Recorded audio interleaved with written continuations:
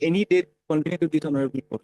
He is a retired person with regards to Listing, I think, mentioned before the court number 5. With the concern of the other side, I beg to mention, may it please your lordship. With the concern of the other side, I beg to mention item number 4, lordship. Mr. 4. On behalf of Mr. A. Kalita, lordship, he has some personal difficulties today. Have you informed the other side? Yes, lord. I am the other side. I have not been informed as yet. No, item 4. Item 4, Lord. I'm also for the other side. Four. Eh, Yes, any objection? to be fixed a date. Lordship, already I have submitted it yesterday. Or you have submitted? Yes, lordship. With consent? Item number 4, lordship. With consent? Yes, lordship. From the petitioner side. As per the adjournment slip circulated, matters can be referred to be listed after weeks. Yes, lord. Mr. D. Decca Yes, sir. appears for respondent 3. Yes, sir. And Mr. A. Kulita, N. Kulita, And Kulita. on behalf of A. Kulita, appears for industry. Obliged. Lordship, I beg to mention item number 9. Due to some personal difficulty, conducting counsel could not appear today. Matter may be adjourned and list after 1 week. Item 9 is listed after 2 weeks. Obliged, Lordship. May I please your lordship, I beg to mention WPC for listing on 26. Listing, you have to make a mention before the court number 5. It pleases your lordship. Lordship, I beg to mention item 1 of the daily list. Item 1? Yes. Item 1? Yes. Just wait for the matter to be called up. No, we would like to. Wait for the matter to be called up. With the consent of the petitioner, I beg to mention item number 5. 5. The matter can be adjourned for the day on behalf of S. Datta. On behalf of S. Datta. Could you? item 5, Yes. If it- he is appearing for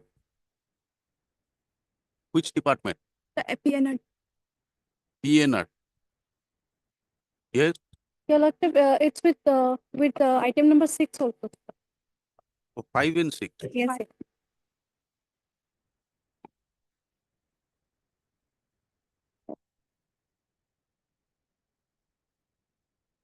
You are mentioning on whose behalf? S. Datta. As Datta. Why He had some personal difficulty. personal difficulties are a matter? Lordship, the matter is yet to be decision is yet to be taken by the cabinet. Some more time is required. You will call up the matter, then we'll pass order. We'll call up the matter, we'll pass order. Yes.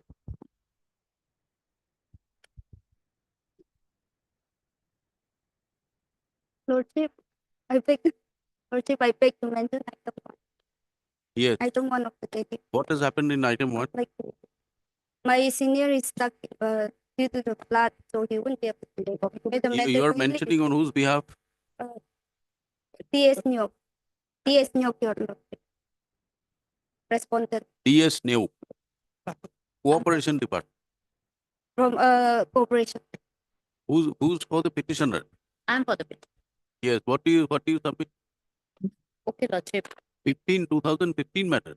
Lordship, the other side informed us over phone that she is stuck due to waterlogging in his area today, any day next week. Yes, Mr. Bondi. Any day next week. Item 1, and the prayer is made on behalf of the Standing Council Cooperation Department. That the unable to reach court, waterlogging. That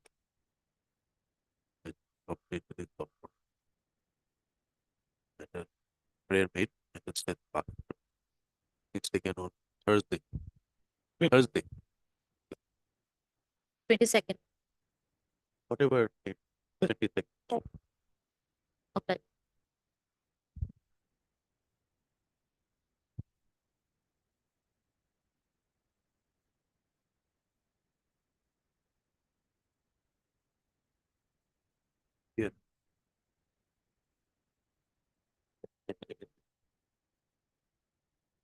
May it please your lordship. In this case, the writ petitioner has challenged the show cause notice by which a press inquiry is sought to be initiated, which lordship will find at page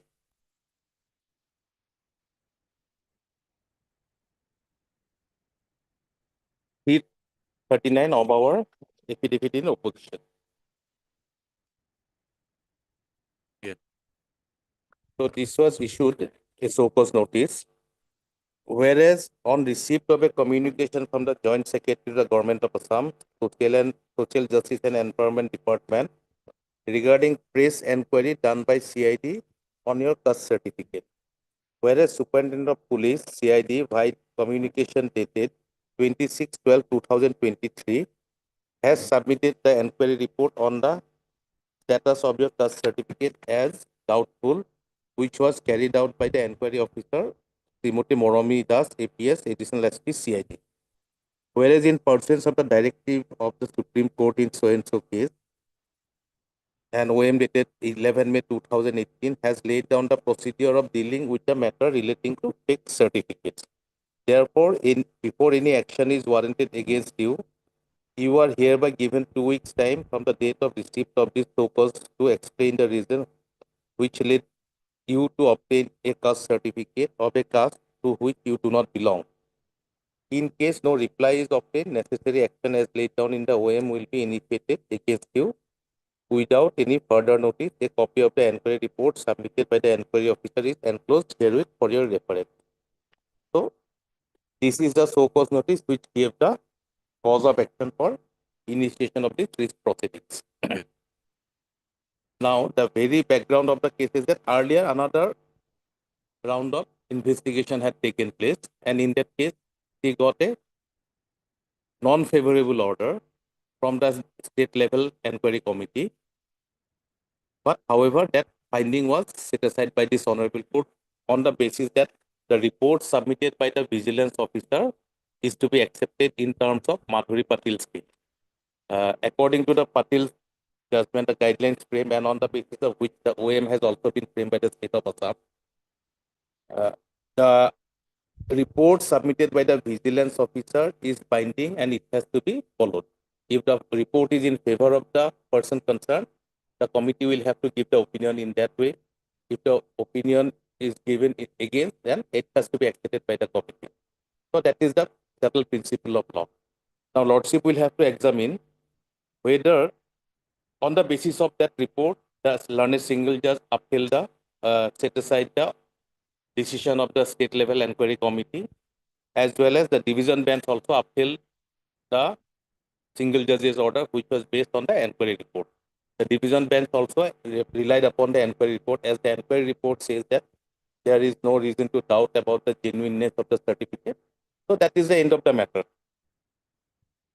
The state level enquiry committee, while undertaking the enquiry, the vigilance officer from CID was inquiring, and also a circle officer also did the inquiry on behalf of the Deputy Commissioner Jorhat, from where the certificate was issued. That committee gave a report against the interest of the writ petitioner.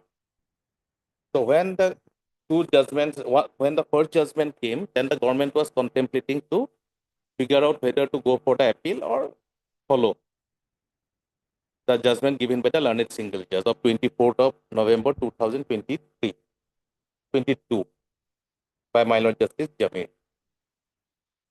Government found that there are two opinions of two authorities of the government.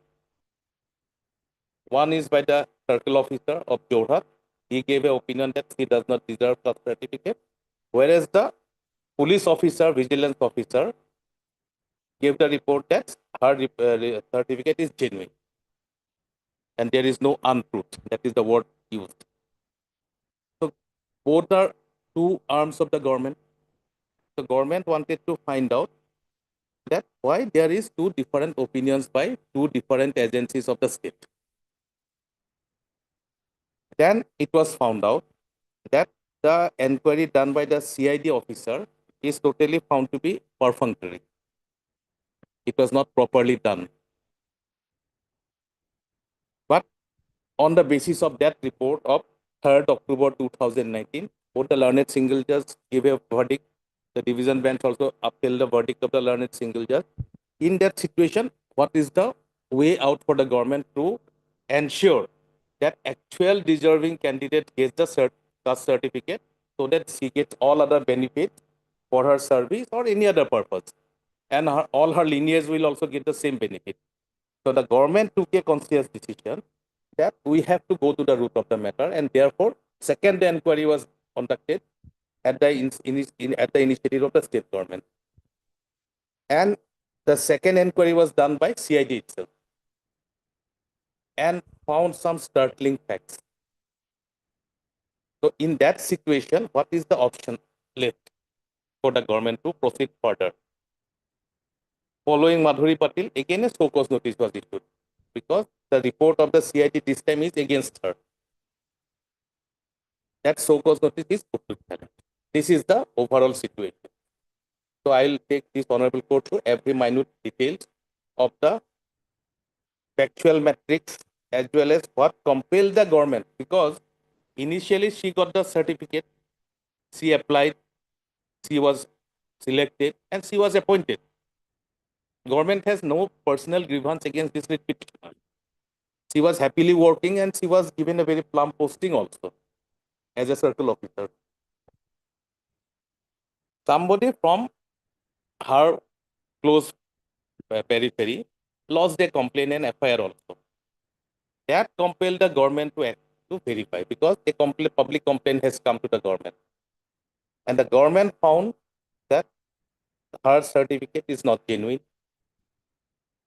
only because the CID officer in the first report gave a favorable order, and therefore the honorable court is binded by the Supreme Court judgment in Madhuri Patil's case that the opinion of the vigilance officer is final and binding. So can that be the end of the chapter? Or if certain new facts come, whether the government can relook it, and thereafter whether the court can relook upon it or not, or whether will close its eyes on the basis that division bench upheld the earlier single judge's order and the single judge appeal set aside the order of the state level committee on the basis of a report which now government has found to be totally perfunctory, improper and illegal. So whether the division bench order has culminated the whole proceedings, because that report was not on challenge at any point of time. The report of 3rd October 2019 was not under challenge. What was? Yes, I'll go. Okay. That is why, because we have to first, otherwise, if we have a thought process that because their argument is that as division bench has already gave a verdict, so this court has no business. That is their argument. The main thrust of their argument is that division bench, learned single judge gave a favorable order, therefore this honorable court, and we are just wasting our time. That is not the case. Barred by Madhuri. Yes, that is not barred. That is their right. Huh? Or they said. Oh, okay. They said that two division bench order. Madhuri Patil did not say about the division bench or court's finding. They said that the vigilance officer's report. What if I think favorable? That is the end of the matter. Yes. So let us go to the learned single judge's order, because in this order, Lordship will find the report of the police officer also. It is not there independently. The report of the report. first report. The first report is quoted here. That's why I am not troubling your Lordship. Page 240 in the affidavit in opposition.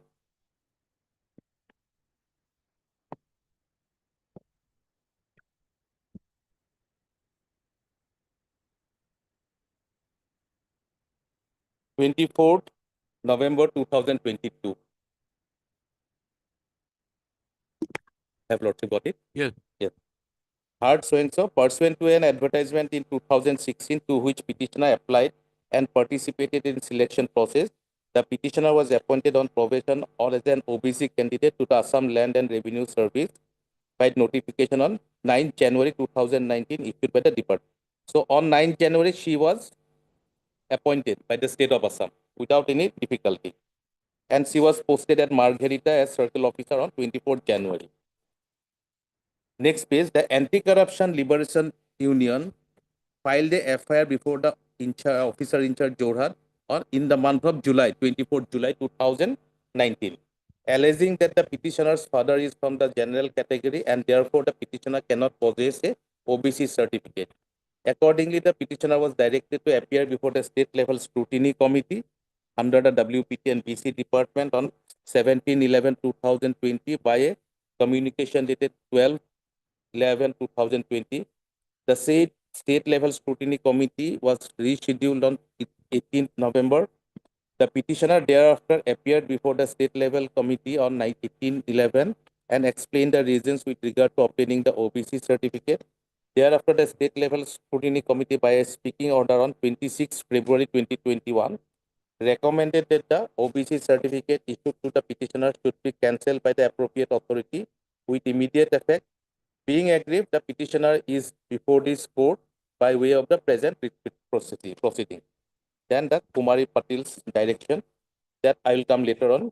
Now coming to the report, page 243. At this stage, D. Mojumdar, Learned Additional Advocate General, Assam, has produced a record before this court, which contains the enquiry report submitted by the Superintendent of Police CID Assam with regard to OBC certificate of the petitioner.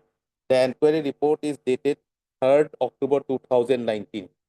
He joined in January, so after 10 months after the enquiry was conducted, this report was submitted by the Inspector of Police CID. The said enquiry report is reproduced herein below. So I am reading this now. In inviting a reference to the subject cited above, I beg to state that I have been directed to conduct enquiry on the contents incorporated in the complaint letter received from the Director of Welfare of Plain Tribes and Backward Classes Assam, enclosing 3 different complaints: Sri Biman Hazarika, Ranjit Kaur, and third is Sri Biman Hazarika, President of Kuch, others stating that Monsoon Borkakoti, Resira, Jorhat. So serial number 1 is the case of the Monsoon Borkakoti. Other two we are not concerned. So now, as entrusted, I visited different given locations of the alleged persons and found the findings which have been presented below. In respect of Monsoon Borkakoti, I visited her parental address and present address, that is Golaghat and Jorhat. In course of enquiry, it is found that father of the alleged, namely Dr. Santanu Borkakoti, born and brought up at Silpukhuri, Guwahati, followed the original rights, that is rights of Kolita community, and got appointed as medical officer, who was posted at Jorhat. So he is a doctor posted at Jorhat. The said doctor got married to a lady at Jorhat hailing from Koch OBC community and used to reside at matrimonial house wherein the alleged Miss Monsoon Borkakoti got birth at her mother's house on 12/4/1990, and since then she started her education at Jorhat and accepted the custom of Koch community. Pausing here for a moment, because how it can be perfect, I am going line by line. She started her education at Jorhat, but where he studied later on, there is no mention, because she continued her major studies by staying at her father's place at Silpukhuri and studied in Cotton College for 7 long years. So this is one point of perfunctory. Next, and accepted the customs of Koch and community. There is no evidence how this was accepted. We have to, because Supreme Court in Ramesh Bhai's case, the evidence has to be laid down in case of this kind of situation, how she is deprived, how she has been adopted, how she has been considered by her committee and outside her community. There is no materials at all on this point, which will come very relevant at a later point of my argument. And accepted the customs of course. Simply writing this line will not be sufficient. Going further, during 2006, while she was the student of class 10, she applied for OBC caste certificate on the merit of her mother's custom. It is fact that the father of the alleged, though not appointed as MBBS doctor, however, he was not moved the OBC certificate as he was not born at OBC Koch community. Here, Lordship will kindly wait for a moment. Here the police officer writes he was not moved for OBC certificate as he was not born at Koch community. Now, Lordship will straight away this certificate, this report is of 3rd of October 2019. Lordship will straight away come to page 329 for a moment, because in the second report, second CID report, Lordship will kindly see page 329. The father, Santanu Borkakoti, on 19/3/2019 applied for caste certificate. This was in the month of March. The report was of October. And next page, Lordship will see he has procured all documents. Previous page also, Lordship will see 328. Name, Santanu Borkakoti, father's name so-and-so, mother's name so-and-so, address. He has given a wrong address at Belgaum. Caste is OBC. Lordship will kindly mark that serial number 5. Subcaste Koch, identified, and signature of the father down below. So this is a finding in the second report. May proceed further. It is a fact that father of the LS, though not appointed as MBBS doctor, however, he was not moved for OBC certificate as he was not born at Koch community. It is pertinent to mention here that in respect of issuing OBC certificate, the Honorable Supreme Court passed a verdict referred to civil appeal number so-and-so, January 18, and in connection with appeal with Honorable Supreme Court passed judgment that child generally belongs to father's caste. However, the child can claim mother's caste also in certain situations. There is no description of the situation. He is just laying down the law, not the facts. His role was to fact-finding exercise. And if the child is born and brought up at the house of mother who is hailing from other community than that of her father, so his only condition is if the child stays at her mother's place, she will automatically get the caste. That is not the law. It is a fact that the judgment promulgated not directly related to OBC community. However, the situation incorporated carried the ingredients for which the LS Monsoon Borkakoti is seemed to be entitled for obtaining OBC's caste certificate. However, the issuing agency clarified that the certificate issued is genuine and issued from their office. So this is the finding. May I read two paragraphs also. The photocopy of OBC certificate issued by the President Assam Other Backward Classes Association Guwahati, copy of certificate issued by local Gaonbura, namely Diganta Borua of Chekoni Dhora Gaon, number 3, Town Moja, Jorhat, East Revenue. Local Gaonbura certificate issued by Torun Chandra Hazarika of Betioni Kakoti Gaon Moja, Golaghat, copy of judgment of Honorable Supreme Court so-and-so are marked as annexary. These persons also later denied in the subsequent, some false certificates were also issued in their name. As such, it is established that the allegations brought against Monsoon Borkakoti, daughter of Santanu Borkakoti, resident of Club Road, Jorhat, is based on no truth. The complainant perused only the father's caste but did not go through the legal findings of the Honorable Supreme Court. So, this is the report on the basis of which the learned, and this report was not put to challenge. Now we are challenging it, the state government itself. We are not happy because there is a contra report of the circle officer, and on the basis of which the authority has rejected her certificate. However, the law is totally different because the report of the vigilance officer should be sacrosanct. But here, What was the speaking order which was set aside? speaking order.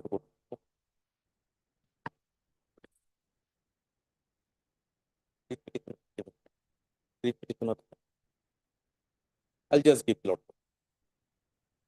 So now I'll just continue this. In the meantime, I'll place that speaking order also. Now next page 247. It is in the repeat. I'll just place. But before, just two small paragraphs of the judgment. A perusal of the inquiry report dated 3/10/2019 clearly indicates that the allegations brought against the petitioner is based on no truth, and accordingly closure of the inquiry was recommended. Perusal of the record produced by learned additional advocate general also indicates the respondent has proceeded in terms of the procedure laid down by the case of Kumari Madhuripal, and the final report was submitted on 3/10/2019, that which I have just placed. Accordingly, considering the inquiry report dated 3/10/2019, the impugned speaking order dated 26/2/2021 issued by the state level scrutiny committee against the petitioner is set aside and quashed. So the whole basis is this report. And Lordship, the major flaws in that report can be assessed if we look at the subsequent report.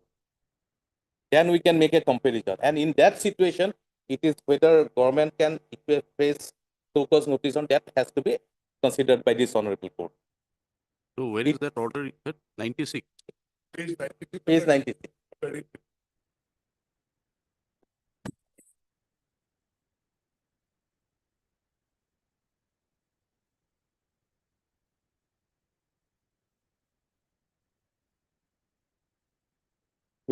February 2021. May I read it, Lord? Yes. Whereas a complaint received from the Anti-Corruption Liberation Union, Jorhat, alleging that fake and fabricated OBC certificate as host community was obtained by Monsoon Borkakoti, whereas she belongs to Kolita community, which falls under general category, and on the basis of that certificate, Timothy Monsoon Borkakoti managed to clear the APSC combined competitive examination in the cadre of Land Revenue Services 2016 under OBC reservation quota. Whereas on receipt of the complaint, it became needful for the state level scrutiny committee to verify the caste status of Timothy Monsoon Borkakoti. The committee said several times and examined the evidences documents submitted by the complainant and also heard Timothy Borkakoti. Whereas hearing the state level scrutiny committee held on 18/11/2020 at 11:30 a.m. and heard Timothy Monsoon Borkakoti and also perused her written statement submitted to the committee by later dated 18/11/2020. The committee examined the written statement, documents, certificates submitted by Anti-Corruption Liberation Union, reports submitted by the SPCID, and statement of Diganto Borua, Torkari Gaombora Village Headman Sekoni Thora Gao, East Revenue Sergeant Torun Chandra Hajorika, Betoni Kakoti Gao Golaghat, and mentioned below facts and evidences are noted. Timothy Monsoon Borkakoti, daughter of Dr. Santanu Borkakoti, resident of Club Road, Jorhat, Assam, was issued another backward certificate, countersigned by the extra ESC, Office of the Deputy Commissioner, dated 13/11/2006. The complainant has stated that Dr. Santanu Borkakoti, father of Timothy Monsoon Borkakoti, presently working as SDMO under general category as per official record. The committee examined the provisional gradation list issued by Health and Family Welfare Department, notification dated 6 January 2020 as communicated by Principal Secretary to the Government of Assam, Health and Family Welfare Department, dated 22/2021. The ancestral home of Santanu Borkakoti is at village Betioni Kakoti Gao, Betioni district, Golaghat, Assam. Sri Torun Chandra Hajorika, village headman of Betioni Kakoti Gao, has stated in his letter dated so and so, addressed to the police inspector CID Ulubari, that the great grandfather of Santanu Borkakoti was late Jagannath Kakoti, who shifted his residence to Guwahati. His son was late Sibonath Kakoti, and his son is Dr. Santanu Borkakoti. Srimati Monsoon Borkakoti is the daughter of Santanu Borkakoti. Late Jagannath Kakoti, brother of late Puspa Kakoti's family, still resides at Betioni Kakoti Gao, and by their own admission, they belong to Kolita community. The complainant has also stated a BTech admission waiting with this number so and so, showing Magna Borkakoti is in the open general list. The committee also heard Srimati Monsoon Borkakoti in its hearing held on 18/11/2020. She has also submitted a written statement wherein she mentioned that her father, Dr. Santanu Borkakoti, belongs to general category Kolita, and her mother, Purnima Dutta Borkakoti, belongs to Coast community. In her written statement, Srimati Monsoon Borkakoti has stated that her mother has been living in her parental home after marriage with Dr. Santanu Borkakoti, as their marriage was an intercaste marriage, so the parents of Santanu Borkakoti did not accept her as their daughter-in-law. Further, she stated that she was born on 12/4/1990 in the parental home of her mother, Srimati Purnima Datta Borkakoti. Srimati Monsoon Borkakoti stated that as she was born and brought up in the parental home of her mother, who belonged to Koch community and largely accustomed with the customs of Koch community, and hence she has adopted the religious act of Koch community and totally accustomed with the culture of Koch community. She mentions that the caste certificate was issued from the office of the OBC in the year 2006. The SLEC carefully examined all above mentioned facts and documents and examined the guidelines issued regarding caste certificate of offsprings of intercaste marriage, and also reference to various judgments of Honorable Supreme Court regarding caste status of offsprings of intercaste marriage between tribal and non-tribal, SC and non-SC, OBC and non-OBC, made the following observation. Dr. Santanu Borkakoti, father of Monsoon Borkakoti, belongs to the general category. Dr. Santanu Borkakoti is a medical doctor appointed to Class 1 cadre of Health and Family Welfare Department. As per gradation list issued by the Health and Family Welfare Department, the gradation so-and-so belongs to general category. Srimati Purnima Datta Borkakoti, mother of Monsoon Borkakoti, who claims to belong to OBC Koch, has obtained her caste certificate in the year 2019. This is a very vital fact. Obtained her caste certificate only in 2019 as per caste certificate of All Assam Backward Association dated 6/11/2019. The main objective of providing reservation is to remove disadvantages, sufferings, and restrictions to which members of ST, SC, or OBC are subjected, and also to bring them to mainstream for providing opportunities and facilities. Honorable Supreme Court has therefore held that the scheduled caste and scheduled tribe certificate is not a bounty to be distributed. In order to sustain the claim, one must show that he or she suffered disabilities socially and economically and educationally cumulatively. Socially, economically, and educationally. The concerned authorities before whom such claim is made is duty bound to satisfy itself that the applicant suffered disabilities socially, economically, and educationally before such certificate is issued. Any such authorities issuing such certificate in a routine manner would be committing the dereliction of constitutional duty. The committee examined the claim Srimati Monsoon Borkakoti belonging to OBC on the ground that she was born and brought up in the parental home of her mother, who belongs to Koch community and largely accustomed with the culture of Koch community.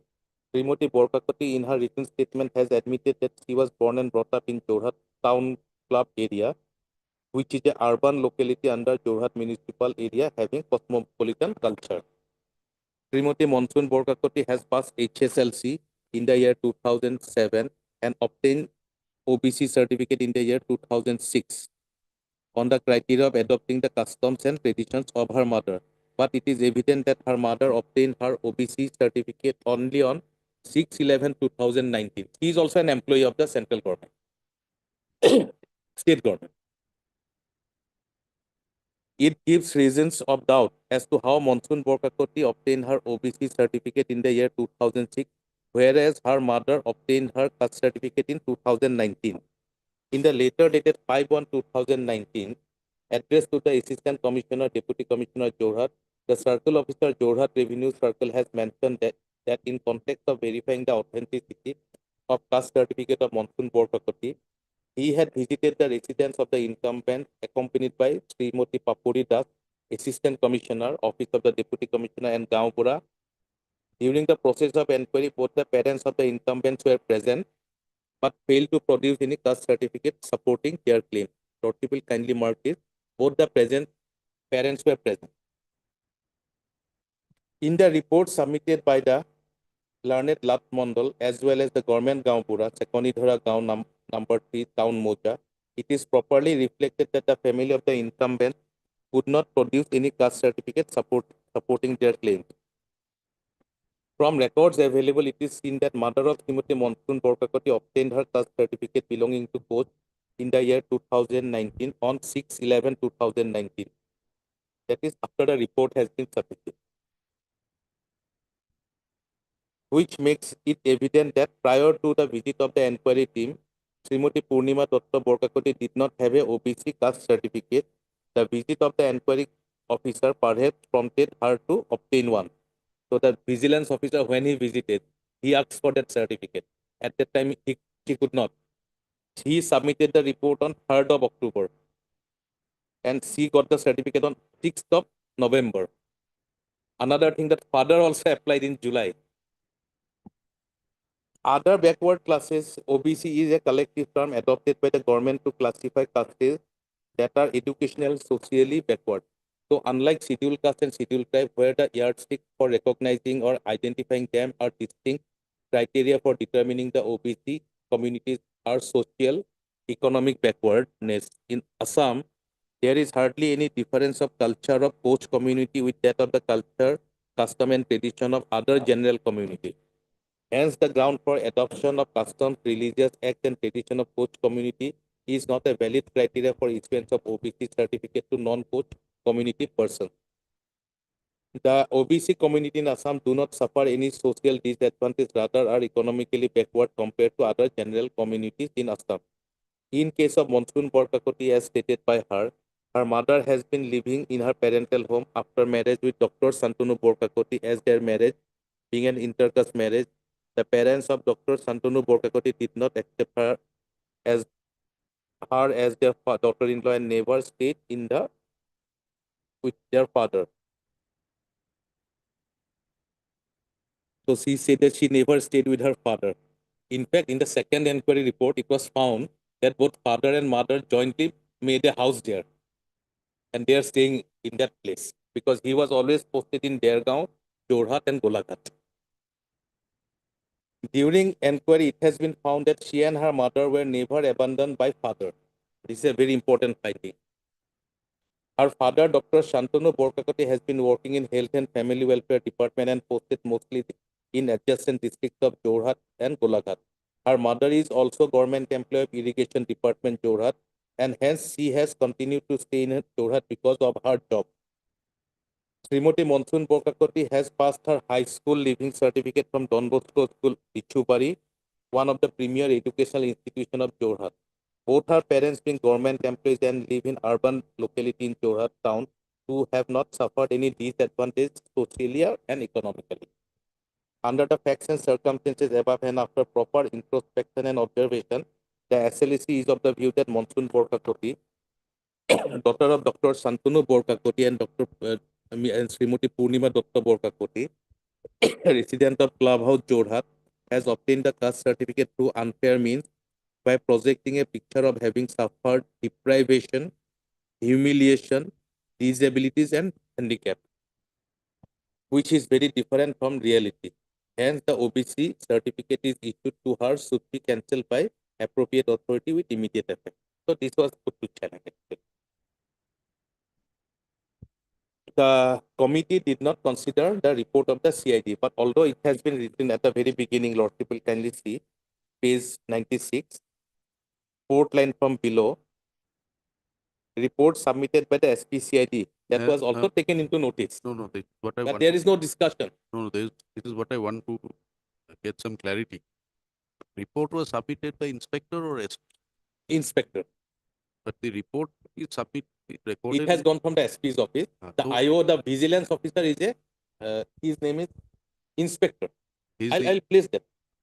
no, are you saying, Dipojyoti Datta. His name is Dipojyoti Datta. are you saying that this report submitted by SP means SP because the SP wrote the covering letter. covering letter, Covering. enclosing the report of the inspector? Exactly. That also I'll place, Lord. So when the Chief Minister directed for doing an inquiry, who was at fault, the finding of the CID Home Department was that the SP was not at fault. The fault was with the IO, that is the vigilance officer. Straightway, let me place that.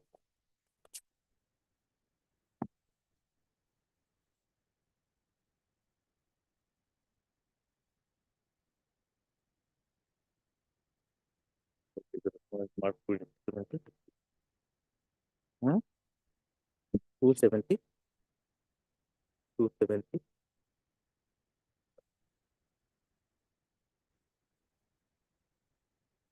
Yes, 271. Yeah. I would like to place 271 and 272. From the Joint Secretary, Home and Political Department to the Secretary, Personnel Department, WPC so-and-so, with reference to the letter on the subject cited above, I am directed to inform you that, as stated by the Office of the Additional Director General of Police, CID Assam, by memo dated 7/8/2023, there was no malafide intent or conduct on the part of the SP, CID in connection with the inquiry. Necessary enclosures in this regard, as furnished by the Office of the ADGP, is attached herewith for favor for taking necessary action. Now, Lordship will kindly come to the next page. Same day, Additional Secretary of the Government of Assam Home and Political Department, subject submission of inquiry report. With reference to the subject cited above, I would like to inform you that an inquiry was conducted into the matter. The inquiry was conducted by Punamjit Nath, APS, Deputy Superintendent of Police. The inquiry revealed that Inspector Dipojyoti Dutta, the then inspector, had made a perfunctory inquiry. However, it has been ascertained that there was no malafide intent or conduct on the part of the SP, CID. The inquiry report, along with enclosures submitted by the inquiry officer, are attached herewith and forwarded for your kind and further needful. So, this Dipojyoti Dutta, who was at fault, his report was the basis of two judgments of this honorable court. Now, coming to the writ appellate order, page 249, 1/6/2023.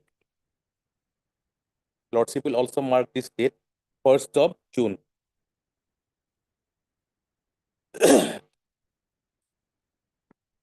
Here,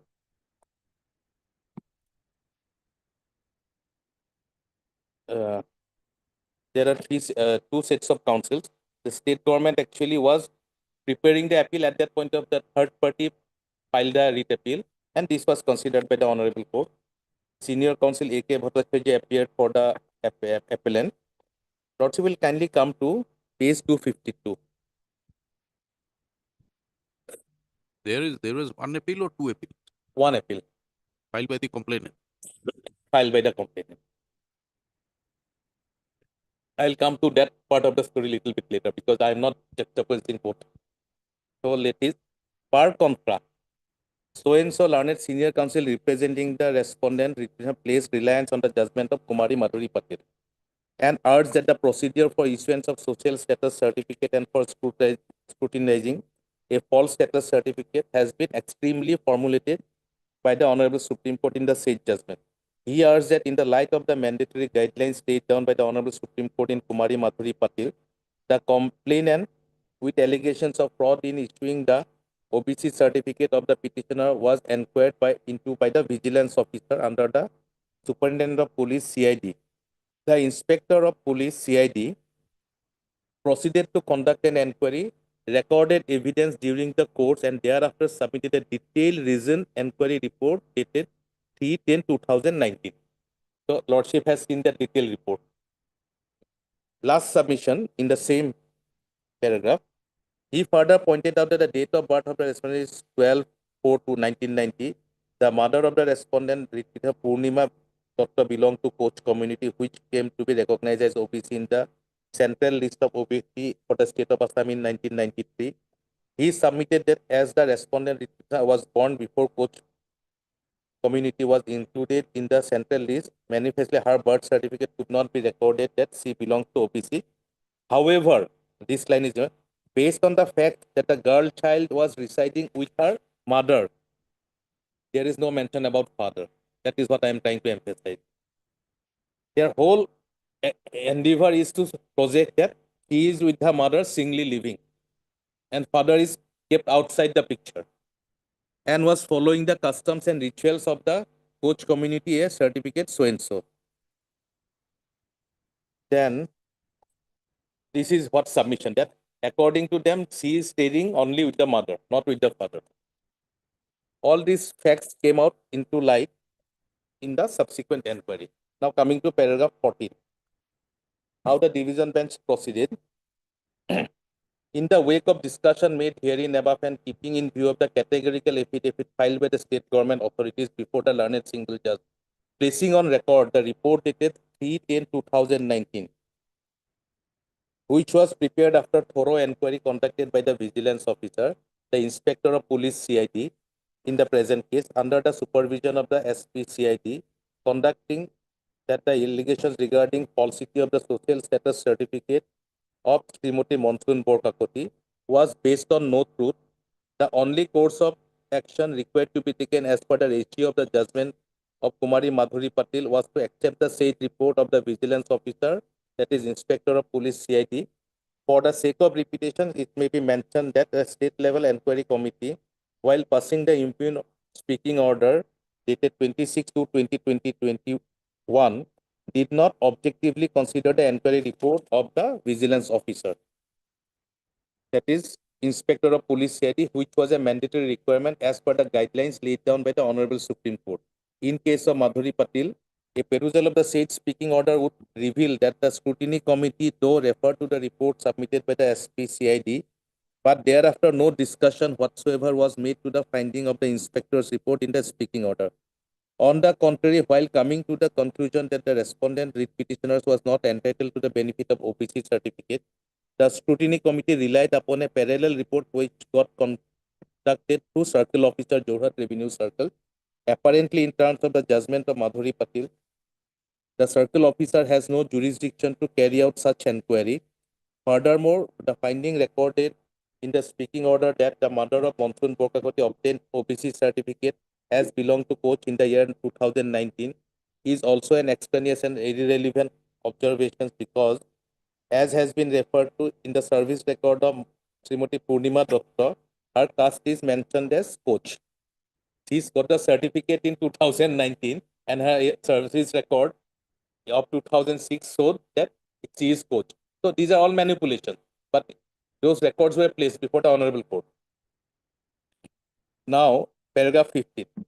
Testing the report of the vigilance officer, the inspector of CID, on the touchstone of the principles laid down in Kumari Madhuri Patil, we find that the inquiry report submitted by the CID does not indicate even in the slightest that the particulars given by the candidates were false or that the social status certificate has been fraudulently obtained. We are also not denying anything, that it is not a fraud, it was issued from the office. But the basis is not there.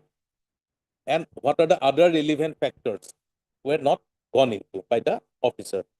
Thus, in terms of the first part of paragraph 13.7 of the guidelines formulated by Kumari Madhuri Patil, which provides that in case the report is in favor of the candidate and found to be genuine and true, no further action needs to be taken. So this is the ratio of the judgment of the Supreme Court. If the report is in his favor, we have to accept it. That is a settled principle of law. Now we are saying that the report was not correct. So now that is why everything has to be relooked or revisited. No further action was called for in the present case after the detailed and reasoned inquiry report had been submitted by the inquiry officer.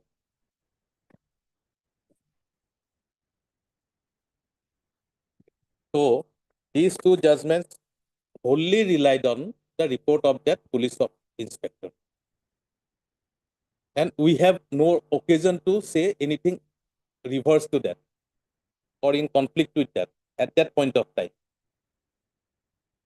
When the government decided to go for an inquiry, when we are at the stage where whether we should comply with the learned single judge's order or we should go and file a writ appeal.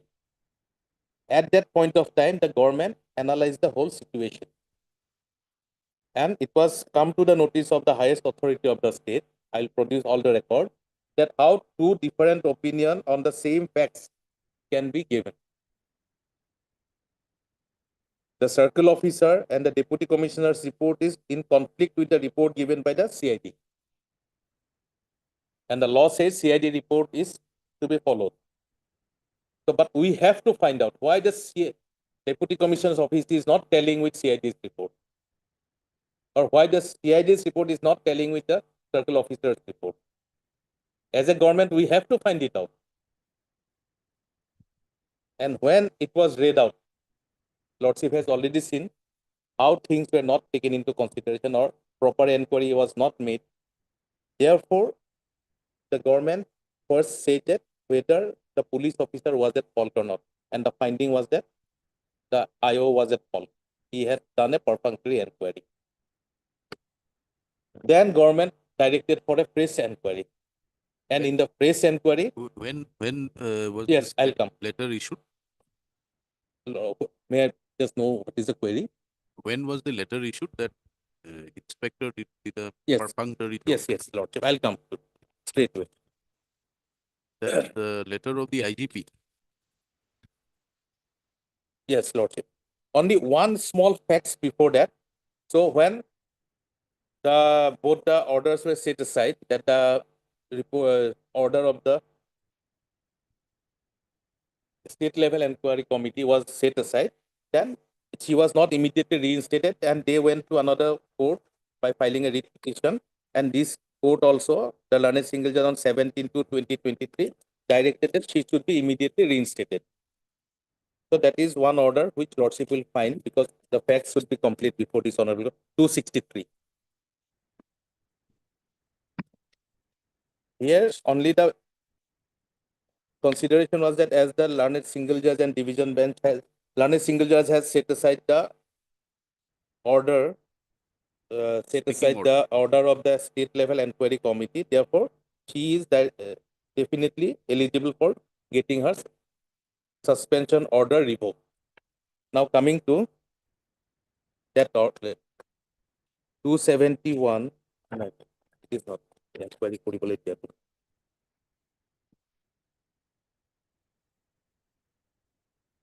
That Lordship, I'll have to produce the record.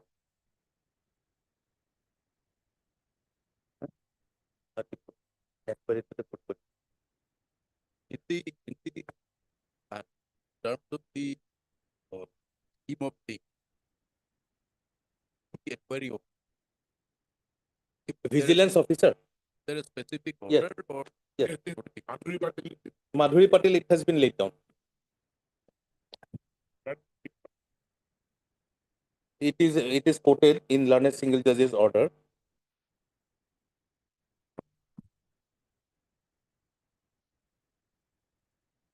The judgment to be now.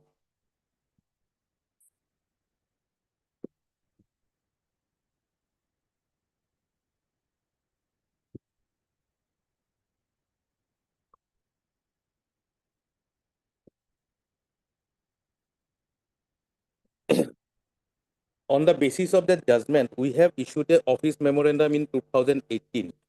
That is a part of our affidavit. Lordship will get everything. It is copied from the judgment. 275.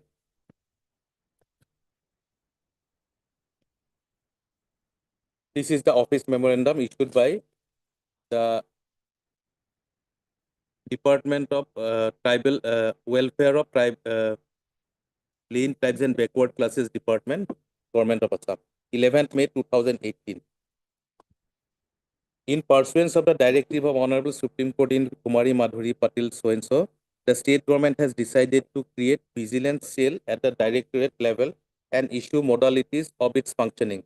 Accordingly, the following instructions are issued for further simplification of the procedure of dealing with the matter relating to fake caste certificate. Vigilance cell are to be constituted at each of the directorate, that is Director of Welfare of Plains, Tribe and Backward Classes, Director of Welfare and Scheduled Castes consisting of Deputy Superintendent of Police CID, with such number of police inspectors as required to investigate into the social status claims of social scheduled caste and scheduled tribe. Superintendent of Police shall supervise the functioning of the vigilance cell. The vigilance cell shall function under the control of the state level scrutiny committee. So the police inspector, he will do the investigation under the supervision of the SP.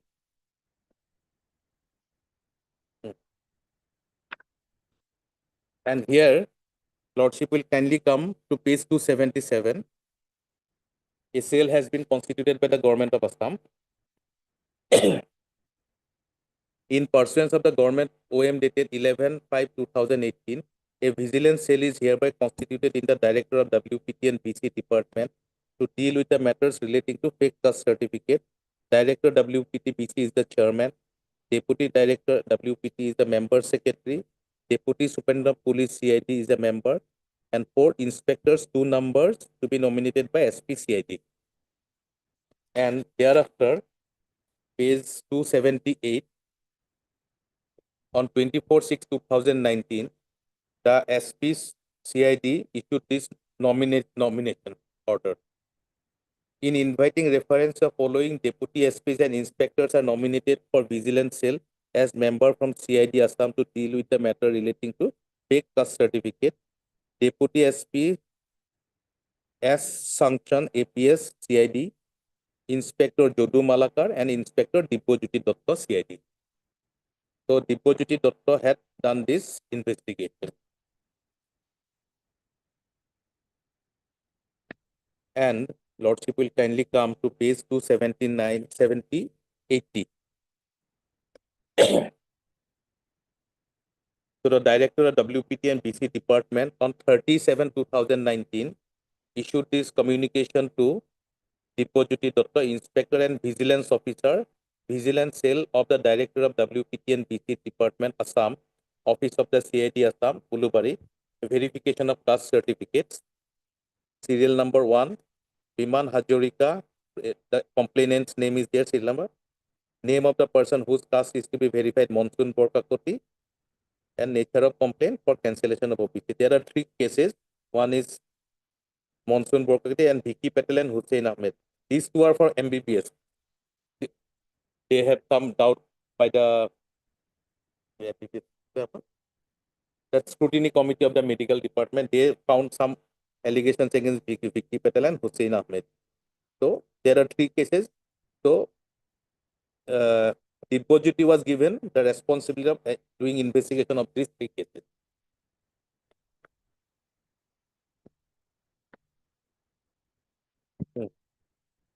And page 279, Lord, people kindly see, WPT Director got a letter from the Deputy Secretary Government of Assam. Enclosing here a petition received from Anti-Corruption Liberation Union, I am directed to request you to kindly inquire the caste certificate status of Srimati Monsoon Borkakoti through your vigilance committee and submit the inquiry report to state level scrutiny committee for caste verification. So he was interested and properly followed all the formalities.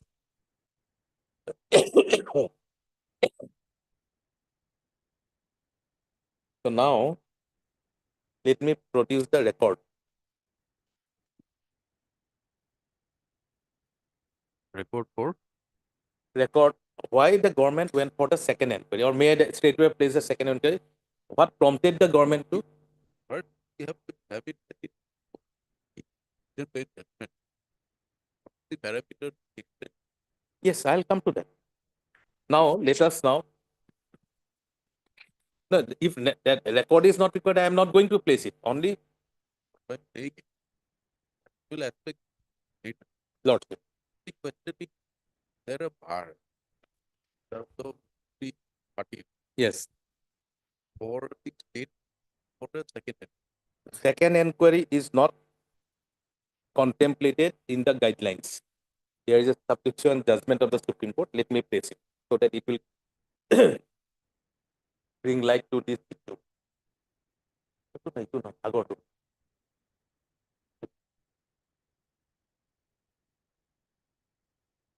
Was it the review file before the division? We have filed review for a different purpose. We have, that is why let me place that also. That order, why review was withdrawn. We withdrew the case because at that point of time, single judge's order was there. Division bench also passed the order on 1/6/2023. The government initiated the process to take various opinions and file a writ appeal. Writ appeal or government decided on 14th of June that the Advocate General's office is to be utilized for filing the appeal. accordingly, communication was issued on 16th. Government took the decision on 14th June. 16th July, the letter came to the Advocate General's office for preparing the appeal. The Advocate General office also prepared the appeal, and when they went to file it, it has already come to, they have come to know that on 1/6, that is on 1st of June, the third party's appeal was already disposed of. That judgment I have placed.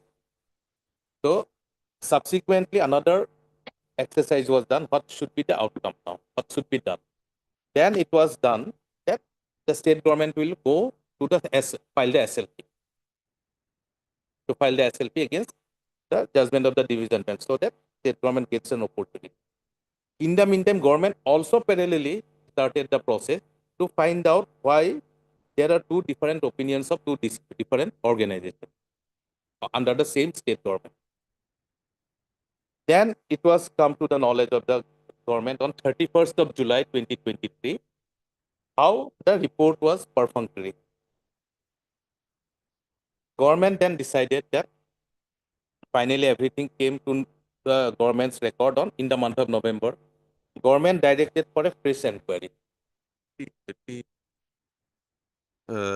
be a little more candid about the thoughts is going on. Now I'm ready to See, the challenge before the court is to the show cause notice. yes. Traditional view of a show cause notice challenge is that you go and answer. Absolutely. Why are you apprehending that there will be a It can go in their favor also. it may If go they in your lead, favor, it may not go. yes. So whether judicial review should be exercised at the stage of show cause notice. It's Yes. only a notice. Yes. But the other flip side is that there is already a division bench order returning certain findings. Exactly. Number one. Number two, view of Madhuri Patil and subsequent judgment. There is a finding somewhere that once the finding is in favor Of no- the vigilance of officer, the vigilance officer, that is binding. no further steps is required. Yes. Coupled with that, the order which was passed by the screening committee was set aside.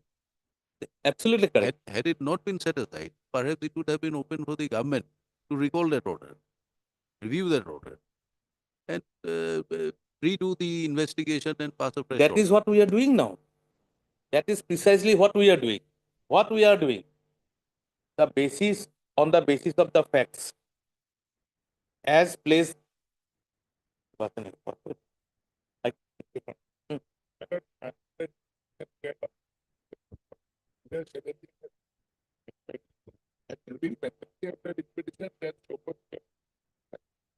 You are not challenging the show cause. Then the same thing, Mr. Patwari. Is it a part of the proceeding or not? Then whatever it may be, but is it a part of the proceeding? If it is not a part of the proceeding, why are we hearing it? We'll close it. So our case is very simple. I would like to simplify the fact. On a certain sets of facts, the state level scrutiny committee give the opinion against them. The division bench as well as a single judge found that that was incorrectly done because the report on the basis of which they should have acted, they have not acted. Division bench and the single judge said that report is binding. That report of 10/3/2019. 2019's report says that it is in her favor. Is there a bar for the authorities if they are not happy with that report now because of subsequent developments, not that all of a sudden arbitrarily it has been done. Subsequent development that the report was not properly, the inquiry was not done properly on the basis of which the report was submitted. So government started that process and found a press report on 26th of December 2023. A press report came and press report divulged lot of very vital facts. Whether government will close their eyes, government has that option also. That will not look into, because in 2019 report, It is in favor of Monsoon Borkakoti. 2020, that 26 December 2023's report, after 4 years, the report is, although lot of vital facts have come out, we'll close our eyes because the earlier report stands in place. Therefore, the government, what government has done, government either could have closed the whole chapter. Suppose that second report also came in her favor. Suppose. Can we just quickly go to the earlier report, SLSC report, SL, which, I have just which was interfered with by the single judge? 2611. I have already read it out. So just a Yes. quick reference, Yes. page number. Page 96.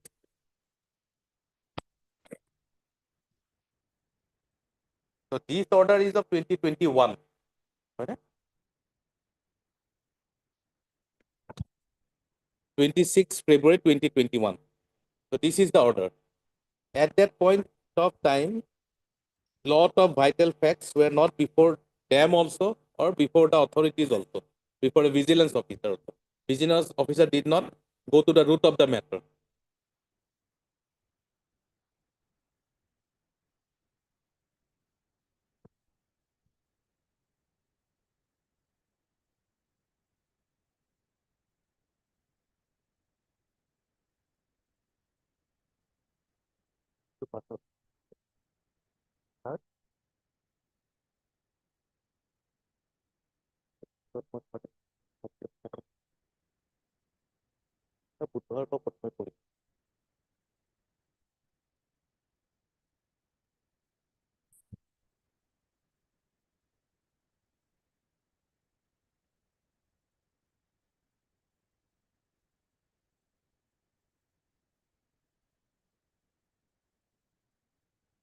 Yes. So, on the basis of 2019 facts, this is the finding, and this honorable court set aside. Now, in 2023, 2 years later, when actually You show us that portion of the judgment, where it says one report is in favor. No further steps are. no, I would like to say a judgment where it says if the earlier inquiry is perfunctory, we can go for fresh inquiry. Now we are doing fresh inquiry. We are not penalizing them. Have right impression. Yes. Therefore, I wanted to see the SLSC report. SLSC report refers to the inquiry. Yes. But perhaps in the course of the hearing, it has also recorded that evidences in terms of written statement or Whatever. Lord. Yes. part. But anyway, that is was- bad in law. It was open perhaps, but when for the SLP say this report it cannot rely when who are present. They have not Perhaps done that. They have not done. They have not. Saying. Once they have not done that report got substituted to the SLSC report. And they returned the findings against the respondent. And that has been set aside That because has been- SLS's report as on date is not in existence. That's right. That is not in existence. So therefore, in that situation, we are not relying upon this order. That's why I did not place. Lordship wanted to see. That's why I refer to the affidavit. In our affidavit, we are, because it is already gone. It is gone because it did not consider the report of the vigilance officer. So it is gone and rightly done. So, Here is- therefore, is there a bar for doing the undertaking the process again? Yes. The Supreme Court says There is a bar. there is no bar. There is absolutely no bar. In fact, in case of fraud, there is no bar. Fraud vitiates everything.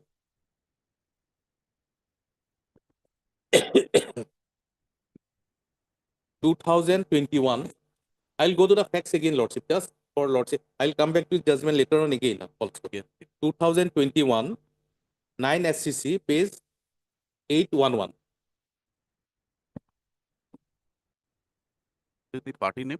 Paragraph 7 and paragraph 7 and 10.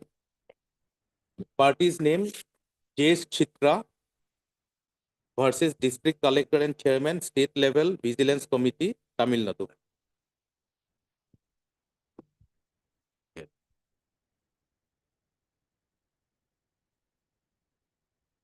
Yes. I would like to just read two paragraphs now. 7. Realizing the pernicious practice of false caste certificate being utilized for the purpose of securing admission to educational institutions and public employment, depriving genuine candidates of the benefit of the reservation. This quote in Madhuri Patil. So all these guidelines were laid down here. The background of Madhuri Patil. Now coming to paragraph 10. In the instant case, an inquiry was conducted by the district level vigilance committee, which was upheld by the community, which has upheld the community certificate in favor of the applicant. The decision of the district level vigilance committee in the year 1999 has not been challenged in any forum. The recognition of the community certificate issued in favor of the appellant of district vigilance committee having become final, the state level scrutiny committee did not have jurisdiction to reopen the matter and remand for fresh consideration by the district level vigilance committee. The guidelines issued by GO number so and so do not permit the state level scrutiny committee to reopen cases which have become final. The purpose of verification of caste certificate by scrutiny committee is to avoid false and bogus claims. Repeated enquiries for verification of caste certificates would be detrimental to the members of scheduled caste and scheduled tribe. Reopening of enquiry into caste certificate can be only in case they are vitiated by fraud or when they are issued without proper enquiry. So I'll now try to place my case on the basis of the second report, whether I fall into that second part or when they are issued without proper enquiry.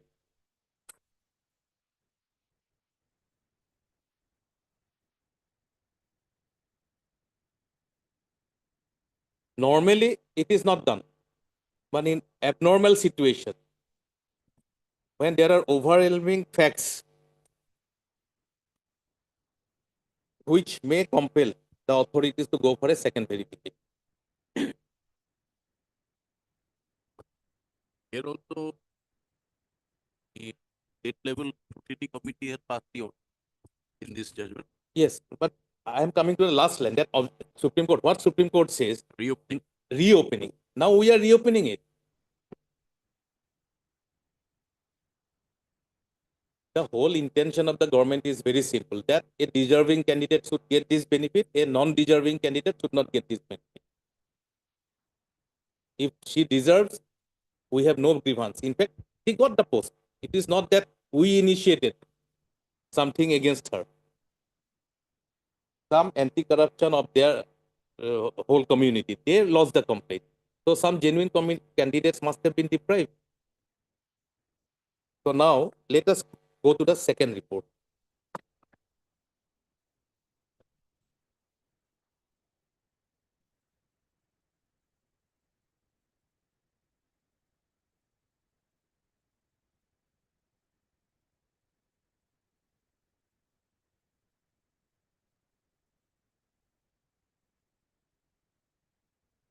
Page 281.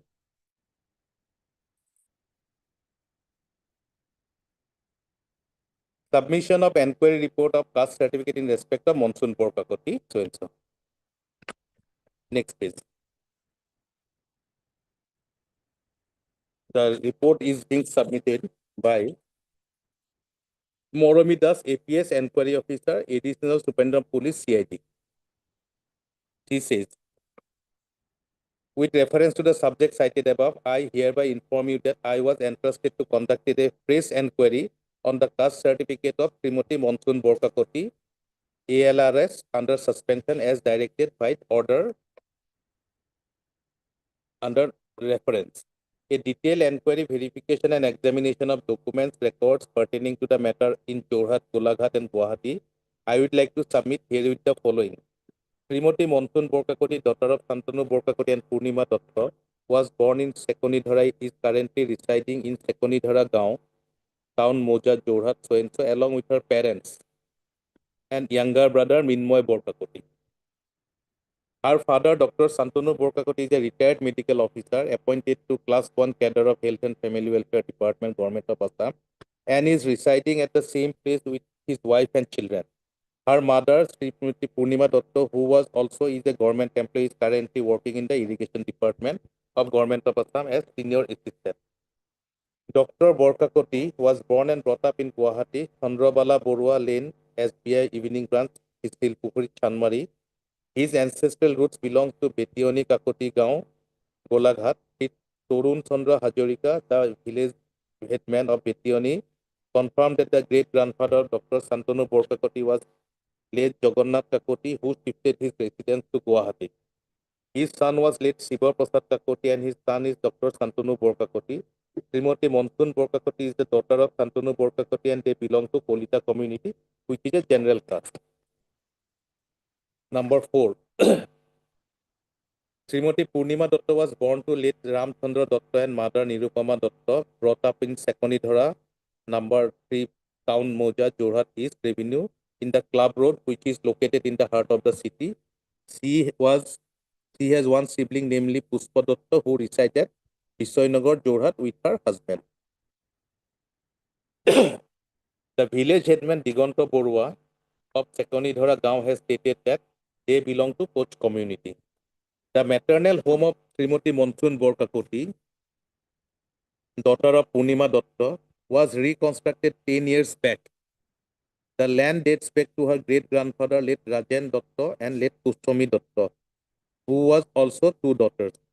Srimati Monsoon Borkakoti, under suspension, completed her schooling from Don Bosco School, Lichubari in the year 2007 and passed out with 72% and secured letter marks in 3 subjects. She completed her higher secondary in Luit Valley Academy, Jorhat in 2009 with state highest marks in political science. She completed graduation from Cotton College in political science in the year 2012, where she secured first class second position with distinction and completed her master's in political science from Cotton University with first class in the year 2015. It is pertinent to mention that during her higher studies, she was residing at her father's ancestral house in Silpukuri, Guwahati from 2009 to 2015. An OBC certificate dated 13/11/2006 was issued in the name of Srimati Monsoon Borkakoti, daughter of Santanu Borkakoti, from the office of Assam Other Backward Classes Association, which was purportedly countersigned by ESC, showing that Monsoon Borkakoti belonged to Koch community. This certificate was issued by Monsoon Borkakoti for claiming the benefit of OBC in her APSC examination. It can be clearly seen that the name in the certificate is differently spelled. Srimati Monsoon Borkakoti herself admits her mother belongs to Koch community, whereas her father belongs to general category.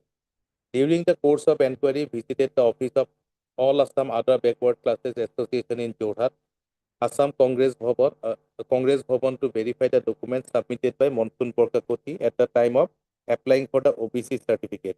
It is to mention herewith that the OBC certificate of Srimati Monsoon Borkakoti was issued back in 3/11/2006, but the records available in the office are only from 2007.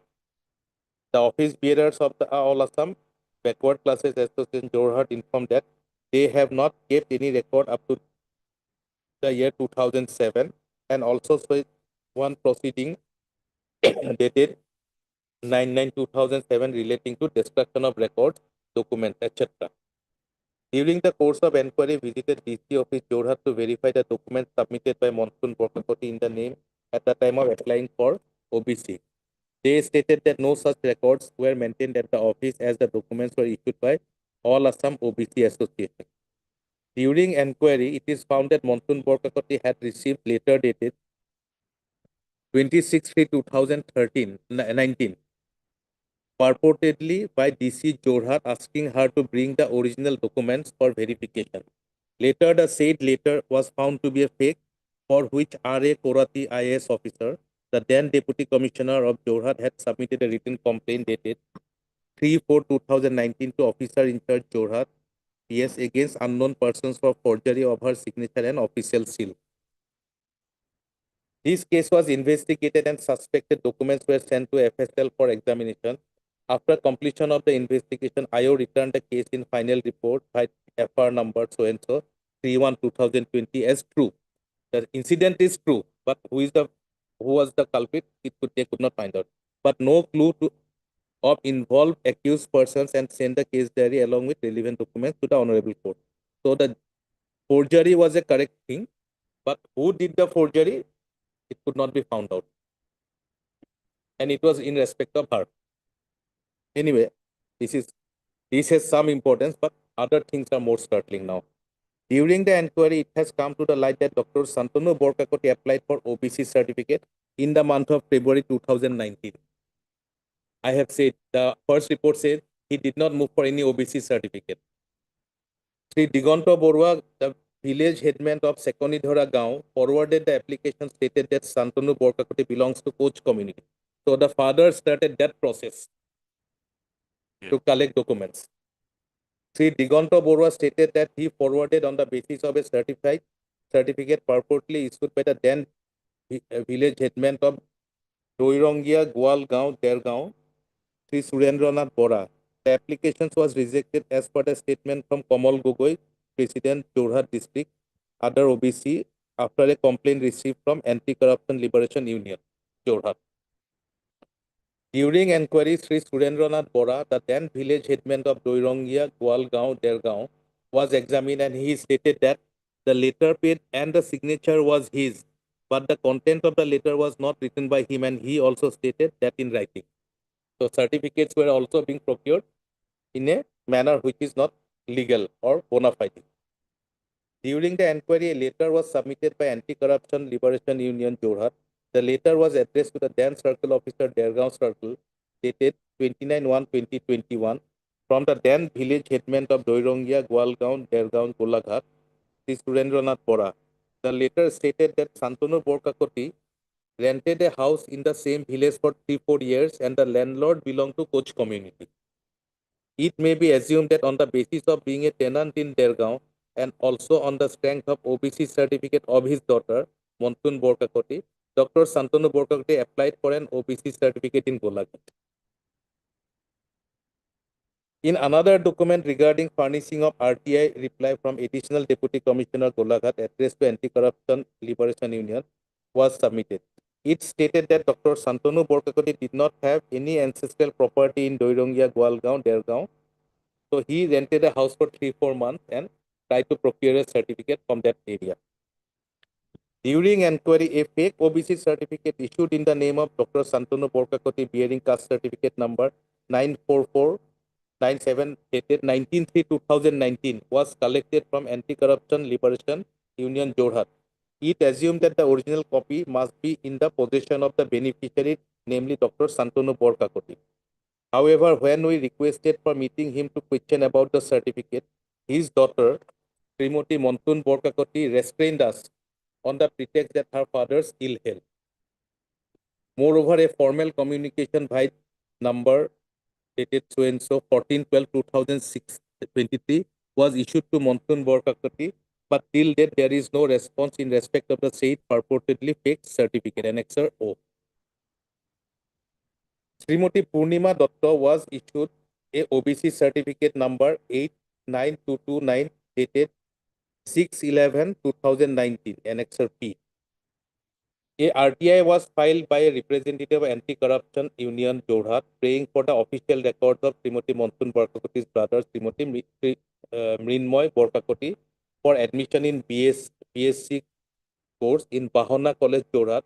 The reply from the PIO Bahana College stated that the caste of Sri Mrinmoy Borkakoti, daughter, son of Dr. Santanu, is recorded as general category. The brother is also a general category. After going through all the documents, records, and examining the persons concerned, I have come to the conclusion that Srimati Montun Borkakoti's mother, Purnima Datta, belongs to Koch community, which is recognized as OBC. Srimati Monsoon Borkakoti's father belongs to Kolita community, which is a general category. Monsoon Borkakoti used the OBC certificate issued on 13/11/2006 in the name of Monsoon. The name is different here. Daughter of so-and-so. Srimati Monsoon Borkakoti resided in her maternal home in Jorhat. By her admission her parents are living together and have happily married life. During the inquiry, it was well established that Monsoon Borkakoti's parents were never separated nor divorced. Her father took care of her all along. She did not suffer from any disabilities socially, economically, and educationally. In fact, the house they are residing was rebuilt 10 years back, which reveals that the house was constructed after marriage of her parents and her father was actively involved in the construction of the house.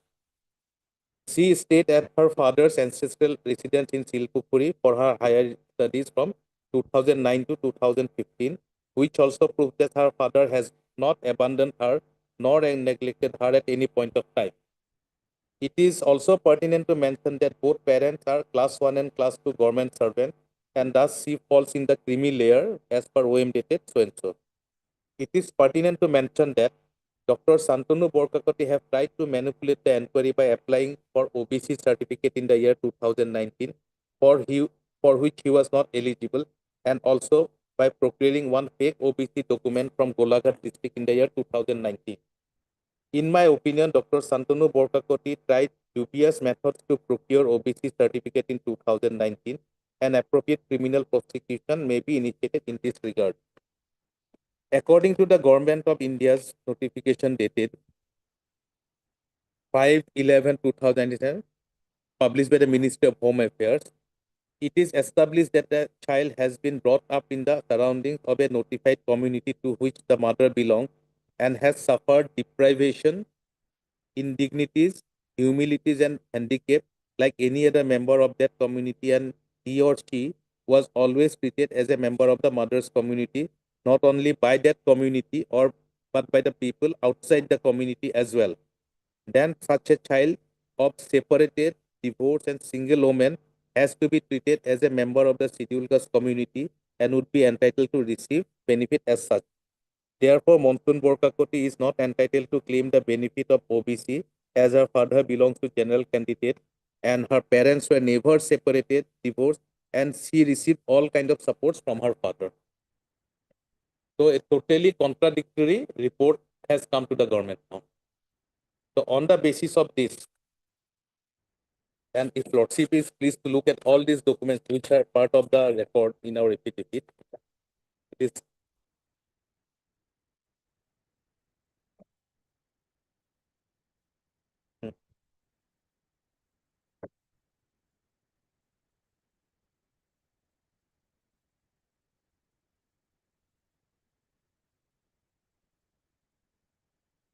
page 310.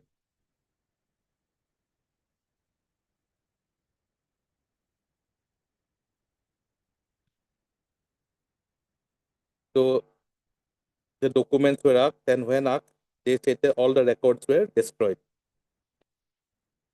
And Korati's FIR, page 311. Complaint regarding use of fake letterhead and forged signature. With reference to the subject cited above, it has come to my notice that a fake letter has been communicated to Srimati Monsoon Borkakoti, inhabitant of Club Road, Jorhat, regarding caste status enquiry for the post of Assam Land and Revenue Services Junior Grade 2016 batch, using the seal and signature of the undersigned letter enclosed by unknown person. In this context, it is to also inform that earlier a letter was received by number dated 2012-2018 from the Secretary to the Government of Assam Personal Aid Department regarding the verification of authenticity of caste certificate submitted by Monsoon Borkakoti in APSC, who has been recommended by APSC for appointment in ALRS Junior Grade in the reserve category of other backward classes. Later on, a verification was done by the Assistant Commissioner of Jorhat and Circle Officer Jorhat with the help of Sarkari Gaon Bura, the respective area. Verification report dated so and so has been done. Therefore, I lodge a complaint against the unknown person who has used the seal and signature of the undersigned, and matter may be treated as seriously. R.A. Korati IS, Deputy Commissioner Jorhat. So these are very important things, and therefore after the police report 15/12/2023. Second paragraph I am reading. The first paragraph has already basically the report. During the course of investigation, the IO examined the complainant and recorded her statement under 161, examined other witnesses and recorded their statements under 161. The IO seized some relevant documents as per seizure list, sent the exhibit to FSL Guwahati for examination and expert opinion, as well as collected a report. On the report, the expert opinion that the person who wrote the blue colored writings and signature stamped and marked S1 and S9 did not write the red enclosed writing similarly stamped and marked Q1, and it has not been possible to express any definite opinion regarding the authorship of the rest of the question items on the basis. After completion of the investigation, the IO returned the case in final report, white so and so, as true, but no clue of involved accused persons, and the send the case diary along with relevant documents to the court. So, who have done it, it could not be found out, but a forgery attempt was made. Next page, Santanu Borkakoti, the father, he applied for caste certificate. Name of applicant, Santanu Borkakoti, name of father, so and so, so and so, so and so. His address is given there, Sinamora, Tekonidhara, mobile number also given, serial number 5, caste, coach. I do hereby declare that the information furnished above are correct and true. I will be responsible by law if true false. Signature is of the gentleman. Then next page, he has also circle officers report, etc. He has, it was rejected, but he somehow being able to get it, because if Lordship is pleased to come to page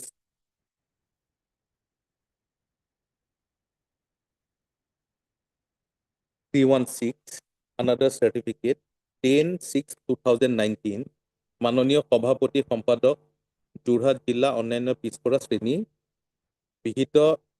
বিনীত যে club ৰোডৰ নিবাসী শ্ৰী মুনমুন বৰকাকতি পিতা শান্তনু সোয়েন্স জানিব পৰা গৈছে।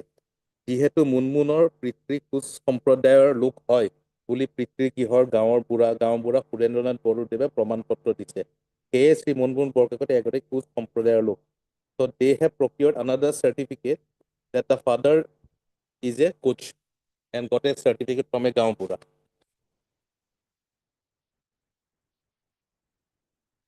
Then report of the Gaonpura is there.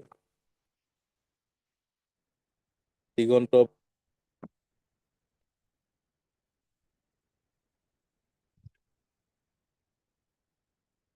then page 319, Gaonpura's report, Doirongia Gwalgaon.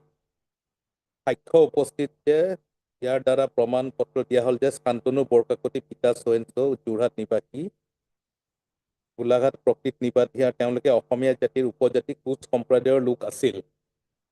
তেওঁলোকৰ পৰিয়ালে 1950 চনৰ আগতে দৈৰংগীয়া গোৱালগাঁৱৰ অঞ্চলৰ পৰা উঠি যোৱা বুলি আমাৰ জ্ঞাত। আনাদা গাঁওবুঢ়া, This is also thought. this is for the father, This is also either forged or wrongly procured. Father, was never, he was all along Kolita. So their whole family is in the business of this kind of fraudulent activities.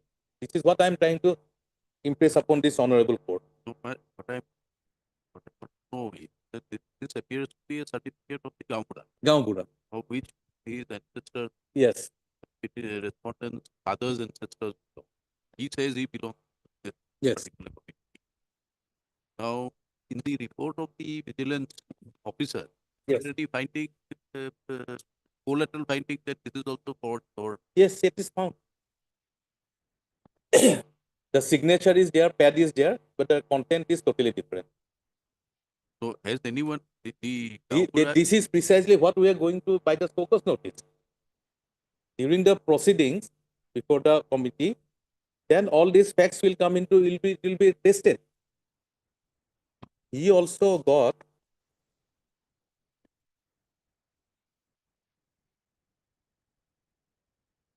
page 329. He procured the certificate. The counterfoil we could get, but the main certificate is with him. So his daughter restrained the enquiry officer from meeting the father. All Assam so and so dated 9/3/2019. Caste certificate issued to Santanu Borkakoti, so and so Borkakoti, postal address Doirongia Gawal Gaon, station, that is where he was on a rented house for 3-4 months. Police station Dergaon Golaghat, caste is Koch Rajbangshi, identified DP, I do not know what is that. Father, this is the Identified by Gaupra. identified by Gaonpura, yes. And this is the counterfoil. Counterfoil we could get, the main certificate, it is in his possession. But there is no signature. That is a counterfoil. Counterfoil people generally don't sign. But this we have got. And previous page, Lordship will see. Here also application, the application copy we could get with his signature. Serial number 5 OBC.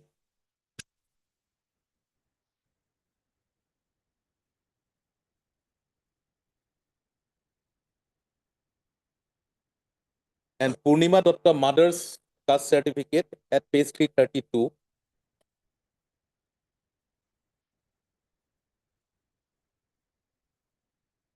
So issued on 11/7/2019. She is a genuine one, but she never had this certificate. But in the division bench, when the service record was produced, the service record says her caste is Koch. So that cannot give, nobody's case is that she is not a Koch. But she also procured her certificate in 2019 when all these issues came up. After she got an appointment, she started working the daughter. The father started applying for course certificate. Mother also procured the course certificate. They must have come to know about the complaint. Therefore, all these are knee-jerk reactions or certain actions which in their inquiry that will benefit them. Then the RTI report, RTI officers, communication 333. So one Raj to Raj Barhoy Bora, he applied. R. Ahmed, PIO, Bahana College said, in response to your letter cited above, I have the honor to submit that the information of Mrinmoy Borkakoti, Mrinmoy is the brother, as per our official record against his application for admission in BSc in 2018, his caste is general, but there is no record of community.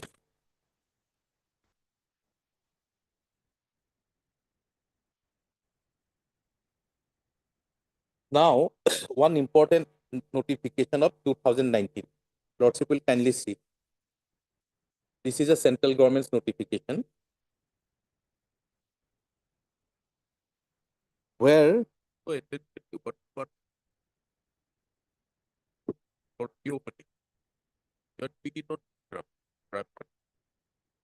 find out whether other that it is not. We are not on that. Father, it's a settled case. He is not. He has, therefore, a separate police case has been registered. He investigated and charges has been filed against the father. That is a part of the record. And so far as the earlier IO, he was suspended, DP was drawn, and he is now facing departmental proceeding. It is not that only we are taking action this. correct, but find out whether but is by Exactly. the mother. Yes, that she will have to lead evidence in the inquiry. After the so cause, she will have to lead the evidences as per the various guidelines of the Supreme Court. Whether she fall into the person, to a category of person who is deprived socially, economically, and financially. And whether she has been accepted as a part of the community of Koch, not only the community, but outside the community also. These are the two parameters. She have to lead evidence.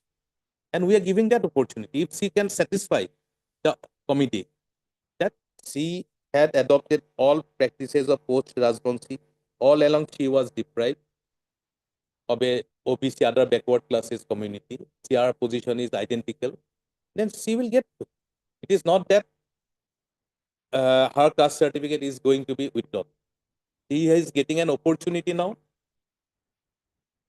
So after all these very overwhelming materials, what is the government can shut the whole file and close his eyes. Prima facie, the conduct of the whole family, The mother procured a course certificate in 2000. Otherwise, also she is not going to get her job because creamy layers criteria she does not fulfill. She belongs to the creamy layer. That notification also 2000 page 334 that the income should be in between 6 to 8 lakhs. But we do not want to throw her out of her job. But otherwise also there is a hurdle in front of her. If we look at this, the income should be 6 to 8 lakhs per annum of the family. And her father is a doctor now retired. Mother is a class 2 officer. Father was a class 1 officer. So that way also, her road is not very rosy. But we are not into that aspect. We are not into that aspect. Okay? We are purely on the certificate. Because in her position, whether another OBC candidate deserved that position or not. If she is genuinely an OBC, she should get it. She should continue. If she is not, it is the bounden duty of the state government to ensure that a deserving and proper OBC candidate gets that position. Doctor, may I continue day after tomorrow?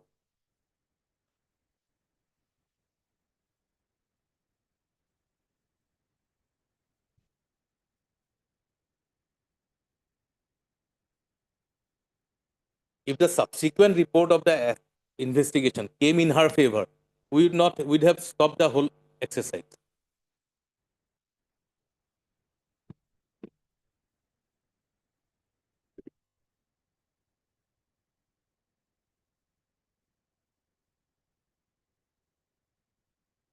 Or if it is convenient, tomorrow at 2 o'clock also. Yeah.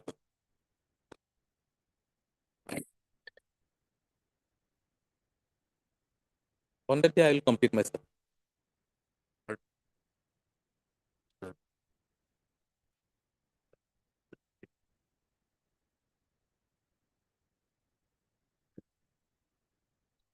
Further here.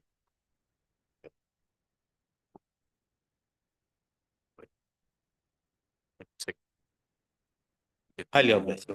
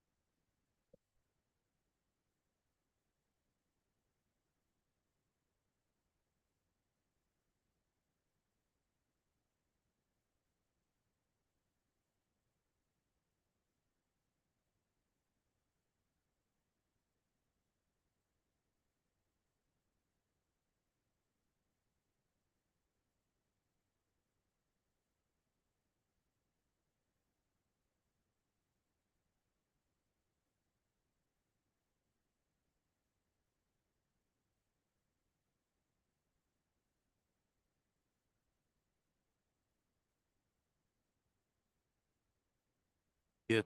Sir.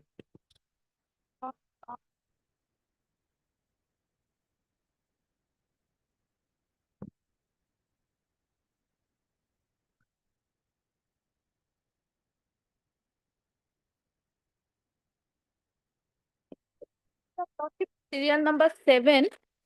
Now authorities have stated that there is some that now he will be entitled for MSCP scheme with effect from 8/8/2017.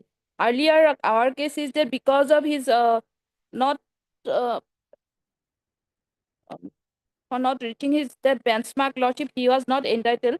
but some calculation mistakes were there, Lordship, and now he will be entitled according to them. They reviewed some of their office record, and now according to this letter, Lordship, the petitioner will be entitled for second MSCP scheme, which effect from 8/8/2017.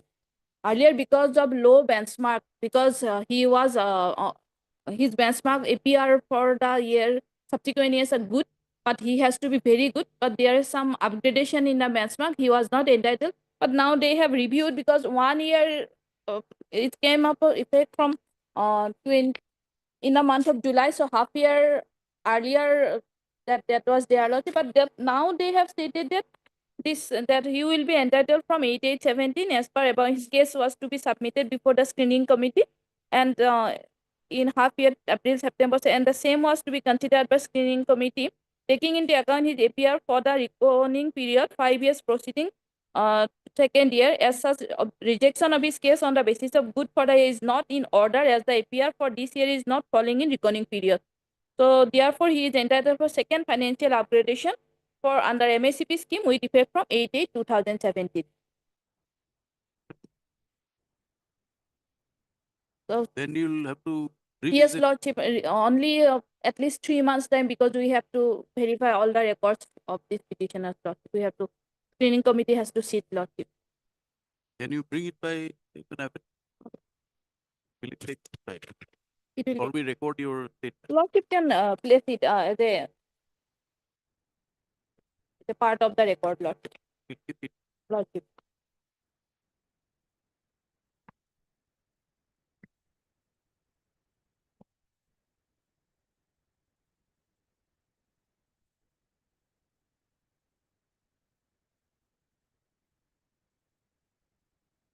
Let the petitioner available. Lord. Okay.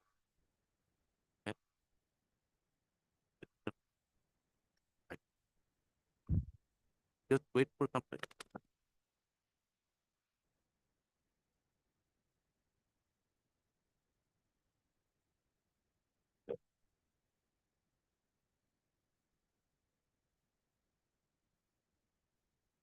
A mention was made in the morning. With the consent See, of the other side, I'm one making. of you mentioned that on personal difficulty, you mentioned that because of some pendency of the, before the No, cabinet. Lordship, the other colleague, he is newly joined the chamber, so there's a mistake. So what, Updated instructions will be required since the cabinet hasn't taken the decision yet. the Yeah. cabinet will not take a decision because you wanted instruction. All right, we'll post it after 2 weeks. Yeah, for 3 weeks. No, 2 weeks. 5 and 6. Kindly a date may be fixed. What is the point? You are agreeing to an adjournment. You are for the petition. Yes, Your You are agreeing to an adjournment on a fixed date. Why do you want a date? Lordship. If you want a fixed date, you should proceed for hearing. You agreed. And now you're again praying for a fixed date. We're not giving you fixed date. After 2 weeks, Obliged, as Lordship. requested by council for response.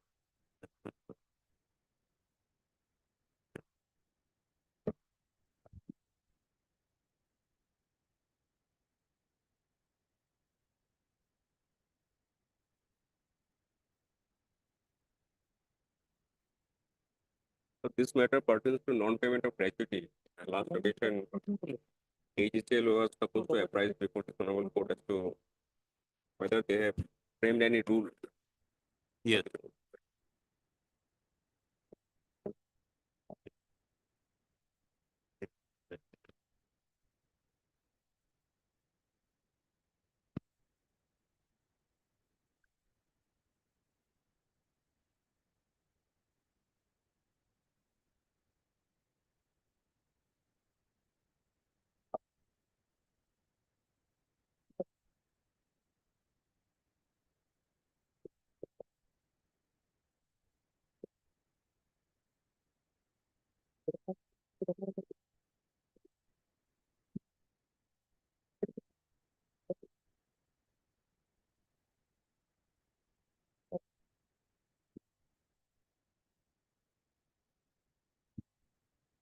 There is a Yes, Lord.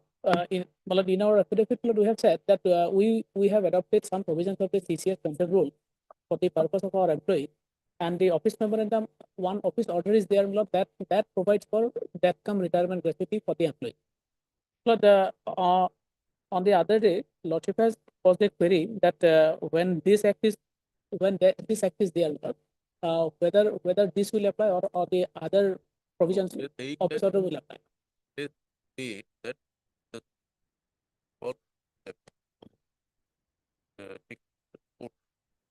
Yes, my lord. section 4 My lord. say that the covered by By this act, yes. But Lordship may kindly, if Lordship is holding the Act 72 Act, my lord, kindly come to the definition 2E, my lord. 2E. The 2E, my lord, provides employee. Employee means any person other than apprentice who is employed for wages, whether the terms of such employment are expressed or implied in any kind of work, manual or otherwise, in or in connection with the work of a factory, mine, oil field, plantation, port, railway company, shop, or other establishment to which this act applies, but does not include any such person who holds a post under the central government or a state government and is governed by any other act or by rules providing for payment of gratuity. So if some employee is there in the central government or in the state government and they are covered by any rules which provides for payment of gratuity, then that particular employee will not come under this act. What? Yes. Look, the CCS pension rules, my lord, we follow, we have adopted some of the provisions of that, my lord.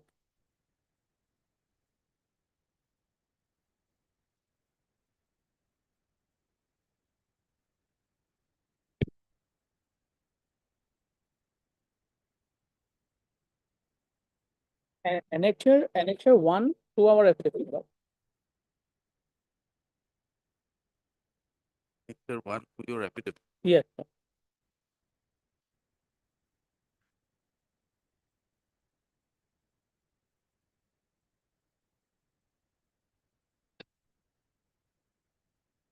Paragraph 9 we have stated, page 59, that with regard to the statement made in paragraph 7 of the writ petition, the deponent states that the FPTCL by office order number so and so dated 17/8/2021 has extended the benefit of death cum retirement gratuity to the employee of APTCL covered under NPS on the same terms and conditions as are applicable to the employees covered under the CCS Pension Rules 1972, prevailing in APTCL and keeping in view the benefits of DCRG provided by the Office Memorandum dated 1/2/2021 to the NPS employees of the Government of Assam. So this 1/2/2021 Office Memorandum of the Government of Assam, and in tune of the CCS Pension Rules, an office order has been issued, and that is what we are following. Where is your resolution of adoption? The These office memorandums will have to be adopted. Yes, my lord, that has been adopted, and the 1/17/8/2021 that my lord will find at page 41 to the page 41 in the writ petition. Page 41 in the writ petition. Kindly come to page 41. We have the board's resolution is mentioned there. Page number 41.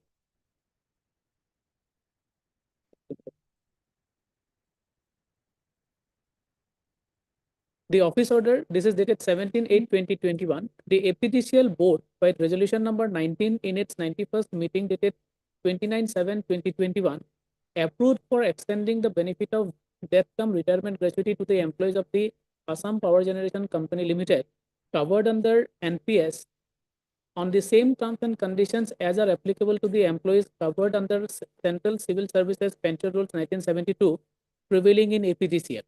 The board considered and approved for grant of DCRG benefits to the employees of APTCL who have joined APTCL and comes under NPS, keeping in view the benefits of DCRG provided by Office Memorandum number so and so dated 1/2/2021 to the NPS employees of the Government of Assam. So this is as per the resolution of the board on 29/7/2021. This office order dated 17/8/2021 was issued. The benefit will be applicable to those APGCL employees who joined APGCL service on or after 1/1/2004 and come under the NPS, and they will take effect from the date from that date, that is 1/1/2004.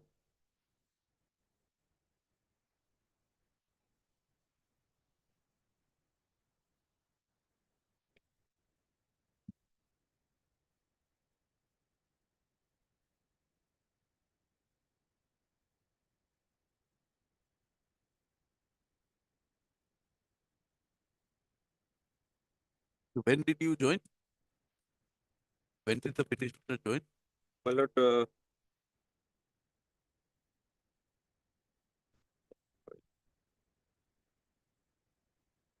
28/6/2015.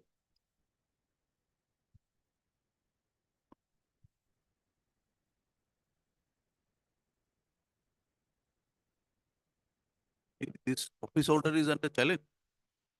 This office order is not under challenge, and interestingly, this office order doesn't define who is the retired employees and to whom the death term retirement gratuity benefit will be conferred. My lord, our contention is the resignation is also a, my lord, employee who comes under the definition of payment of gratuity act. Are they denying you this benefit also? Yes, because they are completely denying my gratuity, because they are saying that I have not retired as per their board resolution. But this board resolution is silent about the resignation. This board resolution says only speaks about to whom the gratuity will be given, when it will be given, the cutoff date is given, who has joined after a particular date. But this resolution, this board office memorandum will not come to their escape from their liability of payment of gratuity. But this is not an office order or office memorandum published under, circulated under Article 309. When we have a central act, this Payment of Gratuity Act. No, you are working under, you're not a state government employee. You're an employee of a corporation or a company. So you are governed by the set of rules. They have adopted some rules where only that come retirement gratuity is to be granted. Yes, my lord. When they are saying they have adopted CCS rules, my lord, they don't have any particular set of rules. My lord, the Payment of Gratuity Act says, my lord, the rules has to be framed, placing it before the Parliament or before the Assembly. My lord, Section 15 of the Payment of Gratuity Act is very clear. And when they say they have adopted the CCS rule, there is also, my lord, there is a clause, provision in my favor. The Rule 36 of the One minute. Where does these terms and conditions are applicable? Where is it available? Page number 41 of your affidavit. Page number That is order. 41, 41 Malad is in the repetition. That is, Malad, in fact, kindly You are see referring to this office order 17.8. 17.8, that is a part of the repetition, page 41. All right. In fact, if Lordship kindly for a moment. You are relying on this order. Yes, Malad. According to you, in view of this, only death come retirement gratuity. That come is payable. retirement gratuity, yes. Malad, Now you are referring to a particular covered under NPS on the same terms and conditions that are applicable to employees. yes, Malad, two things are to be considered. Lordship. One is, Malad, this in that Malad, we have said Malad, that the CCS pension rules we have adopted, and in tune of the office memorandum issued by the Government of Assam, which is on 1/2/2021. Where is that? That you have mentioned in the last sentence, Malad. Where is that office memorandum? Office memorandum we have annexed, Malad. This is annexure 1 to our affidavit. Malad, before I take your Lordship to that, kindly see for a moment, Malad, to understand the matter, Malad. Kindly come to the prayer portion of their petition, Malad. They have in fact claimed the gratuity benefit, Malad, harping on three things. Number one, page number 22, Malad. Let us understand, Malad, because so many things have been jumbled up, Malad. Malad, they pray that it is therefore prayed that your Lordship may be pleased to call for the records, issue a rule calling upon the respondents to show cause as to why a writ in the nature of mandamus certiorari should not be issued to comply with the office order dated 17/8/2021 for releasing the gratuity benefit to the petitioner. So that is their first prayer, that we have to comply with the 17/8/2021 to release them benefit. Well, our reply is that 17/8/2021 benefit says only death come retirement gratuity. You are not retired, or you have not retired on superannuation. So there is no question. Second, they said, directing the respondent authorities to consider the case of the petitioner as per Rule 36 of the CCS Pension Rules 1921. Secondly, they said that as per CCS rules, you give, because they know that we have adopted the CCS rules, CCS pension rules we have adopted. So you give us you give us gratuity as per the CCS pension rules. Thirdly, they said, as well as Section 7 of the Payment of Gratuity Act 1972. So while arguing the matter before your lordship, they have argued that as per the provisions of the Payment of Gratuity Act 1972, which is a central legislation, it overrides everything, all other rules and regulations. So they are entitled for the gratuity as per the Payment of Gratuity Act. Now, in response to that, my respectful submission before your lordship is that Payment of Gratuity Act doesn't apply, because the definition E, employee, it says if the employee concern is governed by some other set of rules, then this act will not. So they are out. Now they have said that as per 17/8/2021, they have to be given the benefit. The 17/8/2021, they have annexed in the writ petition at page 41. So we said that only that term retirement gratuity we have applied. So he has, after 7 years of service, he has responded to a direct recruitment process initiated by some authority, and he has resigned from the service. So the benefit of retirement, benefit of DCRG, which is applicable in the corporation, it is not applicable to it. Then, my lord, in paragraph 9 and 12 of our affidavit, we have taken the stand that the death cum retirement gratuity as per So we are asking. Lord. Question. Maybe it's a- What is the TPA break? My lord. The TPA and author take away the right. Tell them that My lord, if this this that pay with an employee, if you are retired, died, not paid, you could put adopted it. Look. But wait, that is it, that- yeah, that- and you answer from the back in the take out that the your person right retire. Not- But to confine my submission to that effect, my respectful submission is that they cannot claim the benefit under the 72 Act. Number one, that is why I have said that this act applies to an employee who is not covered by Therefore, other. essentially what you're arguing My lord. that this definition under section 2E E. has to be understood to be that where the organization has formed any rule. If the employees are covered by the rules, any other rules, my lord, there. So kindly come be covered by any act, by any rule. But does not include any such person who holds a post under the central government or a state government and is governed by any other act or by any other rules providing for gratuity. But this has to be read with first part sentence. True, Does my lord. not indicate person, True, my lord. central or a state government. True, my lord. It's either the central or the state government. My lord, And even assuming say that the state, but the nature and status the state the government. yes, my lord.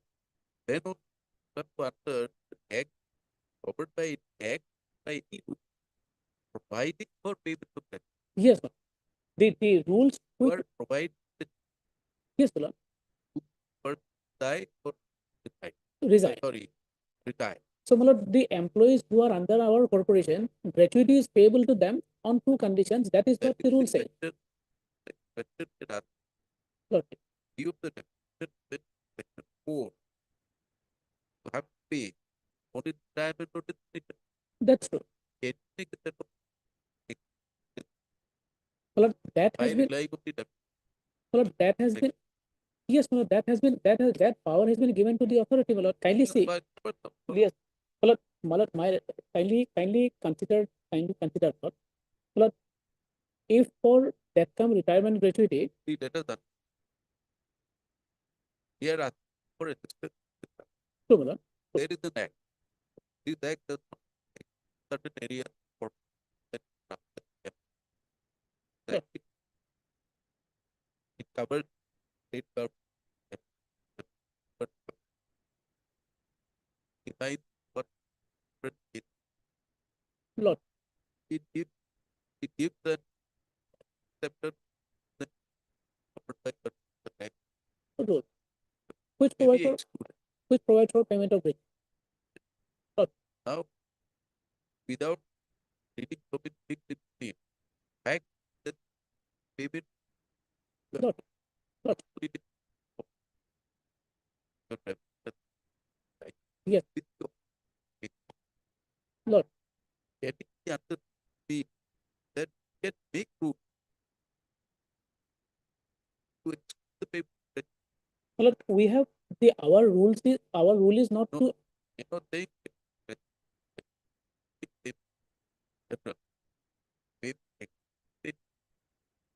for a class. With other covered but in that case, मतलब some for some set of employee, मतलब that rule will come, and for some set of employee, for the designated employee, मतलब this act will come. So that will be a मतलब that will be a chaotic situation. but मतलब by putting the authority that yes, yes, was मतलब I have, the cardinal belief that maintained the conflict between the act, central act. Yeah, मतलब that is a position of law, मतलब. But here the scheme of this particular act is, मतलब I have placed reliance on two decisions. I have given the decision one. I have placed reliance on two decisions. Yeah. There, the honorable court had the opportunity. This is of Madras High Court.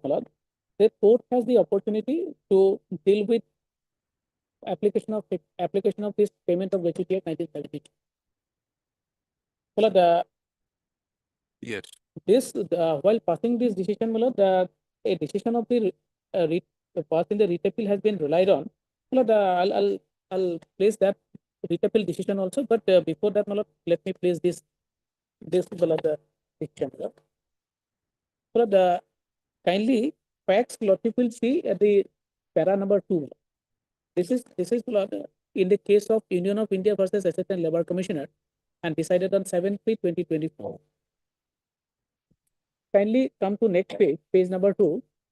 Here, the appellant Union of India has filed a writ petition wherein they have challenged the order of the second respondent, thereby confirming the order of the first respondent, and for a consequential direction to reimburse the deposit amount of rupees 67,163 to the petitioner. The learned single judge of this court, relying upon the decision of this court in WPC number so and so, etc., fact dated 31/3/2016, dismissed the writ petition with the following direction. These directions they have quoted. These are necessary to understand the matter. Para 9, since the amount which is due to be paid to the third respondent has already been deposited by the petitioner at the first respondent office, the first respondent is directed to forthwith release the said amount to the third respondent therein on production of a copy of this order.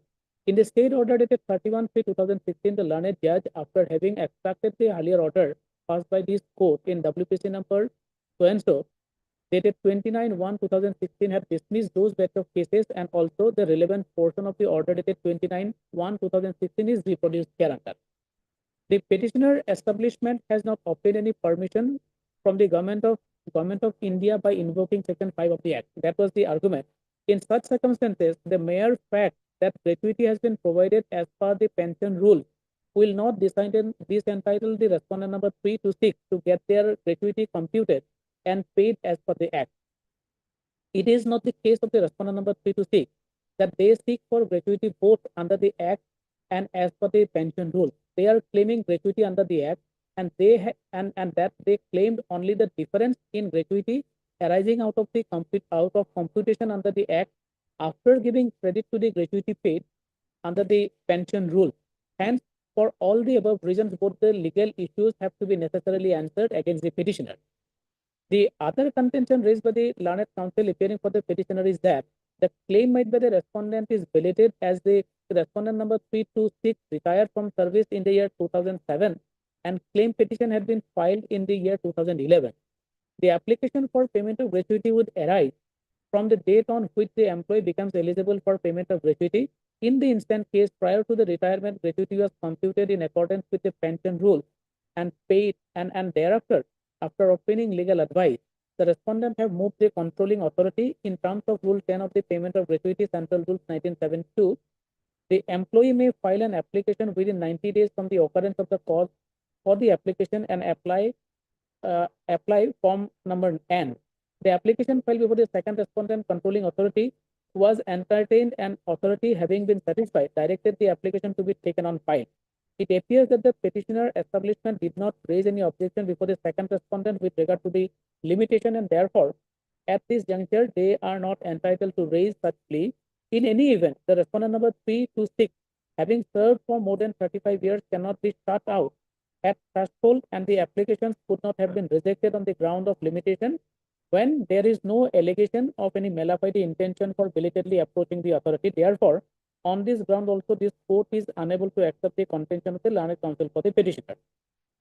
The decision relied by the learned counsel appearing for the petitioner in the case of Pallavan Transport Corporation Limited Madras versus and Timrose and others arose out of slightly a different factual situation, and taking note of the definition of employees as defined under Section 2E of the Act.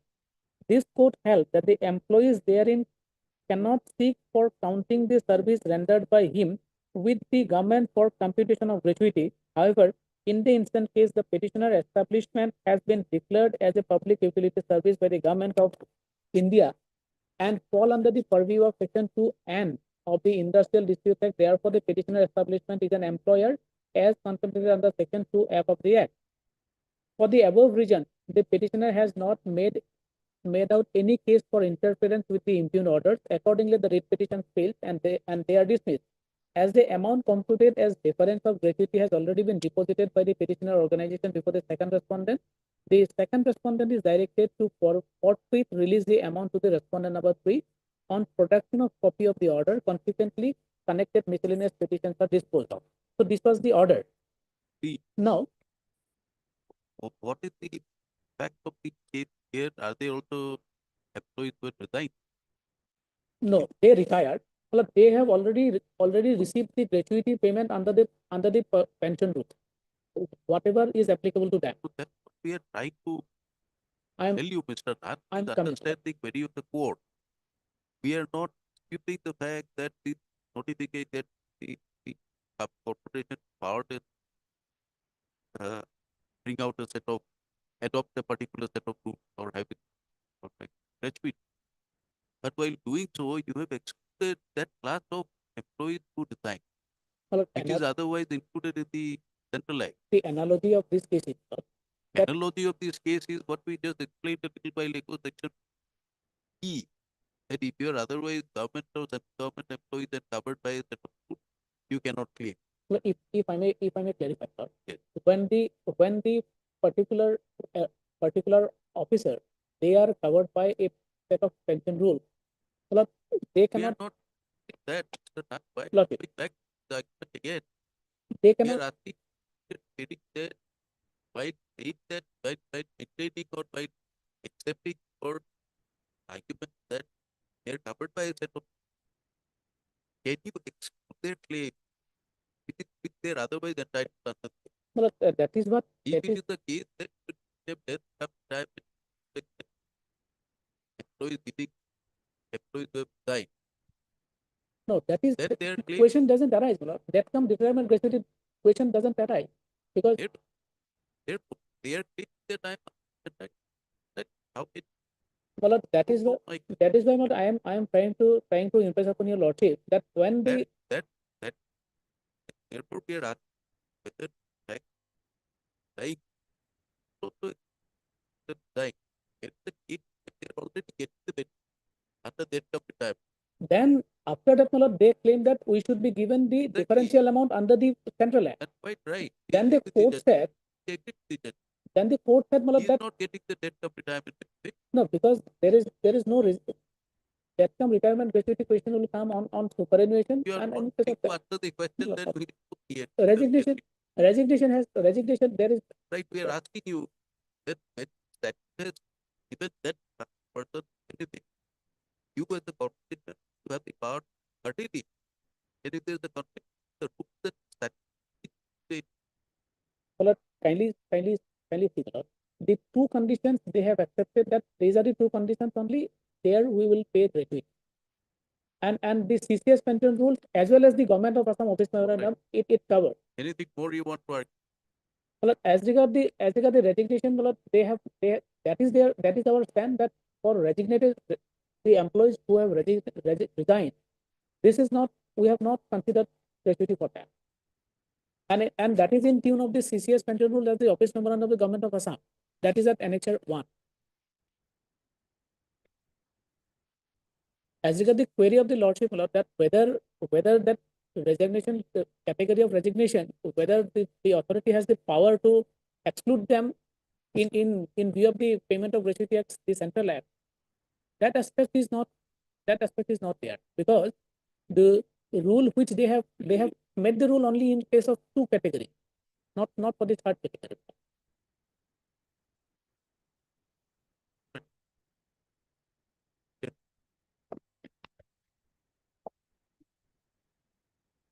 But if I may take your lordship to page 64 of the affidavit and opposition filed by them, the office memorandum, but they are relying on this office memorandum of 2021 repeatedly, saying that we have formulated a rule. So far as the rule is concerned, they have not formulated any rule. There is no rule with the APGC. Well, they have, but the Act says, Payment of Gratuity Act says, my rules have to be framed, and there is an overriding effect also.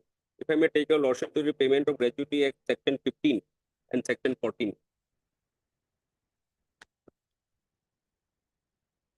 It cannot be inconsistent with the Payment of Gratuity Act. But section 14 says, the provisions of this Act or any rule made thereunder shall have effect, notwithstanding anything inconsistent therewith, contained in any enactment. We have seen it. Yes, that is there. Yes. Even if it is not there, it is Yes, my need lord. to be there. Yes, my lord. Yes. They cannot frame a rule, my lord. Even if it is assumed that they have framed a rule, my lord, it cannot be inconsistent with the Payment of Gratuity in 1972. And this office memorandum only says to whom the payment of this gratuity will be payable. Section 14 is to override the act. Yes. Not, it is not in respect of rules. Yes, ma'am. Section 15 is the rule. Override any act or any rule. Any other enactment. Yes, any act or any rule made thereunder shall have effect. And 15 says power to make rules. Yes. And the section 15.2 also says every rule made by the central government under this act shall be laid as soon as maybe after it is made before each house of parliament. Well, they have no rule, only the office memorandum. It only says, my lord, it has been decided that the government employee covered by National Pension Scheme system shall be eligible for the benefit. My lord, they are only hurting on the NPS system. This DCRG, my lord, that come retirement gratuity, and the gratuity will be applicable to those employees who are covered by NPS scheme, my lord. Are you relying on the judgment? I don't know how. Any judgment you're relying on? Well, I have not submitted yet, but this. I don't know how. I have not submitted any judgment yet, my lord. And these office memorandums are only the internal communications between the department. It says who are the nominees, who would be the nominees, after the death of husband, who will get the gratuity amount. But these are silent about the definition of retired employees. The resignation, the employees who have resigned from the service, those employees, what would be the fate of those employees? These office memorandums are completely silent. And later, if I may take your lordship to Rule 50 of the Central Civil Service Rules 2021. Yes.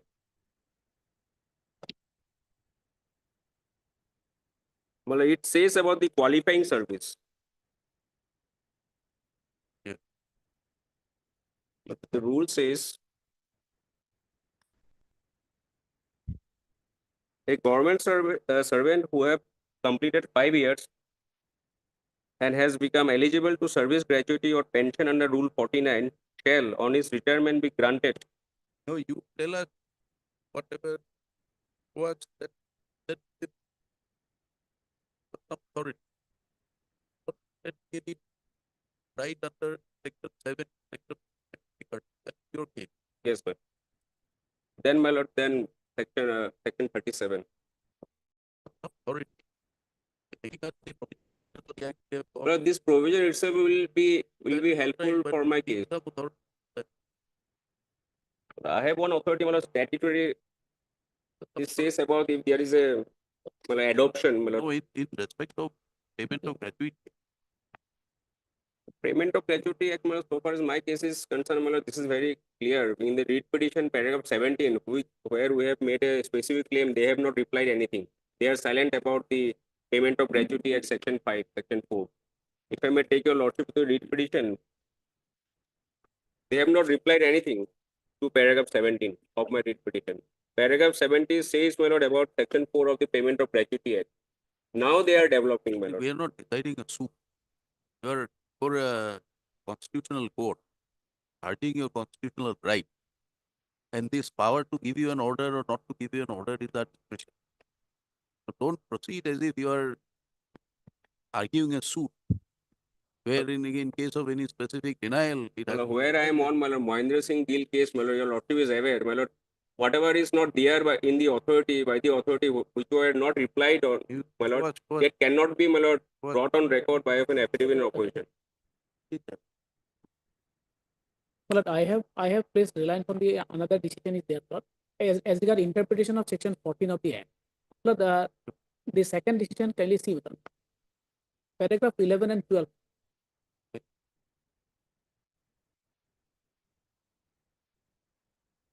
Right? Wait. Lord, Let him complete his subject. yes, sir. Lord, if I may take your lordship, the 50 your lordship is aware about the qualifying service, then rule 37, 36 Oh. of the CCS rule, pension rule 2021. But that is qualifying service. No, my lord, qualifying service is 50. Sorry. That is 36 says pension or absorption in or under a corporation, company or body. CCS pension rule 36 is retiring pension. Well, CCS pension rule 2021. What is your lordship is holding 1972.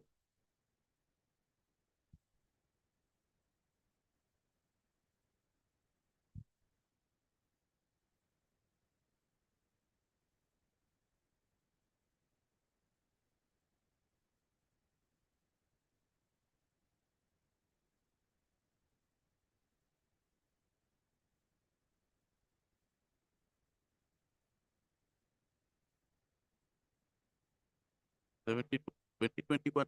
2021. The 72 Act has been repealed, my lord, by 2021.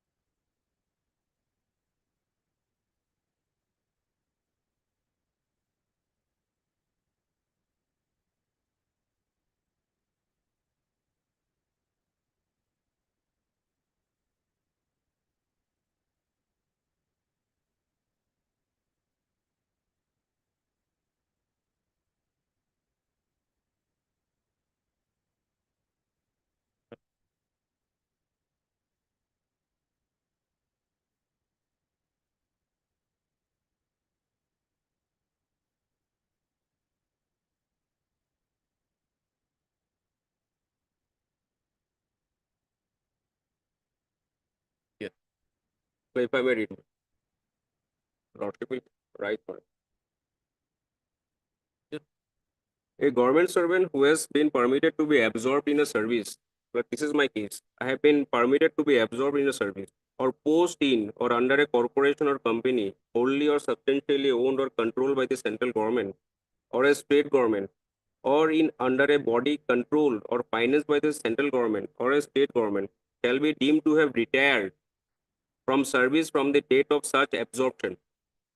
And subject to sub-rule 9, he shall be eligible on such absorption to receive pension or service gratuity as the case may be, and retirement gratuity on the basis of qualifying service and emoluments on the date of absorption in accordance with Rule 44 and Rule 45 and proviso. My lord.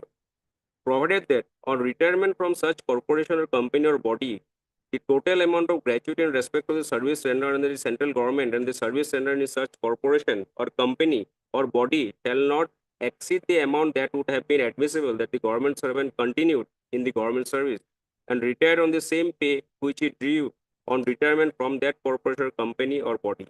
The date of absorption shall be, in case a government servant joins a corporation or company or body on immediate absorption basis, the date on which he actually joins that corporation or company or body.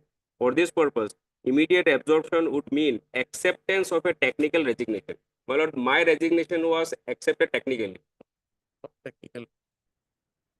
Well, I come to the writ petition. Well, I have annexed some of the office memorandum which says Resignation, when you have a DN and you're going there and want to absorb. well, through proper channel. Well, that's what defined by the Indian government in the office memorandum I have annexed with the writ petition. What is technical resignation? Come back. There is no question of absorption in this case at all. Like, We'll they come have back- they have no come rules. back Well, and from do- where they are arguing, I don't know. My lord. No, no. I was just going through the act. When Well, I find section 7, Section 7 of the payment of gratuity. 7(4).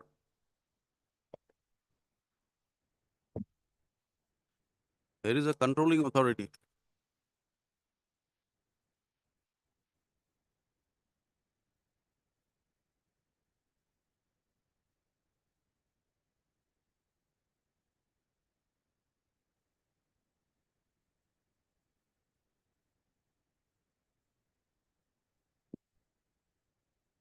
Yes.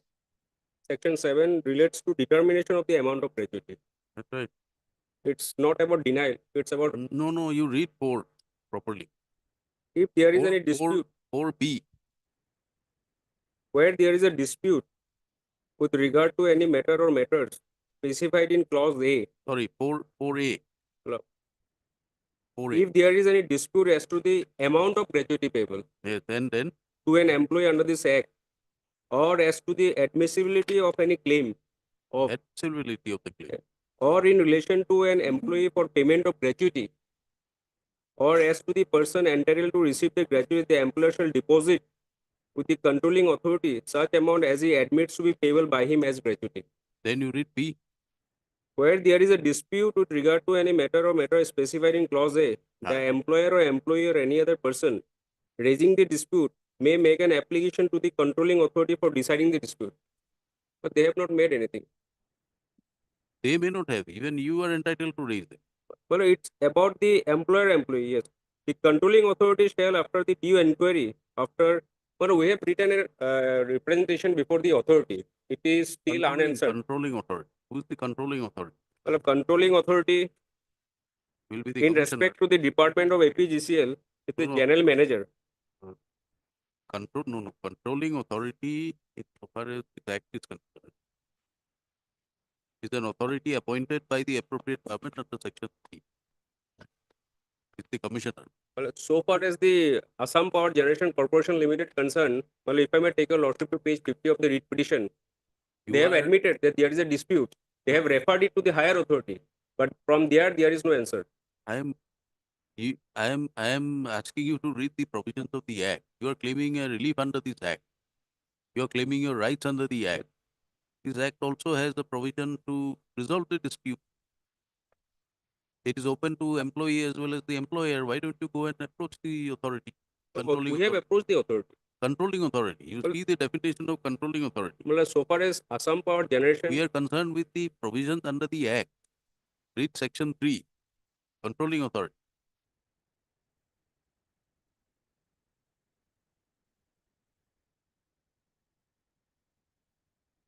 the appropriate government may by notification appoint any officer to be a controlling authority who shall be responsible for the administration of this act and different controlling authority may be appointed for, or it is for them to decide who is the controlling authority.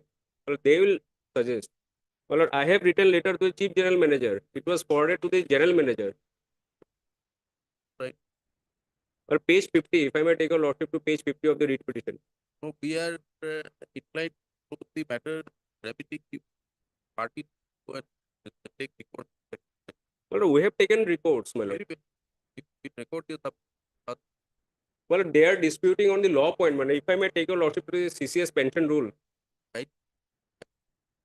parameters of section 7A. 7A.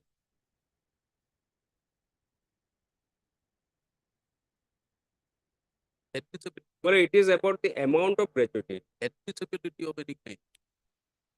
Well, then the last part has to be read together, my lord. The employer shall deposit with the controlling authority such That's amount as he right. admits. That is provided the matter is before the controlling authority with regard to, amongst others, the admissibility of the claim. Then they'll have to deposit the Well, number. they have not raised this dispute that this is not before They the. have not raised, but you come to clause B then. Where there is a dispute with regard to any matter or matter specified in clause A, the employer, employer, any other person raising the Employer dispute. or the employee. Well, same objection they will raise in the appropriate authority also. Again, my lord, the writ petition has to approach this honorable court. So there is no end, my lord. And to the affidavit in opposition, they have not objected to the controlling authority. My lord, if I may take your lordship to page 50, I have written to the authority. They have written it. We'll direct them to place it before the controlling authority. Well, it is for them to say, my lord, who We'll is the direct them. Yes, Mr. Nath. Section 7. Section 7, the controlling authority under this act, whether this act will apply or the part will be decided. That is Right. the This controlling act, well, authority. it's a very weird submission. let Well, me- this act is not applicable. Let me, Well, how can they say that the let Central me- Act is not applicable? No, this Well, they are just diverting the issue from the main contention of the writ petitioner. The Payment of Gratuity Act is not applicable. Well, so far as pension rule is concerned, it is for the pension, my lord.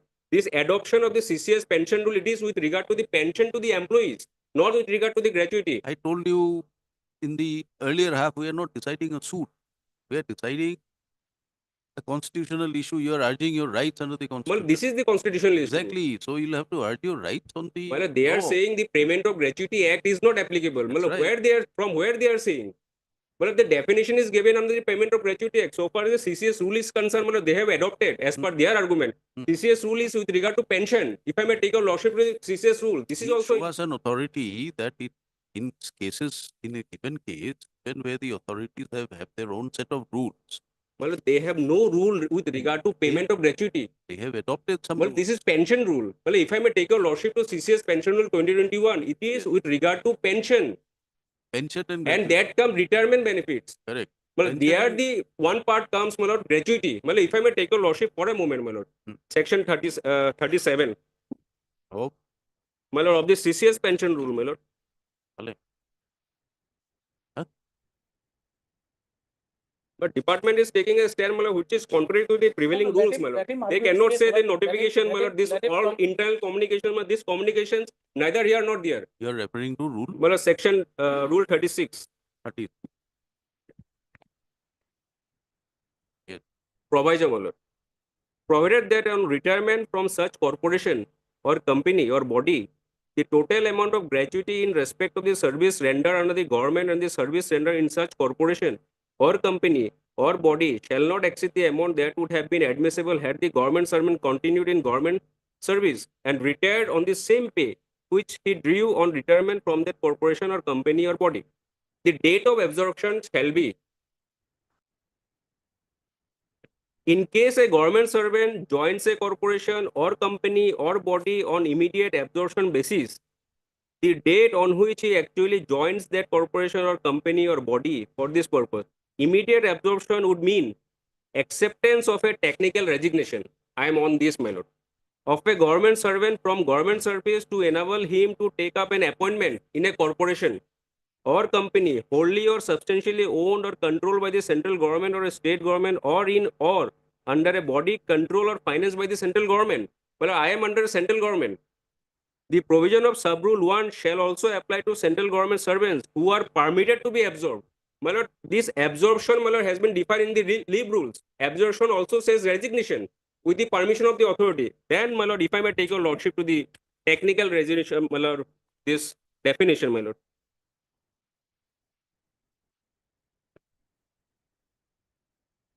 In the read petition, page 33.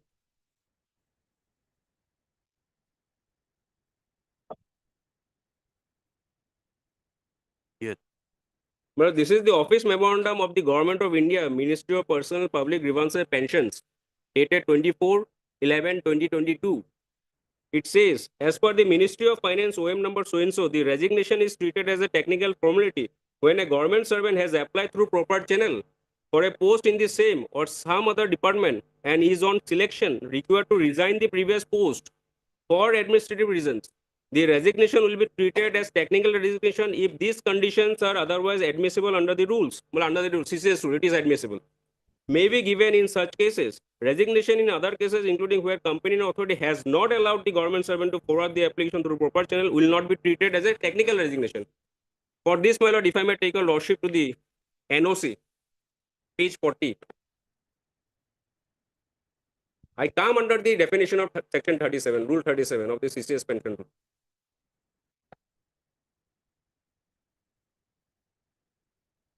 So on one hand, you are saying that this is pension, they have adopted pension rule. Well, I am going by their own submission that they have adopted CCS pension rule. Now, my lord, CCS pension rule defines, my lord, what is retirement, what is resignation. What is your case? What do you want? Well, my case is, my lord, I am entitled to the gratuity as per the rule they have adopted, So and there is no. is the provision or entitlement of gratuity defined under the pension? My lord, this employee definition is come from Payment of Gratuity Act 1972. Correct. And they have adopted this procedure, how to disburse the gratuity. To whom, my lord? They are saying, since I have not retired, I am not entitled to gratuity But benefit. your submission a while ago was that they have adopted the pension rule. It is Well, not applicable for gratuity. Well, since they have admitted, it was my another limb of argument that they have adopted the pension rule, but the pension rule defines the gratuity also. It defines who is the retired employee and who is the So person who is. essentially what you're saying is that if the routes which are adopted by the AGCL for payment of gratuity, pension and gratuity, if allowed in your favor, you have no further grievance. No, my lord. Yes. Yes. For a moment, my lord, the page 40 Of the read petition. I have applied through proper channel.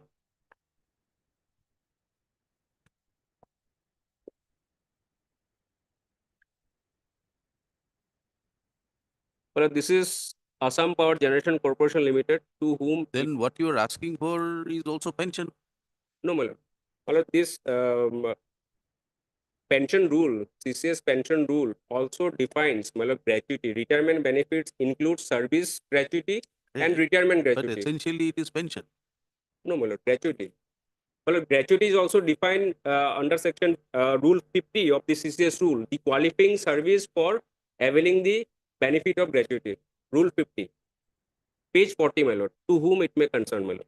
This is to certify that Assam Power Generation Corporation Limited has no objection to Abhinandan Datta, Deputy Manager Civil, appearing in the interview written exam for the post of Executive Engineer Civil at NLC.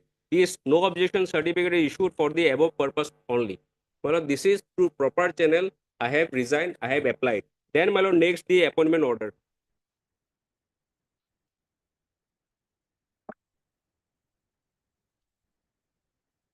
Appointment order. What is the definition of gratuity? My lord, gratuity, my lord, if I may take your lordship to page rule 50 of the CCS pension rule. Rule 50 of the CCS pension rule.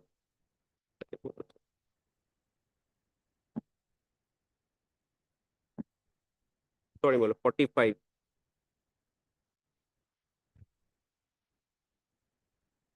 45 1A. A government servant who has completed 5 years qualifying service and has become eligible for service gratuity or pension, both, my lord, either gratuity or pension under the rule 44 shall on his retirement be granted retirement gratuity equal to 1/4 of his emoluments. But this retirement is defined under the 36 proviso, who is considered as a retired employee if he is absorbed and if he is submitted technical resignation through proper channel to the authority, and to that effect, Sir, ask you the act of when termination might like describe when it one and the same. gratuity is the, my lord, amount deposited by the employer while in service, and at the time of, my lord, retirement, basically retirement after the completion of superannuation or after resignation or after that, my lord, this gratuity benefit is provided to the employee. Three classes of employees are entitled to gratuity: resignation, retirement, and death. So It comes under the definition, all the accumulation of that come retirement benefits. There, one of the components is gratuity. And if he has died, then that come retirement benefits. If he has retired, then retirement benefits. Along with the retirement benefits, these gratuity benefits are given. Since I am claiming that I have also retired under the definition of the 36 proviso, then I also come under the definition of 36 proviso that I am entitled to gratuity. by interpreting 36. 36 proviso. And these subsequent documents I have submitted before this honorable court that I have resigned through proper channel. I have been, What is and what route they follow? pension rules they have adopted. 60 route Yes, or Assam state this is rule. And the definition of absorption, if I may take your lordship to the leave rules, Central Civil Services leave rules. Here it is defined. Central Civil Services leave rules.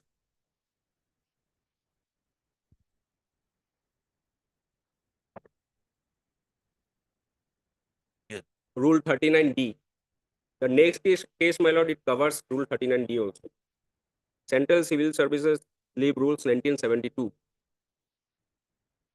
Because in one of the cases they have adopted this also. 39D, my lord. Note: the expression permanent absorption used in Rule 39D shall mean the appointment of a government servant in a public sector undertaking or an autonomous.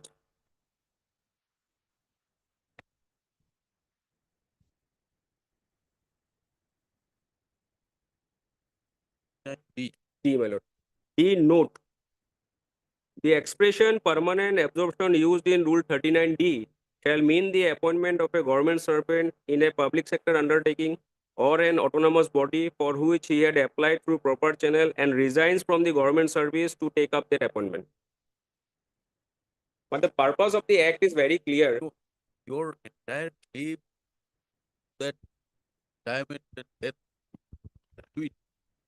Why take with reference payment of debt? Well, Payment of Gratuity Act defines the is it classes of employee. relevant? Well, just on the other occasion, well, your lordship pointed out that this Payment of Gratuity Act, it is governed by which act? Then I referred, well, it is governed by Payment of Gratuity Act Your definition. aim essentially is Pension. the pensionary benefit. Why taking the payment of debt? Last occasion, your lordship asked, my lord, me to go through section 4. They have, but for even in your prayer you have written 236 as well as section 7 of the paper. For pension rule, if they have admitted the pension rule, I am See your prayer, page 50.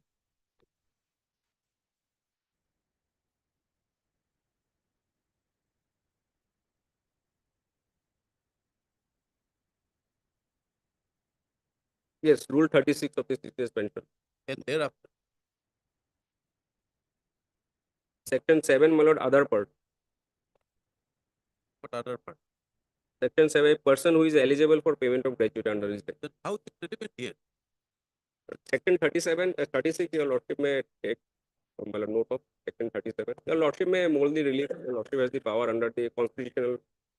Holding the relief comes subsequent to first understanding what the relief want. My mistake, my lord. This quoting section 7. Not only your quoting, you've heard of the, the provisions of payment of gratuity act that you are entitled to. Well, pay. just to, well, Retirement is there. but nowhere I got the definition of resign employee person. So I tried to take help. Well, Anything more to submit? So my submission is similar. That will be a repetition only. Number one, मतलब that 72 Act doesn't apply. That I have already said. Then मतलब the paragraph 9, 12, and 13. What is about 36, rule 36? 36D. Just Not D, 36. but I'll come to that. Just the last moment of the 36D has been read. Hmm. Note has been read. मतलब the expression permanent absorption has been read. But this particular provision starts with like a government servant. Kindly see the substantive provision. 39D, a government servant who has been permitted to be absorbed in the service or post in or under a corporation. Like in case of an absorption, and like I would say, Repeating unnecessarily to all the Nothing. provisions. paragraph 13 we have said that We it doesn't. want to know whether the benefit claiming under your PCRG, each claim is entitled Well, by virtue of my- interpretation of 36. I'm coming. 36 also he doesn't come. Kindly come to 36. But 30 I have referred to that because 39B that is a case of objection. This is not a case of objection. Kindly see 36. The opening provision is Read 30. 36. Pension on absorption in or under a corporation, company, or body. So this is a one. Read. I don't put it 40 of the Yes, I'm reading. A government servant who has been permitted to be absorbed in a service or post in or under corporation or company wholly or substantially owned or controlled by the central government or a state government or in or under a body controlled or financed by the central government or a state government shall be deemed to have been retired from service from the date of such absorption. But the first and foremost condition is absorption here, no? And subject to sub-rule 9, he shall be eligible on such absorption to receive pension or service gratuity as the case may be, and the retirement gratuity on the basis of the qualifying service and emoluments on the date of absorption in accordance with Rule 44 and 45. The first and foremost condition to have this application of this rule is absorption. There is a case. Kindly see. The petitioner has responded to an advertisement for a direct recruitment. There is no absorption. For absorption, there has to be deputation, and subsequently with permission, he has to be absorbed there. Then only this provision will lie. This has no application at all. In our affidavit in paragraph number 9, 12, and 13, that we have stated. So there is no question of absorption. Kindly, the NOC given by the authority has been read out. And the advertisement they have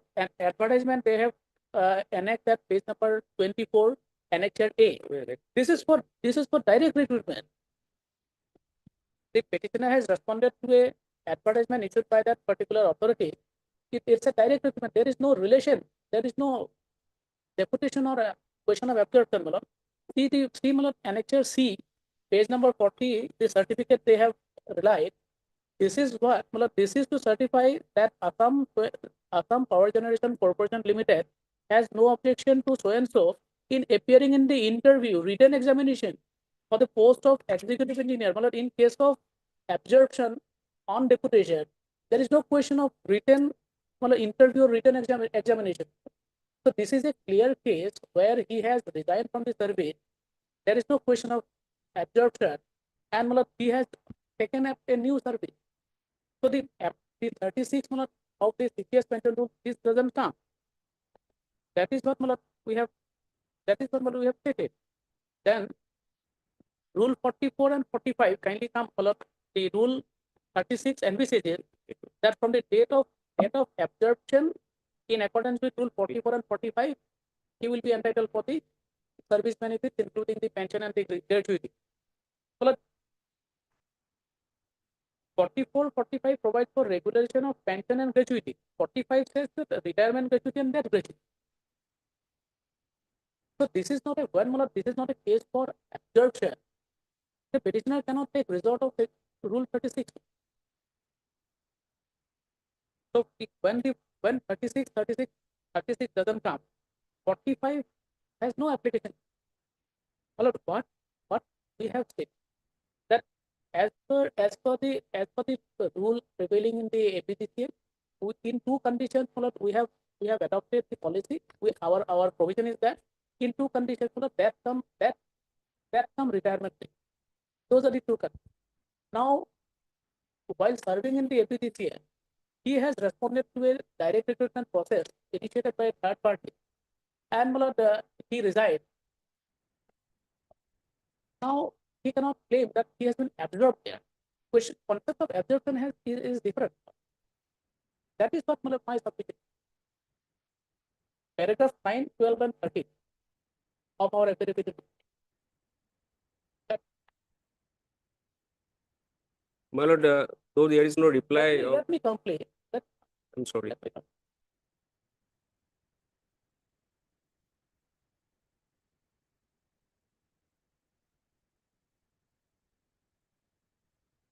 How many years the 7 years.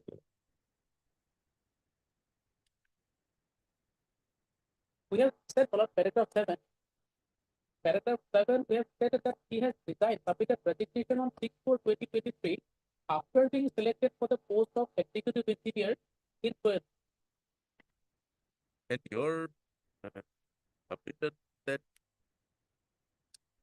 72 Act is not applicable because they are governed by a set of their Own rule. it excludes employee.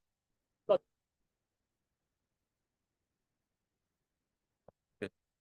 Anything more?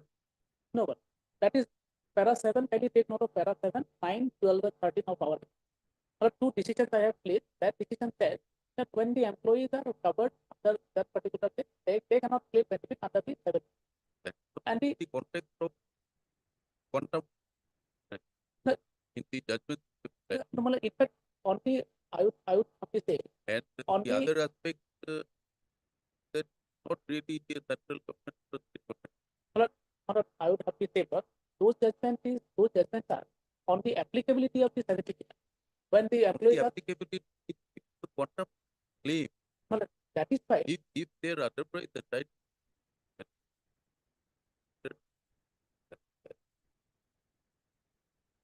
entitlement gratuity whatever if they have subscribed to whatever it says Kindly it be applicable then kindly take note of the other decision also. Yeah. Para 11 and 12, I have given a lot.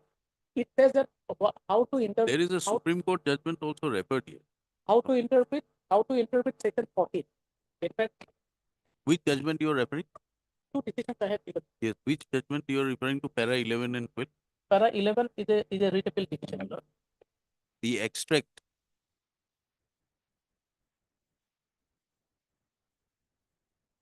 In the present case, Yes, that is an extract of the writ appeal judgment. so writ appeal,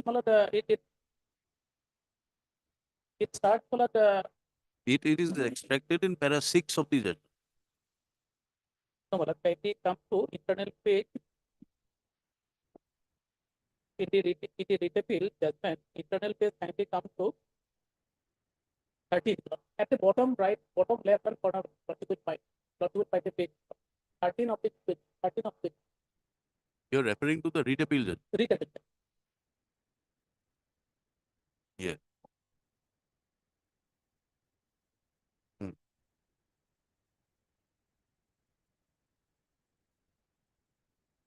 In the present case, the employees who were holding the post under the central government are governed by CTS Special Rule 20. So, in particular, Rule 50 of the state rules for payment of retirement death gratuity under and Rule 49 of the state rule for payment of pension. A reading of the judgment of the Honorable Apex Court and the careful consideration of the contents of the parties would make it very clear that employees must satisfy the requisite conditions to be governed by the provisions of Payment of Gratuity Act 1972. The appellate authority concerning the writ appeal and the writ petitions have taken extensive steps to grant the relief to the employees by confirming the order of the controlling authority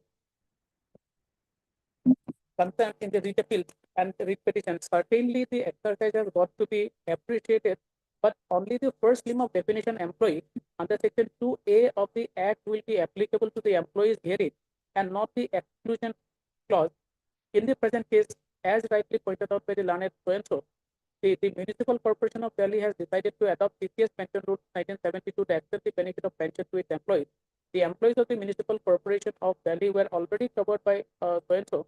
When the act is not applicable to a person who holds a post under the central government or state government and he is governed by any other act or any other rule providing for gratuity, the employees concerned cannot demand the benefit of payment of gratuity at 1970. You come to para 4 of the judgment. Read the first opening line. The private respondents who are ex-employees of appellant writ petitioner management made application for a direction to the management to pay the balance amount of gratuity as per the payment of gratuity. That is their claim. That is their claim. They said that we are It also is not the claim. Their claim is that they are already getting something, they want the excess under the 72 Act. under the 70. So therefore, the court said that it is not applicable. Why while interpreting while deciding that 11 and 12 they said that employee definition of employee has to be read, it has to be interpreted. That's In the right, in the context of- context of the fact of the case. That's true. In the context of the fact of the case. That well, here is a case. Here is the case where he is not a state government employee, central government employee. How do you apply the definition to him? Well, it's a state of we are a state or a You are a company. state under Article 12, but you are not a state government. We are not state government but a state company. But and my lord, they are already covered by some set of rules. Although they have not these- framed rules, they have adopted the These system. some set of rules don't allow him gratuity. That's what we are trying to grapple since Gratuity, the morning. but the gratuity is given only in two countries. That is their basic. On not in case of ready. In fact, gratuity is applicable to the employee, but under two conditions when resign or So therefore, the question is, how can you call out the rights of the petitioner under the 72 Act My lord, by while, telling them you're not entitled to gratuity? no, while entering the service, my lord, he has agreed to the Entering the certificate, but you have to claim yourself to be part of the state. service. Under the Yes or 70, no? You're a state. that is Have you my lord, never put it? yes, my lord, How the petition is you would, as a state, define the that say that we are accepting that part. my lord, in When the fact, central accepting that here, my lord, in fact, my lord, that has not come before because that has not come. It is because the policy which we have adopted is not under change. In fact, as per the policy, he is paid. don't be so technical, Mr. Nath. My lord, that is why, my lord, I am not in a position to answer that because After having argued for good 2 hours, you are telling me you are not in a position to answer that. no, I am not in a position to answer why my lord, they have adopted this All right. policy. For orders, Yes. Thursday.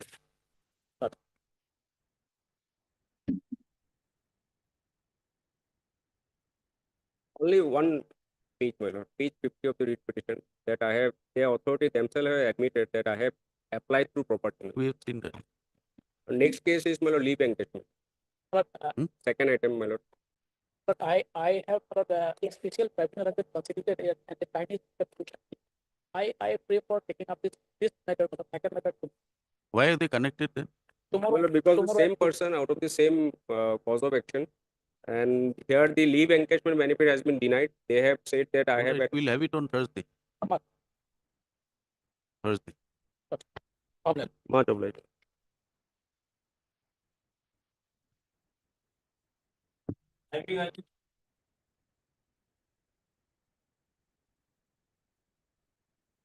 Yes, have you seen that clarification? You have not given him. No, I told him.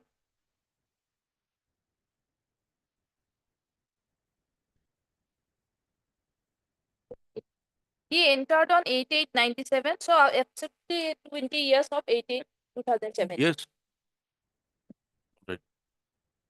Take down hurt. Turn it. After for the parties, petitioner is before the court. Challenging the rejection of his claim for being allowed the benefit of second MACPS, which the petitioner claim is entitled to have been granted. Stop para. Petitioner is serving. He is serving as what now? Constable. Serving as Yes, yes. constable, HCDD. head constable, head constable GD in the Central Reserve Police Force, hearing constable number 22.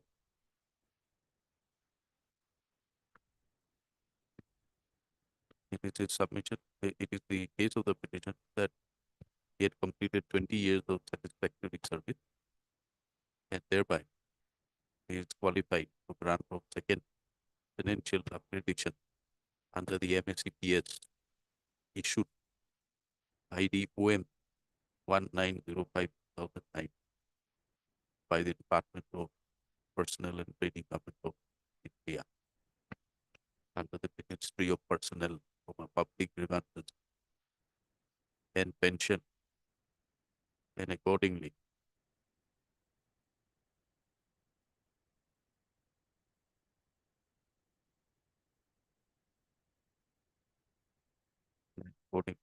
but however,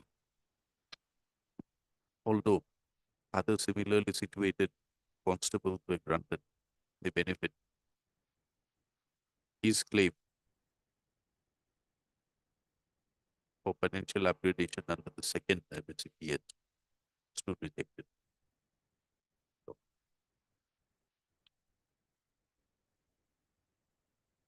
petitioner raised his grievance before the superior authorities, namely the commander, and he was informed that the grading given to him in his annual performance assessment report, within bracket APAR, for the year 2016 was good instead of in quotes very good.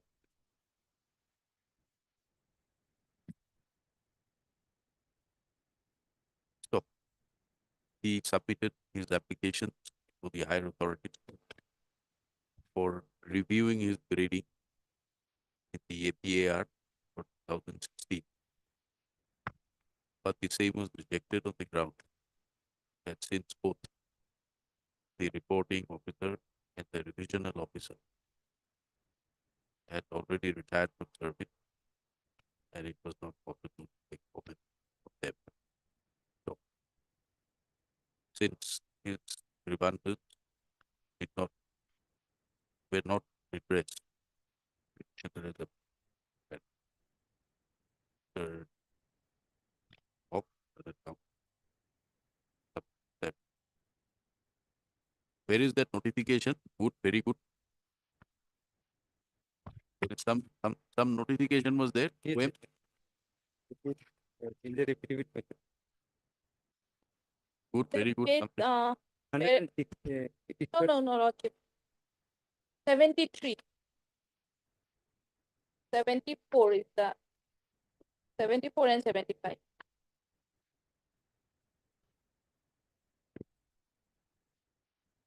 It is submitted that in terms of the web.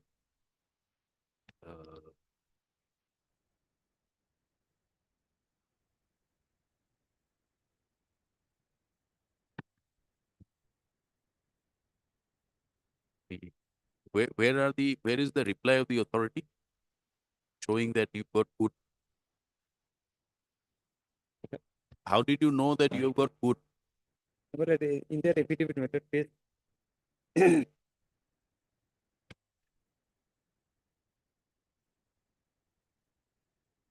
is submitted that at the relevant point in time, which is for the year 2016, petitioner had Page been 9. graded good in APAR, and which is the benchmark, which is sufficient to be, which is the benchmark as per the criteria laid at the relevant point in time. So, from the year 2017, the benchmark has been raised to within quotes very good. So, the the authorities concerned have rejected the claim of the petitioner on the ground that as per the criteria laid down, he did not obtain within quotes very good. He did not obtain the benchmark very good for the year 2016, which the petitioner, which the learned counsel for the petitioner submitted.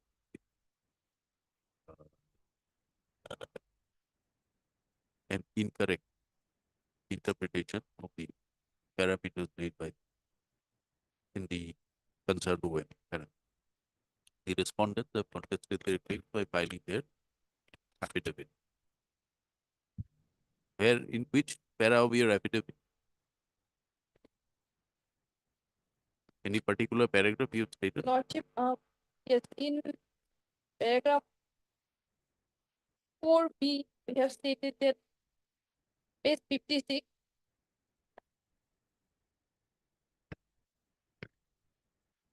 In the counter affidavit filed with the respondent, paragraph 4, Lordship.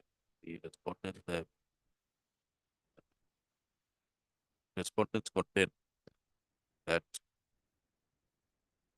for sanction of the second for recommendation for sanction of second MSCPS,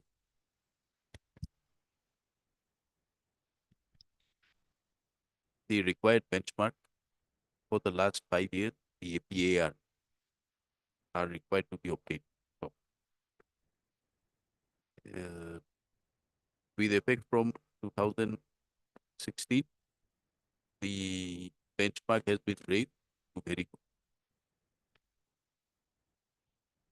And the petitioner, having failed to obtain the same benchmark for the year 2016, its case was rejected by the Honorable Authority. So, Learned counsel for the parties of the begins the bid Peru.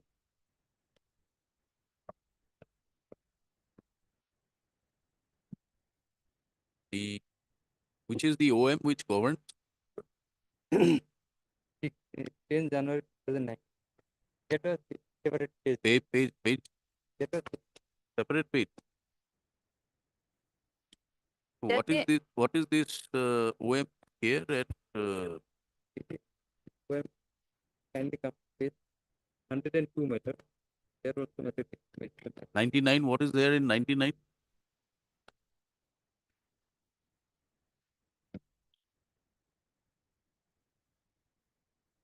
That 2008, yes, that's the part method. And the relevant portion will find it at page 104. It is seen that the office memorandum dated 22nd of October 2019 lays down the consolidated guideline regarding modified assured career progression scheme for the central government civilian employees.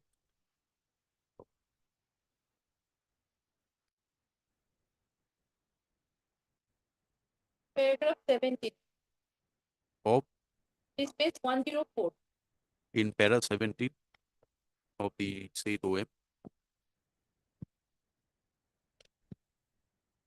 it is mentioned that for grant of financial upgradation under MSCP scheme, the prescribed benchmark shall be within quotes very good for all levels.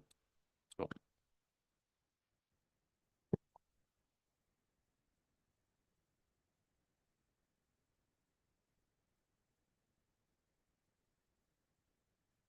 this, however, was to be made effective from 25/7/2003,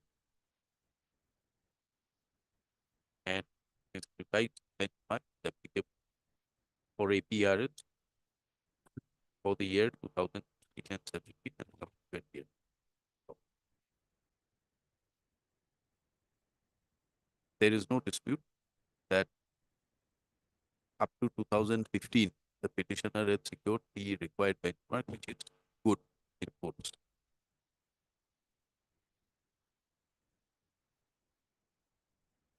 For the year 2016, the benchmark has been shown to be good.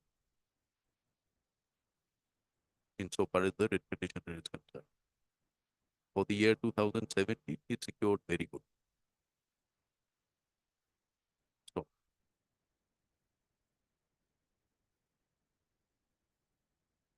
in the state office memorandum at clause 17,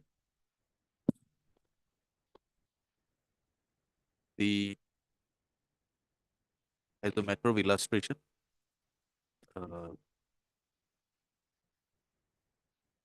for assessment of a grading, for assessment of the benchmark, the APAR for the relevant year is provided.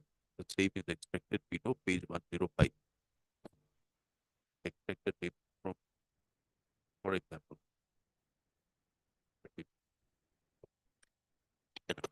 a perusal of the table extracted above shows that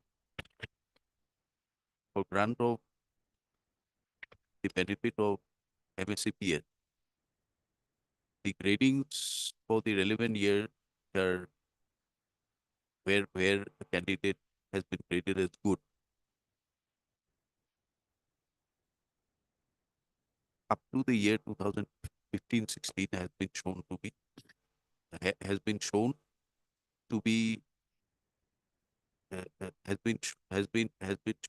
that will be accepted as within quotes very good. So, the grading for very good is made applicable with effect from 25/7/2016. So, under such circumstances, it is apparent that till 24/5/2016, the revised benchmark of within quotes very good is not applicable for any incumbent. We cannot be made applicable for any incumbent for grant of or be considered eligible for the grant of benefit of MSCPS.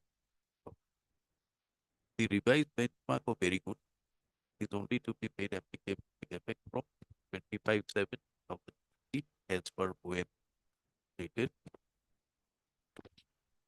22nd October 2019. So, therefore,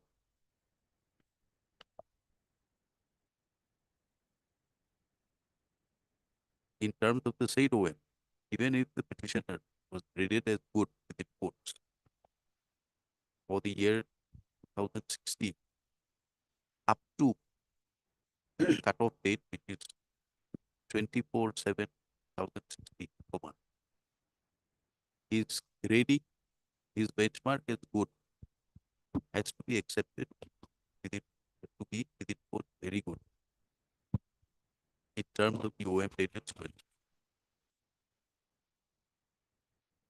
So, therefore, for the year 2016 and 17, the benchmark to be granted issued to the person concerned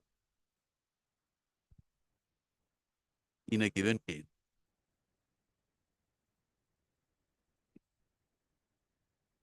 may fall under two different categories. The first part, the first period, even if the candidate is given good within quotes, then as per the OM, this benchmark is to be treated as very good up to the cutoff date, which is 24/5/2016. It is only with effect from 25/7/2016 that benchmark of good will not be treated to be very good in respect of any candidate. There are under such circumstances to include it that the matter will be considered by the court. An opportunity was granted to the responsive authorities seek her clarification with this. And today, amendments brought up, and CTC has faced litigation dated 18/5/2025, on the basis of which the learned CTC submits that department has decided to review his grading DAPR for the year 2016, as it appears to be not in order, and that the petitioner is entitled for the second financial upgradation with effect from 8/8/2017. The relevant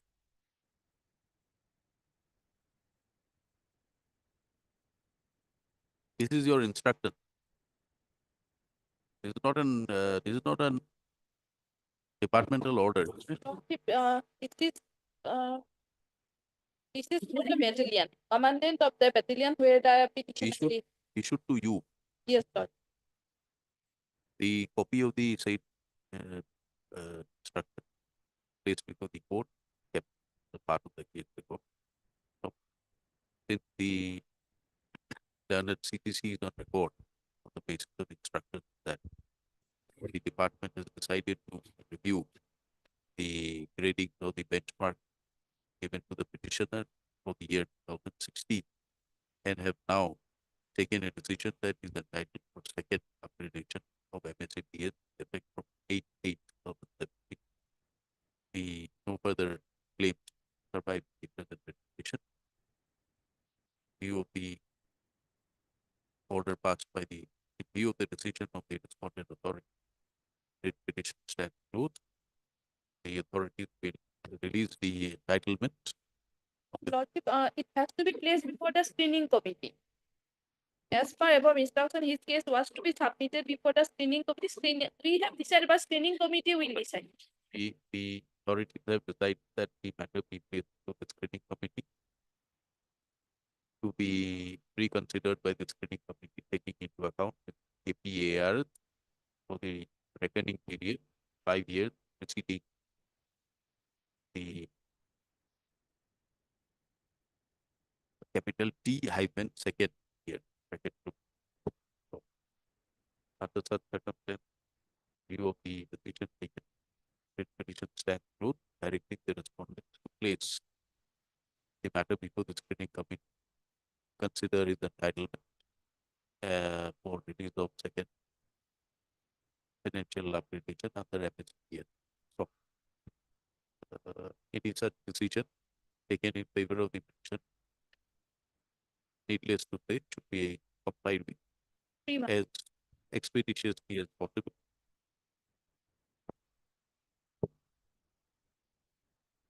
Stop the matter be decided by the screening committee within a period of 3 months Matter there, from the date of receipt of a certified copy to be submitted by the learner. If he is otherwise eligible, Lord, because my lord, as far as rejection of You his have claim on already the- taken a decision Yes. that he is entitled. Yes. That's the only hardship.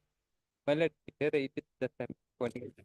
As far as rejection of his case on the basis of FR grading good for the 2016 is not in order as per the FR for the this year is not failing it in the coming period. Therefore, he is entitled second financial upgradation MSCP with effect from 8/8/2017. They have already taken. That's what we said. Any committee? Yeah. Just Obliged. of the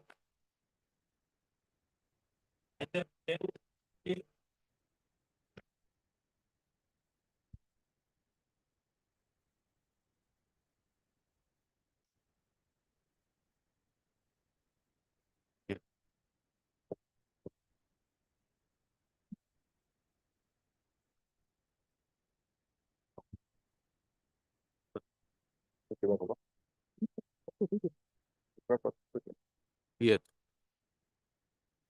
Lord, in fact, I have completed my part, my lord. My senior is required to answer. And if anything remains that, my lord, I will address in reply. May it please your lord.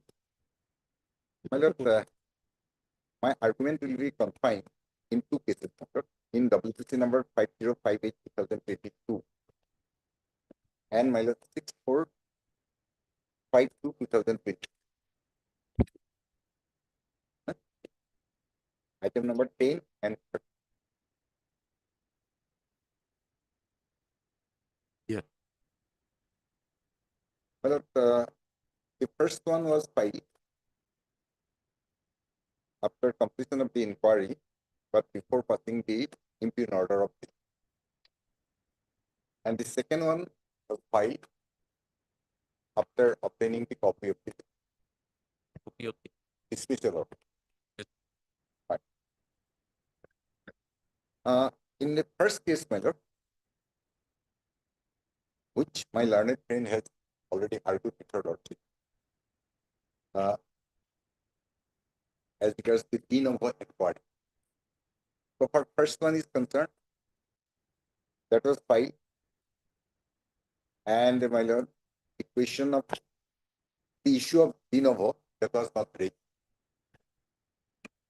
in the first case. Although, as per the de novo inquiry, everything was completed. Only remained passing of the my lord final order. After passing of final order, the dismissal order, the petitioner came with their second. So in the first petition, the de novo was not given. So concisely, precisely,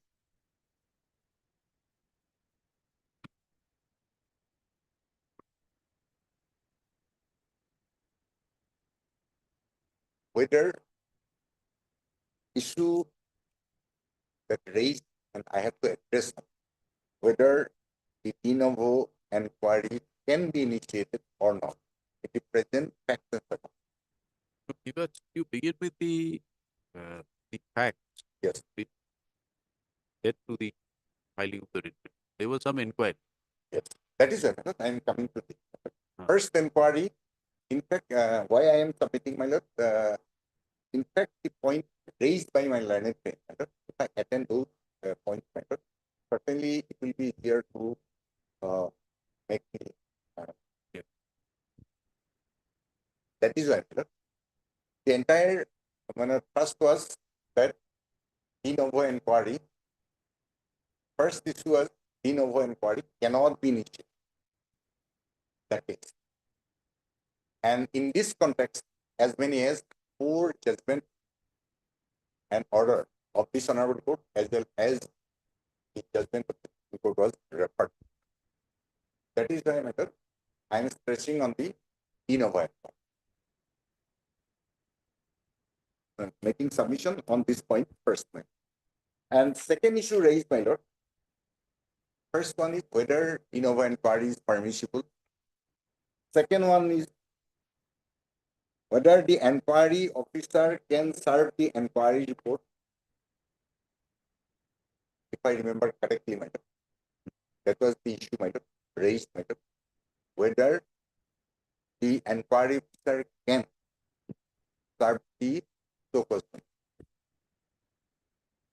Next one, my lord, whether or not other than the disciplinary authority so-called notice can be served. Whether there was any demand or without any demand, taking of money cannot be termed as gratification. And last one was the punishment imposed was disproportionate according to the petition. These are the basic issues.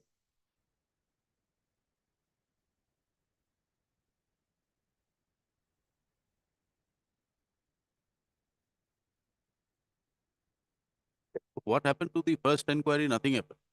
Yes. First inquiry, my lord, since it was also not in favor of the petitioner. The first inquiry was initiated, it's a fact, my lord, without furnishing list of documents, without, my lord, list of documents and witness and statement of plea. without following, because it was conducted by the state inquiry as was entrusted.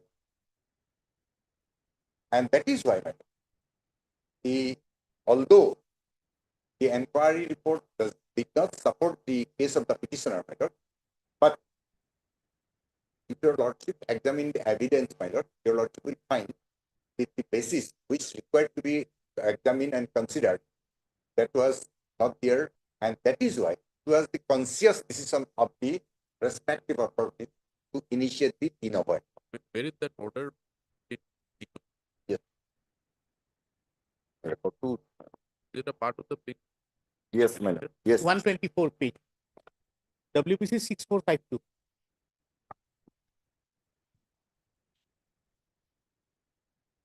Record. 124.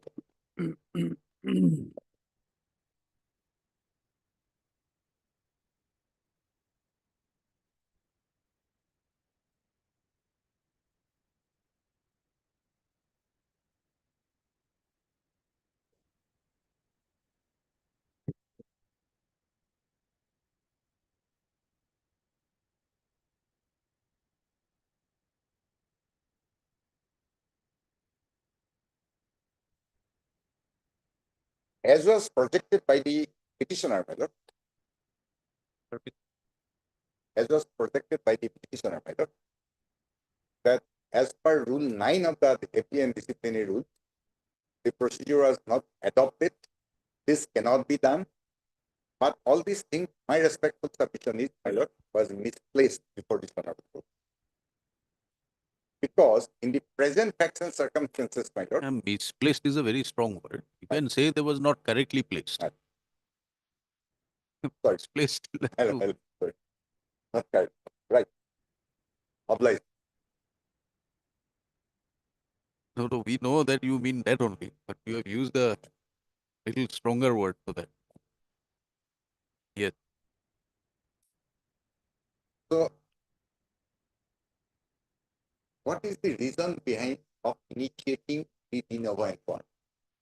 Because the petitioner in the first inquiry all along expressed his dissatisfaction as regards non-furnishing of list of documents, list of witness, statement of allegation, etc.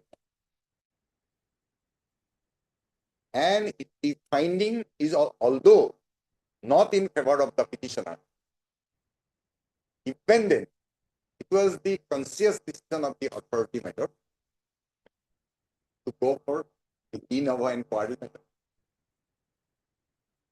giving ample opportunity to the people. Only for the purpose of giving ample opportunities, my lord, the de novo inquiry was initiated. That provision is very much there, my lord, as per manual of the departmental proceeding, my lord. That is 6 subclause 18 of clause 6, my lord. And further inquiry. Yes, my lord. Where this is, my lord, if someone is given, my lord, clean sheet by the inquiry officer, then this provision does not apply. Where the disciplinary authority on and contestation raised by the person proceeded against or otherwise finds that any material irregularities have been committed and that have been caused, or they may cause prejudice to the person charged, or such irregularities are likely to vitiate the proceeding, it will consider whether whole inquiry should be set aside and a fresh inquiry started. So it was the conscious decision. May I place this, my lord, the record in this context. First, record. Your record will look into the record. Yes. You tell us. So first point, that was the first. Why de novo inquiry is sustainable? That is my first respectful submission before you. If necessary, I will, because my lord, in details, my learned friend has argued, my lord. Entire facts has been placed, my lord. That is why, my lord, concisely, precisely, the issue raised.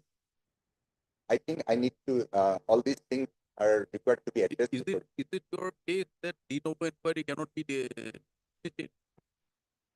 There is no provision in the Assam Service Disciplinary Appeal Rules for holding de novo inquiry. All right. Because there are two judgments of our High Court, my lord, which relied on the Supreme Court. No, all right, all right. Just wanted clear on. Yes. So far, de novo inquiry part is concerned, my lord. That is, and my lord, during the course of inquiry, my lord, no objection, my lord, nothing was raised, and the inquiry was not challenged before the court of law.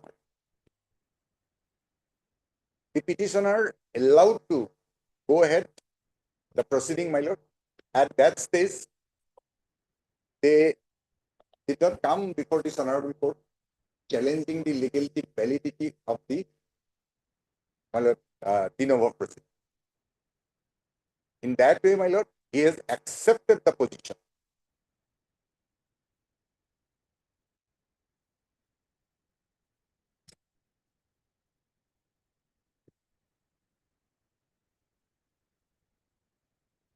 And my respectful submission is de novo cannot be initiated if the inquiry officer finds that the charged officer is not responsible and not found guilty. In that case, de novo cannot be initiated. My lord. And that clause has been, my lord, brought to this case also by the petitioner. That is my first respectful submission. The next question raised by the inquiry officer cannot serve the show cause notice. So far, second one is concerned. De novo is concerned. In that context, my respectful submission before Lordship, my lord, for all practical purposes, additional secretary is also a secretary, my lord. As additional as secretary, my lord, so cause notice was served. Sorry? Additional? According to the petitioner, Ah. the person who was appointed as inquiry officer, she served the inquiry is so cause notice. Second time. No, I am not saying second so cause notice. Second time. Second time and second so cause notice are different. So for furnishing of the so cause notice, second time is concerned, my lord. Who issued it for the first time? First time, my lord, that was the additional secretary or joint secretary, I think, or joint secretary and as per the, my lord, rules of executive business, my lord, under secretary, joint secretary, deputy secretary, all are secretary within the meaning of secretary, even chief secretary, all this. So this is not tenable because the so-called served by the additional secretary in the capacity of secretary.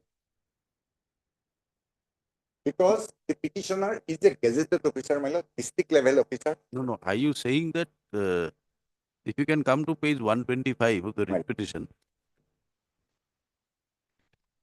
Yes, that is additional.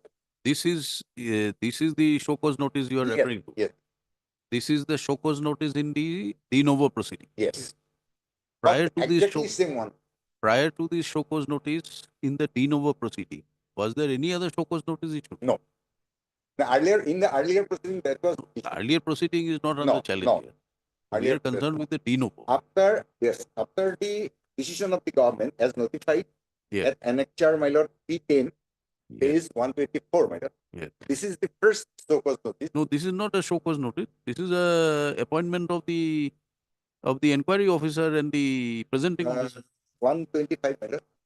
125. 124. Yes. 124 is the notification. Notification for appointment. De novo as well as for appointment of the inquiry officer. Yes. And second one is show cause. Show cause. So the question that they have raised is where the inquiry officer appointed by the earlier letter is competent to issue a show cause. And in this regard my respectful submission before Lordship, my Lord, the additional secretary, Hmm. as secretary, my Lord, served this purpose. Nothing wrong in this regard. That is my clear submission before this honorable court, my Lord. As per the rules of executive business, anyone can, if authorized, anyone can exercise power of secretary. No, but where is it? Where do you say that this is signed as additional secretary? The only? additional secretary, my Lord, may I refer to the rules of executive business?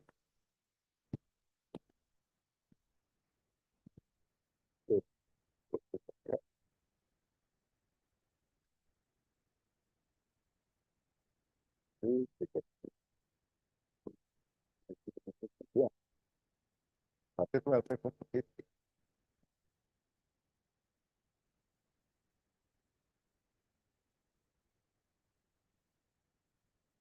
My Lord, may I refer to the Assam Rules of Executive Business 1968?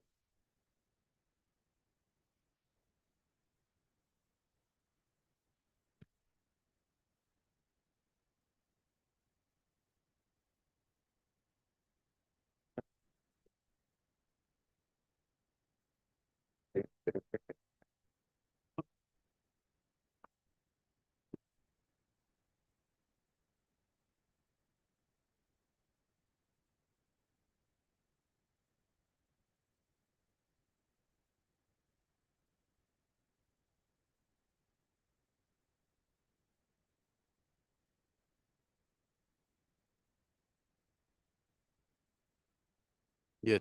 Yes. Sir. Rules of Executive Business Hmm. clause, rule 2, my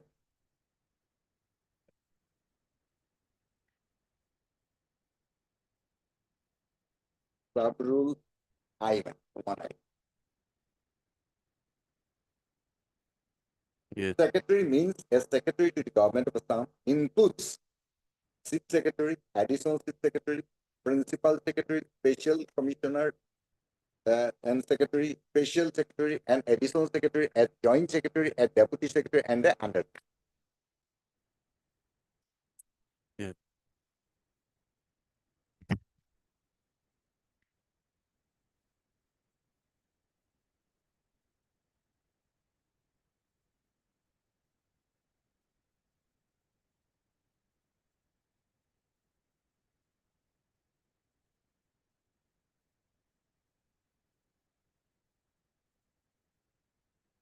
Yes. And that is why, my lord, when the first case was taken up by this honorable court, my lord, at the first, my lord, on the first day, my lord, an order was passed. That is case 25, yes, but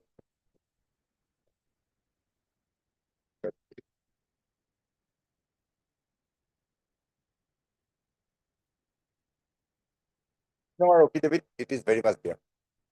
Repeat it. What is there? Yes.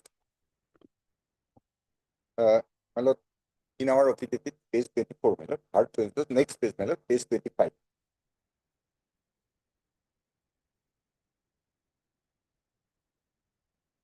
In your affidavit?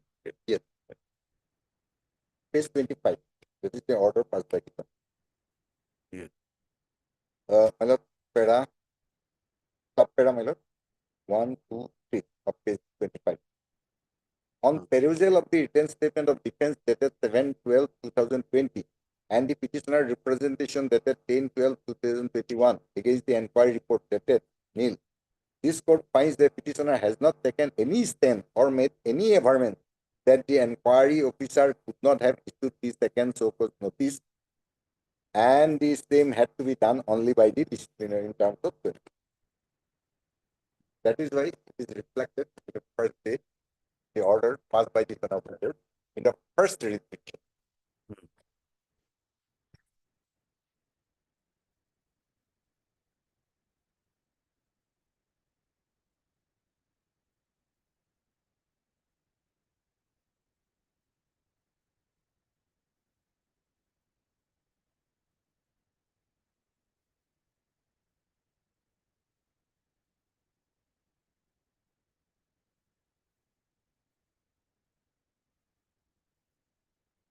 This is the date of the order.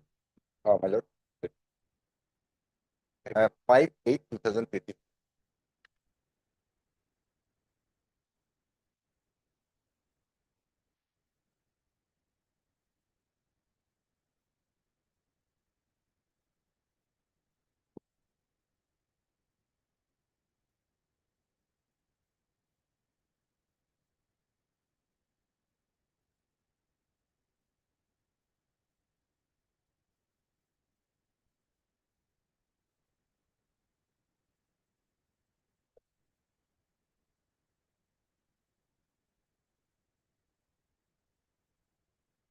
Yes.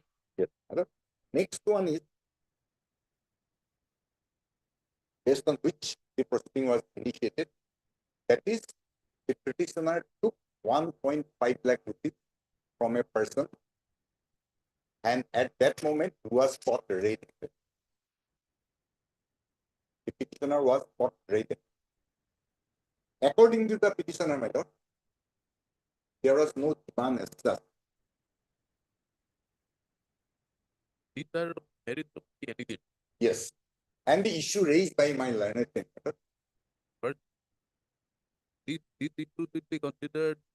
We are satisfied that the objections raised that the station of the Dino being debarred is permitted. Right. We then will need to first let us understand whether second the Dino proceeding is permitted. or not. Yes. It says yes, no, held to be not permissible Yes. by the Yes. by judgment of the court. and my answer is affirmative, my lord, as I have already submitted.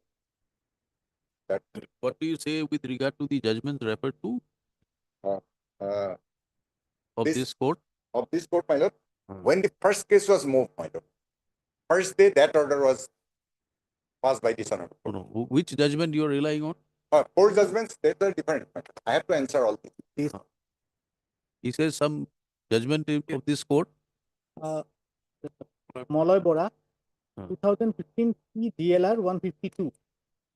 And I assured this honorable court, my lord, Then Not again. Okay. that all these things are distinguishable, and I will distinguish. It just quickly go through the judgment.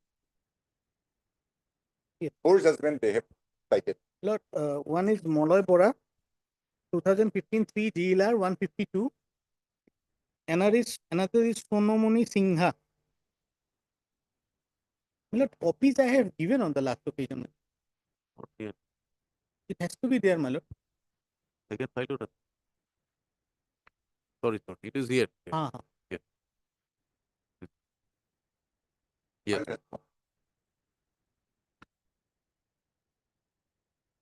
Moloy Bora,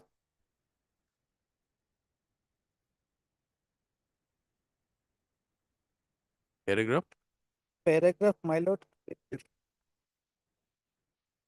Facts, my lord, will find para. No. Paragraph where yes. it is held that it is not permissible. You are relying Yes, on which paragraph? yes. My lord will come. Para 14 onward. There is no appeal against the judge. No, this has attained final. And precisely this manual 6.18.1 and 2, that has also been discussed here. All right. Yes. Okay. Let us carry on. Yes, fine. I'm up. My lord, the admitted position on the part of the petitioner is Yes. that the complainant earns the money. So not that, my lord, he did not receive the money. My lord, our rules, even the, my lord, our conduct rules does not permit any employee even to take gift, my lord. Not to speak of bribe. And my lord, although he is silent, my lord, he is keeping mum on the issue, my lord. The complainant as informed the concerned police authority, my lord. They came, my lord. They followed all the procedure, my lord, that has been adopted, my lord. And accordingly, he was caught red-handed. And, my lord, the money was 1.5.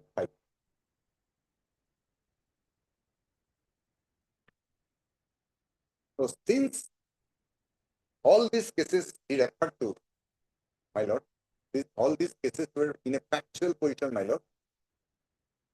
The factual metrics are absolutely different. This is a case where the petitioner was caught red-handed. And in this regard, also the criminal case is pending. And last one was, if I remember correctly, my lord, according to the petitioner, the punishment was disproportionate.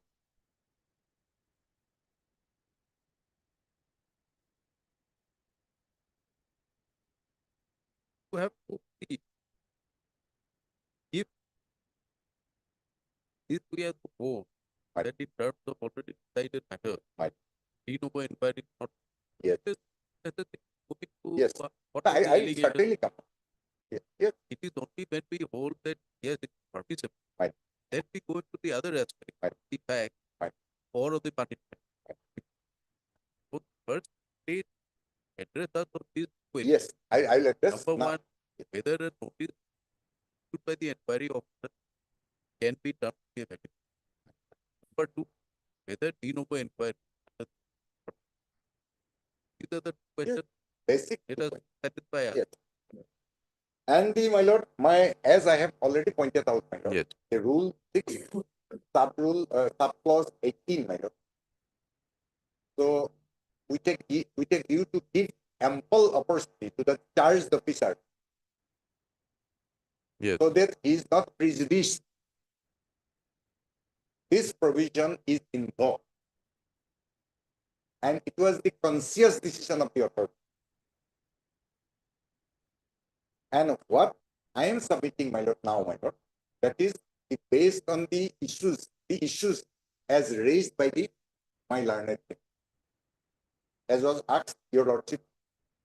So that is why first I am attending all these issues. And now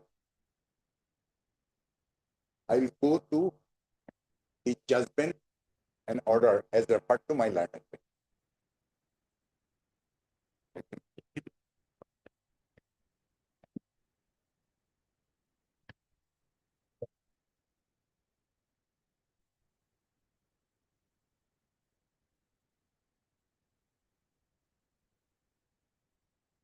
What was the finding of the first inquiry? Yes, authority found that he is guilty. That was Because not arrest itself speaks according to inquiry officer, my that lord. was not challenged. Not said. According to the inquiry officer, my lord, the arrest itself, my lord, is based on the arrest, my lord. The inquiry officer found that the petitioner conduct is not so and so. That is why, my lord, he was found of that. That was not there. Even in the present two writ petitions, my lord, they did not challenge it. And they are, my lord, clubbing with two different facts.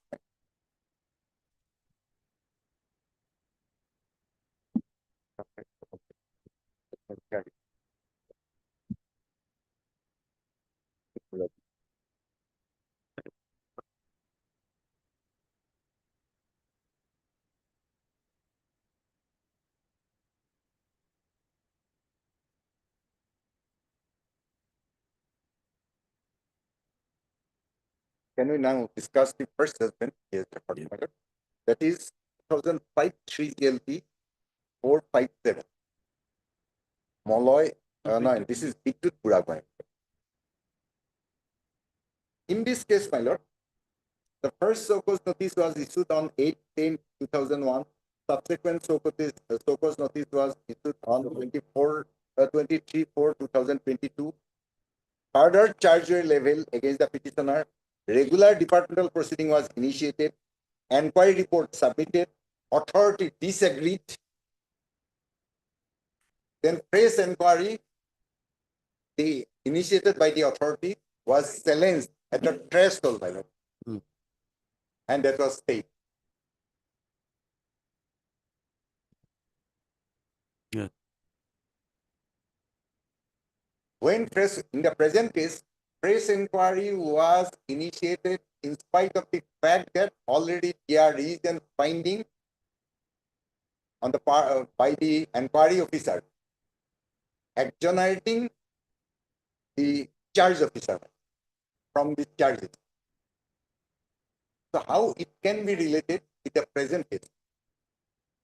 Present case is absolutely only No, your power to proceed or not to proceed Right. cannot be distinguished on facts. Right. It must be either permissible in the rules or not permissible in the rules. the rules It is merely very much there, because- as I have already pointed out. No, my lord. these are not a part of the rules. My lord. This is the Well, manual. This is my respectful submission. This is the part of the manual. rule.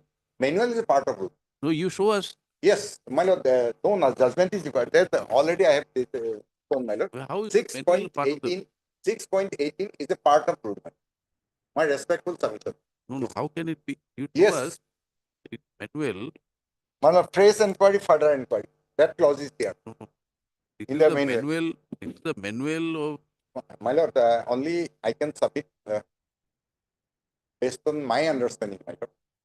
This is my understanding. no. Your understanding has to be accepted or rejected by us. Yes, that is So your understanding, your understanding, we'd like to accept, yes, provided it has a yes, supportive flow base.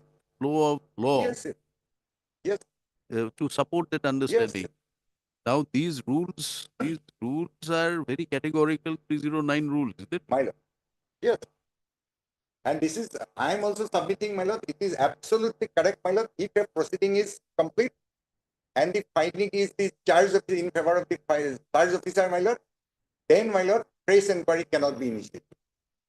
No, That I am wholly agree. No. What we want to know is these rules, the manual of departmental proceeding, is it a part of the rule? Yes, my lord. Absolutely. Because other procedural, all parts are here. This is my respectful submission, Is there any reference to that? my lord. For instance, if you come to, if you're holding this book, My lord. if you can come to page 450. 450 as regards, my lord. The discipline and appeal rules, if you are having this rule, you come to discipline and appeal rule, Right. rule number 29. Rule number, yes.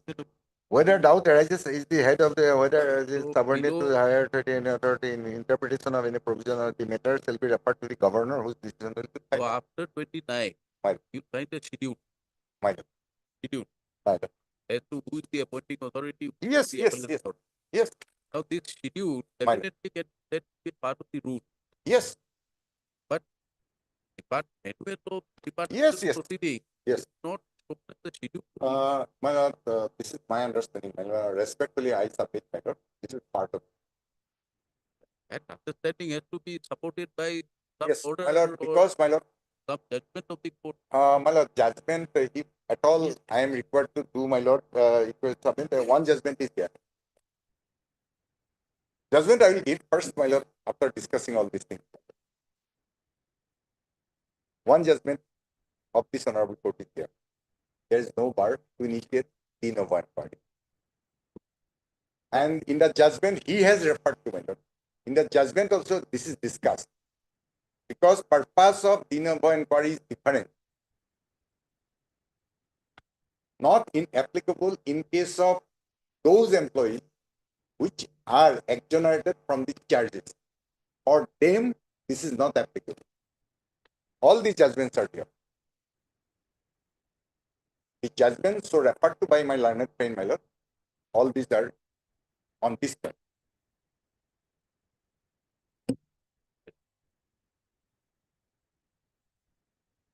Why don't you give us the judgment so that we can understand quickly? Yes. Because the question is the The question first judgment I have already discussed. He has referred to first one. is good. Yes, Vidyut Borgohain.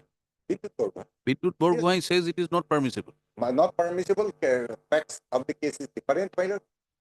Heck, see, your source of power is on the rules. Yes. The rules do not say that in a given set of facts, you Right. may be permitted, you may not be permitted. There is no ambiguity in the rule. My, as party, as already I have said, my lord, what I have understood, my lord. My lord, You can't understand anything more that is apparent from the rule. my lord. Your understanding has to flow from the rules. Right. The rules do not say that Yes, in a this given. is also part of rules, my lord. This is my categorical submission before lordship, my lord. When some charged officer is acquitted, my lord, from the charges, my lord, then this does not apply, No, but Vidyut is not about that. my lord. And the first one is entirely the charge leveled against the petitioner in the present case, my lord. Hmm. My lord, in the present case, the authority, the disciplinary authority did not agree to that. And that is why that was initiated, my lord. Second, the press inquiry. And Honorable Court interfered with. First day, even they came. When the order was issued.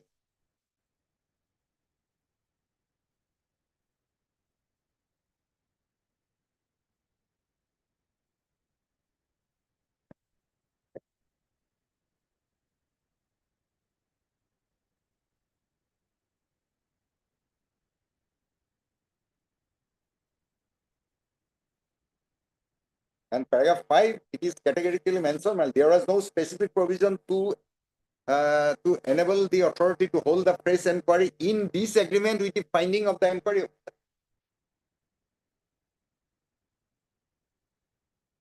And my lord, at the relevant time also, my lord, the provision of the manual was also not discussed, my lord.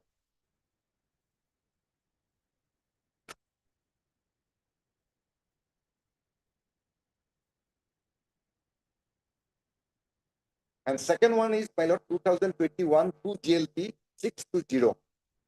Sonamoni Singh. Yes.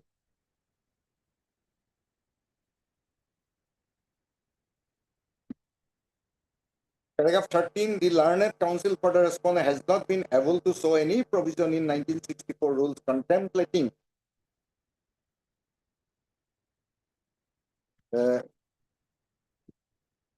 press or de novo inquiry by the appointing. You are reading from paragraph 13. Para 13. Right. Sonamoni single bench or Yes. DB? Yes, sir. Honorable Justice. Single bench. Yes, sir. Para. Yes. Number one. Or second thing, here also, my lord, the inquiry is not satisfied. The petitioner was exonerated. Inquiry was not satisfied. That is why disciplinary authority went ahead with a press inquiry, and that was interfered with. So what you are trying to submit is that the judgments pressed into service by the petitioner are no authorities to say that de novo or fresh inquiry is not permissible per se. You want to say that these judgments do not lay down any law. Number one. Second thing, my lord, Rule 9, it is clear, my lord, discipline and appeal Rule 9. When the authority, inquiry officer finds that the charge officer is no way connected with the charge, accordingly he is exonerated, then the disciplinary authority cannot go for the press inquiry. In all judgment, my lord, all these things were discussed. Yes.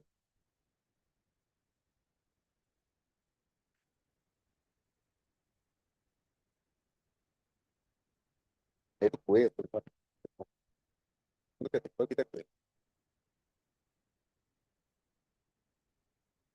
Yes. And my lord, WPC number, Honorable Justice Ujjwal Bhuiya's judgment was referred to, I think, 6666/2014. And yes.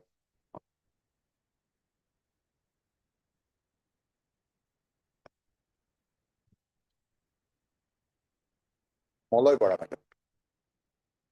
Here first I am referring to, my lord, that is paragraph 10, my lord. Your lordship kindly have a look at 10 first. Other paragraph I will refer. Mr. N. Datta, learned senior counsel of the petitioner, submits that the course of action adopted by the disciplinary authority is not permissible in the law. There is no provision for press inquiry under so-and-so appellant so-and-so. Reference to paragraph 618(1), the manual of department is totally misplaced. In this connection, learned senior has placed reliance so-and-so so-and-so. Now, my lord, court, Yes. yes. Now, paragraph 10, paragraph 19.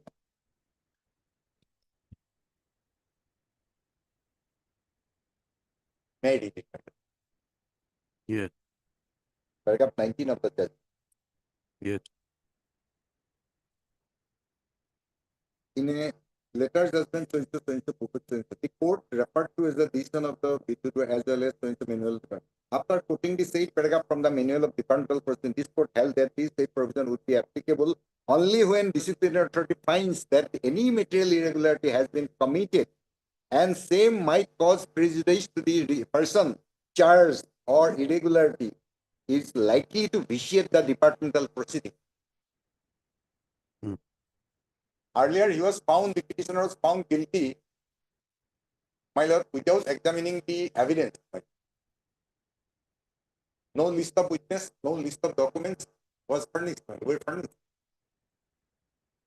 Thus, the said provision is intended to remove any prejudice caused to the government service against whom the departmental proceeding is initiated.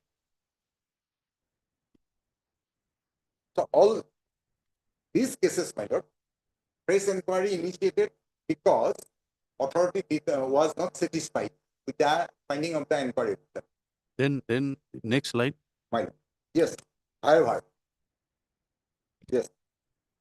However, even otherwise, it has been held that the provision cannot be override. Certainly, this because the after giving clearance to the charge officer as per the provision, my lord, he cannot be taken, my lord, again brought for the purpose of initiating a press inquiry.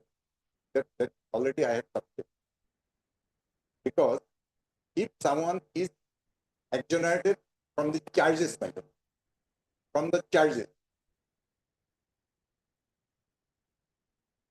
so for them, my lord, this clause is not applicable. Yeah.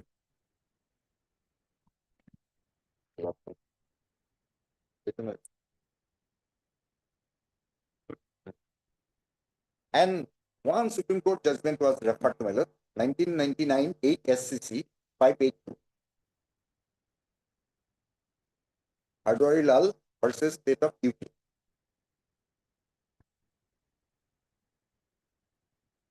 In this case, my lord,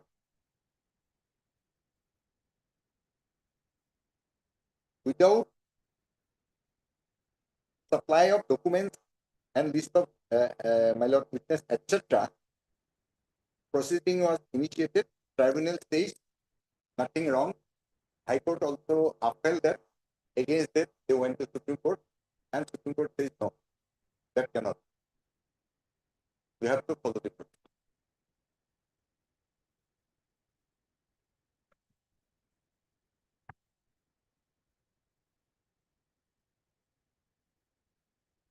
And our High Court judgment is one judgment is there. No, which judgment you referred? Now, last one is, my lord. Last one is Some State of UP judgment you referred? my lord. Yes, 1999 8 SCC 580. You should give a list of. No, that is their subject. No, you are referring to some judgment. Only one judgment. Now, last one. Okay. These judgment, my lord, my learned friend has subject. Okay. All these. Only UP one judgment I am referred to. UP judgment also. Yes, my lord. Because, my lord, without furnishing list of documents, list of witness, my lord, based on someone, my lord, the proceeding was initiated. Tribunal says, yes, no problem. Then High Court says, no problem. After the judgment of the tribunal, they went to the Supreme Court. Supreme Court says, no, the procedure adopted you is not proper. And that stays interpreted. Yeah. The UP Only judgment UP I'm now judgment referring is to. on the point of natural justice. Necessary. And my respectful submission is only we take due to give the natural justice, my lord, to the petitioner, ample opportunity, my lord, the de novo was initiated. And he participated, my lord. So what is the judgment you are referring to? Yes, yes. That my judgment is, my lord.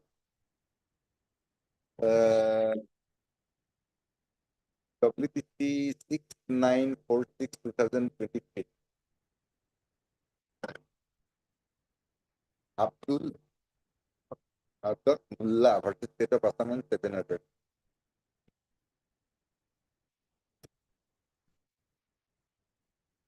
Yeah.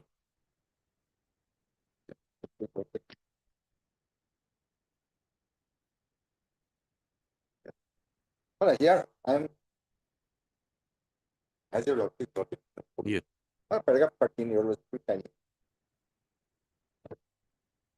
in the writ petition, the petitioner has also cited the case of Sunamani Singh. From the facts of the case, it appears that concerned disciplinary authority, who was not the inquiry officer, on receipt of the inquiry report, did not find it satisfactory, and therefore a de novo inquiry by a defined inquiry officer, which was held to be not sustainable. On facts of the present case, distinguishable because in this case, disciplinary authority had not ordered the de novo inquiry on non-satisfaction of the inquiry report, but it is on the basis of the written statement filed by the petitioner wherein it has expressed dissatisfaction in the manner in which inquiry was conducted, on which authorities deemed it appropriate to hold a de novo inquiry. Next matter. The provision of Section 9 of the Assam Service and Discipline Rules 1960 does not prescribe an absolute bar for the de novo inquiry to be ordered. Therefore, this case has to be examined on the basis of facts and circumstances of this. Yeah. What was the fact? Yes. In Vidyut Borgohain? It is Borgohain.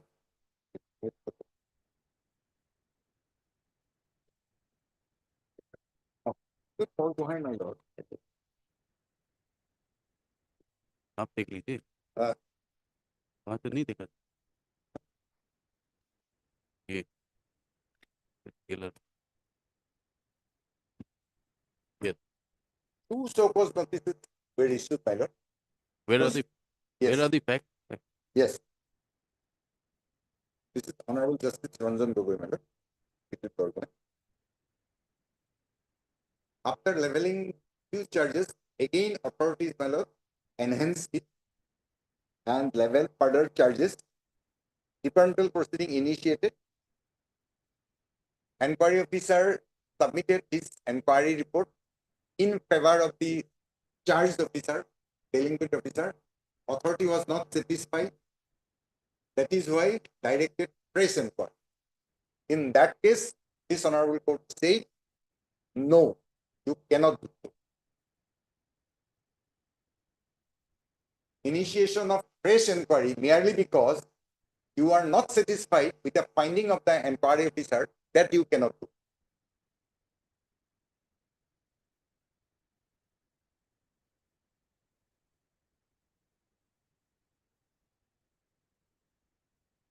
Yeah.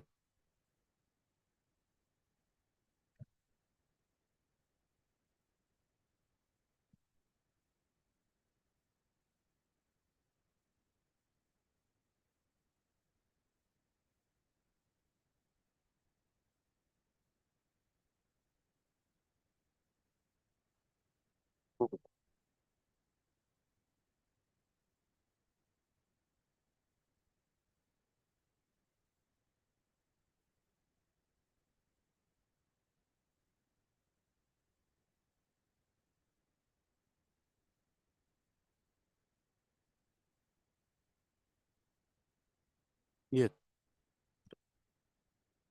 So am I clear, madam? I think I keep it. Yes. So subject to what my learned friend says more, my lord, I can, otherwise, my lord, I have attended all the issues he raised. Yes. He says something more, my lord. I can attend it.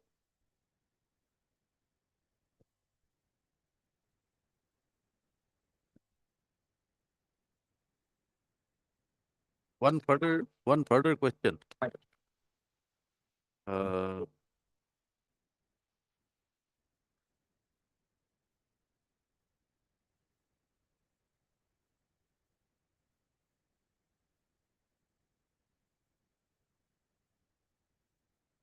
the show cause notice was issued by the secretary.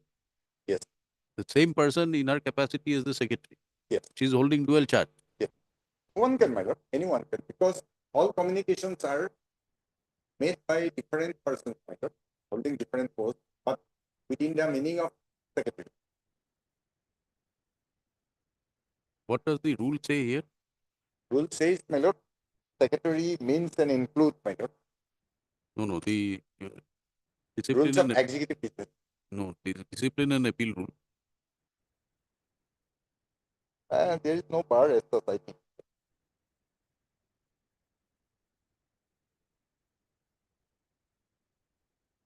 Petitioner was waiting to get favor for a long time.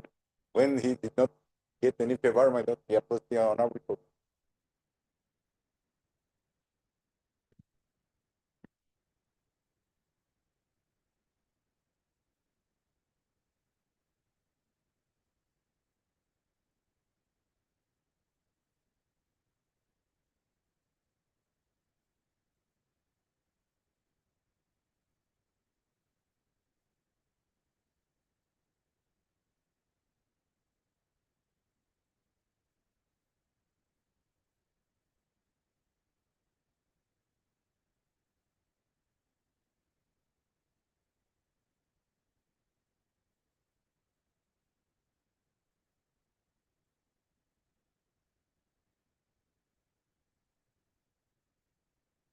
What do your records say in respect of these?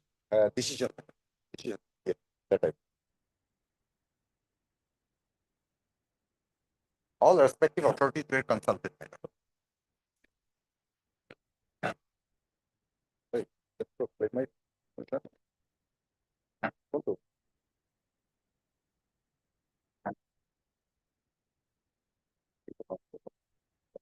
Yeah.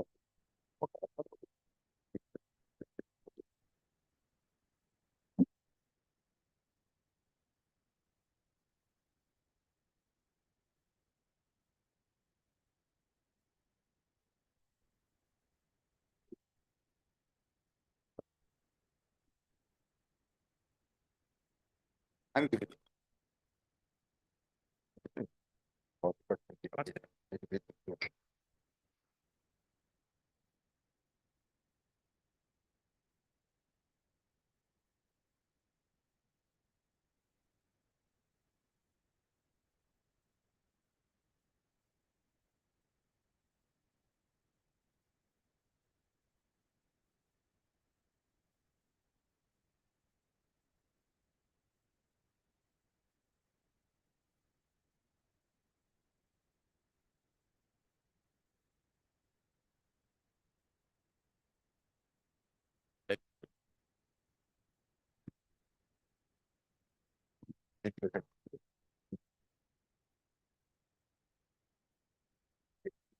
Mark it.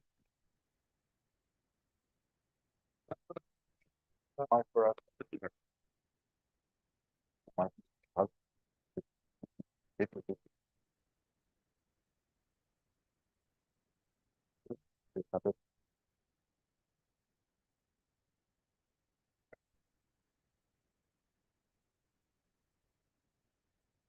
All respective authorities were consulted.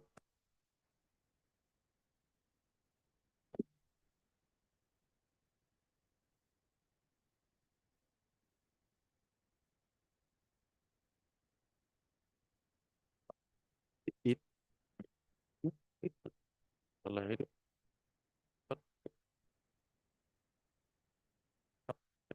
Yeah.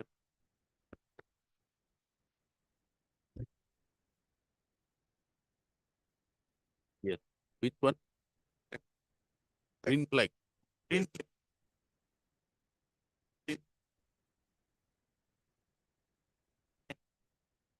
Legal remembrance, sir, opinion on.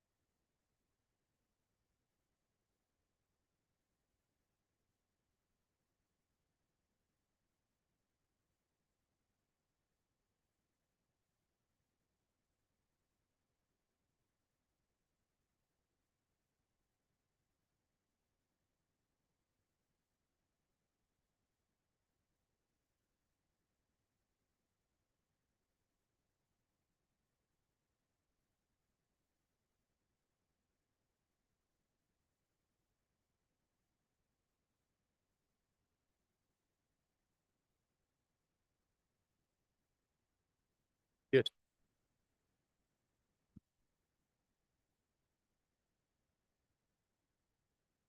All right.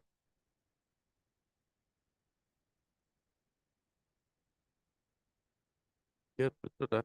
Yes, but I'll just refresh your lordship with the fact, my lord. Uh, the first focus notice, page 65. Yes.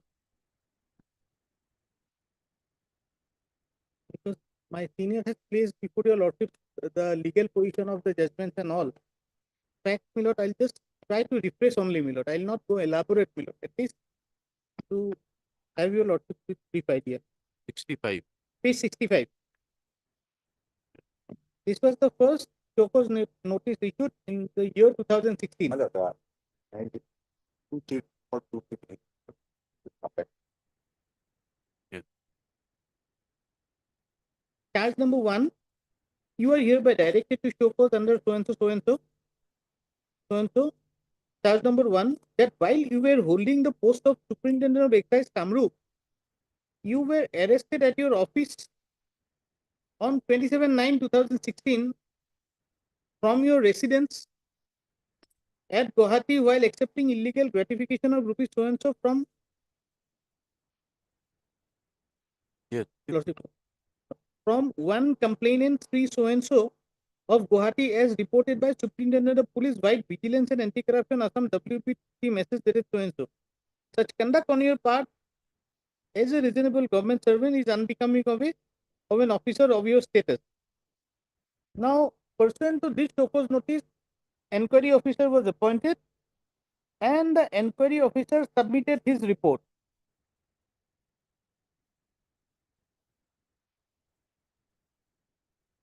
The petitioner, my lord, responded to the Chocos notice and the report of the enquiry officer, my lord, will find page 76.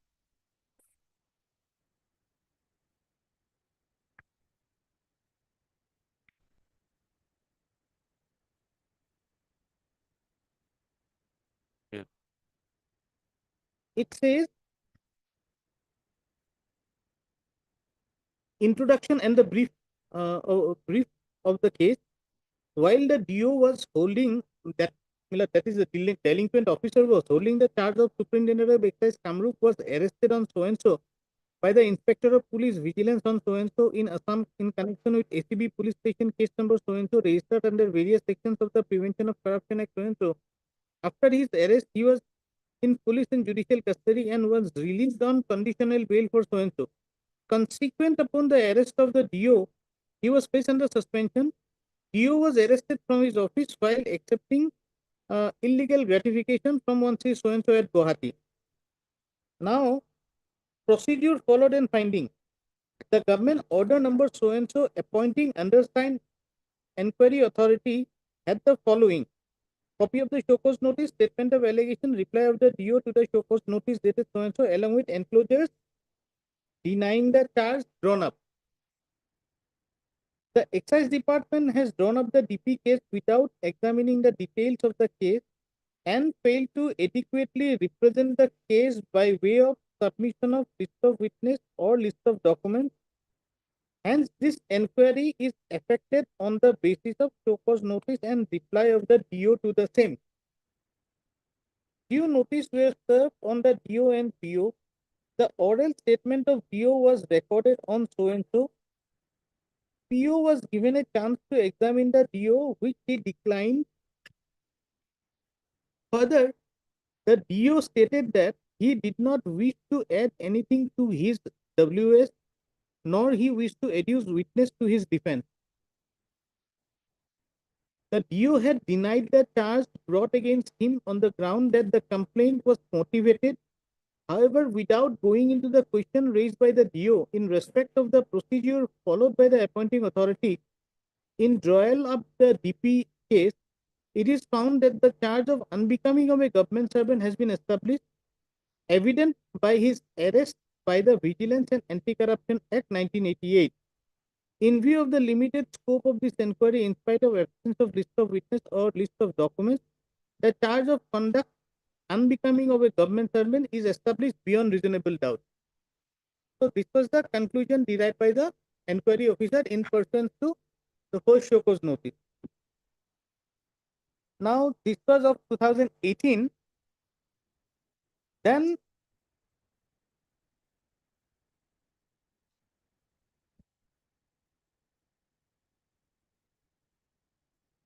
on 8/9/2020, page 124, the decision came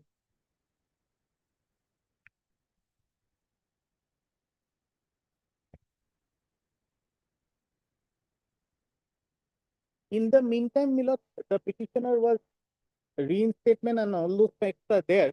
He was reinstated, then he joined in Dima Hasa. Then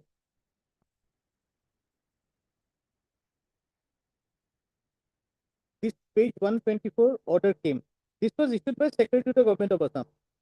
Whereas an inquiry under Rule 9 of Assam Service Discipline Appeal Rules was held with respect of the charge framed by show cause notice dated so and so against the so and so Superintendent of Excise under an order of transfer.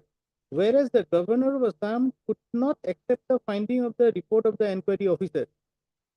Whereas the Governor of Assam considered that a de novo inquiry is needed to be initiated and an inquiry officer should be appointed to inquire into the charges framed against the so and so. Now, therefore, the Governor of Assam, in exercise of power conferred by Sub-Rule 4 of Rule 9 of Assam Service Rules 1964, hereby appoints the so and so, Srimati so and so, Secretary to the Government of Assam Excise Department as inquiry officer to inquire into the charges framed against the so and so Superintendent of Excise. In exercise of power conferred under Sub-Rule 5 of Rule 9, the Governor of Assam is further pleased to nominate so and so as presenting officer to present the case before the inquiry officer. So what it provided, this order, de novo inquiry is need to be initiated because the disciplinary authority was not satisfied with the inquiry officer's report. That was the conclusion. And Srimati Aloka Goswami was appointed as the inquiry officer. What should have been the consequences of this? Even assuming on the face of it that it is correct, fine, the government can take a decision. The inquiry officer should have proceeded with the inquiry.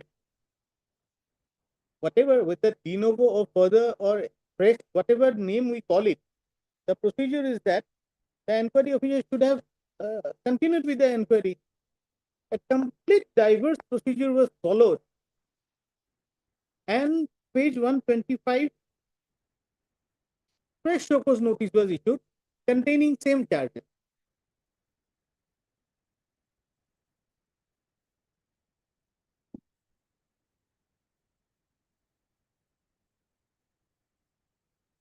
Absolutely identical charge. Which page is it? Page 125. Now, the submission that has been made by my senior, that anybody, secretary, additional secretary, joint secretary, chief secretary, all are same. So anybody can issue a charge sheet. Now, even assuming that argument to be correct, what will happen when the secretary appointed you as an inquiry officer for this particular case? You may be a secretary, you may be a joint secretary, you may be an assistant, or you may be an additional secretary. But for this particular case, you are an inquiry officer, irrespective of your designation. And it is a settled law that an inquiry officer, my lord, cannot initiate a disciplinary proceeding. Page 125, replica of the earlier charges were replica of the earlier allegation, and inquiry officer acting as a disciplinary authority issued the show cause notice.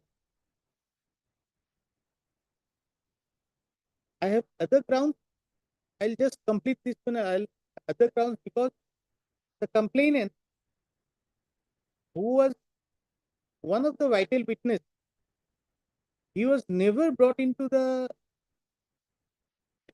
purview of the entire inquiry. If you don't examine the complainant, how you are going to prove the allegations against me? Because you don't have any proof that I demanded. And my categorical case since beginning was that the complainant came to my house, trust the money, left away. I ran behind him. In that moment, police arrested. The witness. Let anybody come to your house, trust money can run. Lord, I am not asking your Lordship to believe. Lordship may not believe. Lordship may not believe, but this is the facts which I stated from the very beginning, from the bail itself. When I asked for bail, in the bail What out. has happened to the appellate court? Sorry, my lord. After inquiry, what report was given by disciplinary authority? Inquiry officer submitted. Inquiry officer submitted against you, upholding the charge. Holding the In the second case, in the second inquiry. Second. Yes, my lord. I'll just take your lordship to the finding of the second inquiry. Page 188. Second inquiry, my lord, if your lordship considers the relevant evidence, it will come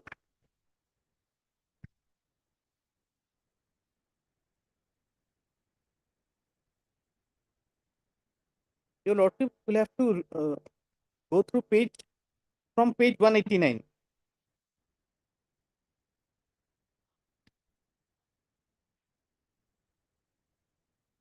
And the most crucial evidence that came up upon cross-examination is the Lakshminandan Borua. He deposed, my lord, page 190. During cross-examination, Sri Lakshminarayan Borua stated that the Vigilance and Anti-Corruption Department had no evidence that the accused demanded rupees 5 lakh. He further stated that other than the complainant, no else saw the handling and taking over of money. Page 190 of the enquiry report. Yes. Yes. So it was there were relevant evidence before the enquiry officer that there was no demand of money. Even witnesses said that there is no material. Mere saying in the alleging in the charge sheet that he demanded and accepted will not lead to a proof of the fact whether he demanded or not. Here during the course of inquiry, during cross-examination, Yes. it came to light that before the Vigilance and Anti-Corruption Department, there is no evidence that I demanded money. Now, what finally held, page 191, the enquiry officer recorded finding. From the materials on record and from the cross-examination of PWs, it appears that except the complainant, no one else was witness to the demand of gratification from the complainant so and so, and also nobody except the complainant was the witness to handling and taking over of the money. This was not my fact. This was conclusion derived by the enquiry officer that only the complainant saw. So whatever evidence is there, it will be on the part of the complainant. And interestingly, the complainant was never part of the entire inquiry. In that event, on what basis? Because if I have demanded money and accepted money, your mere allegation in the charge sheet that Sri so-and-so demanded and accepted so-and-so rupees will not be conclusive proof. It was allegation only. There has to be relevant evidence. Oh, appeal after that. Disciplinary. No, in the meantime, the dismissal order came. Did not appeal again. No, my lord. Thereafter, I challenged because I challenged the de novo order in the first. As because there was no stay granted, the DP continued, the dismissal came, then I immediately approached. First case, challenge. No challenge of de novo. In the first case, there is no challenge of de novo. No, that is why the first case was filed, my lord. What is first case is 64 5058. Till filing of enquiry report. 5058. Yes. Till filing of enquiry report. 505.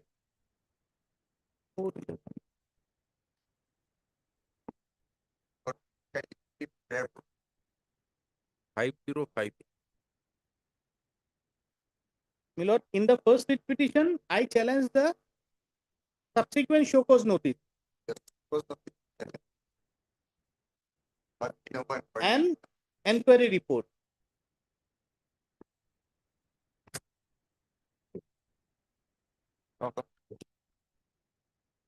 Look, it will not be a bar for me because at that point of time the fresh show cause notice came and the enquiry report came. That was challenged. When the penalty order was issued, I am entitled. Yes, I am entitled to take as many grounds I have to challenge that decision. It will not operate as a bar upon me that you cannot take this ground. So, page 191, my lord, it was the finding recorded by the enquiry officer that no one else except the complainant who saw. Now, the application for IMFL on license of the complainant was rejected by the DO and the same was communicated to the higher authority. In this regard, it need to be mentioned that once an application for bar license is rejected by an officer, the concerned officer is not empowered to review the same. This is the finding of the inquiry officer, my lord. Dada. So this was the finding of the inquiry officer. So that's why I am repeatedly saying or making submission before your lordship to believe my story.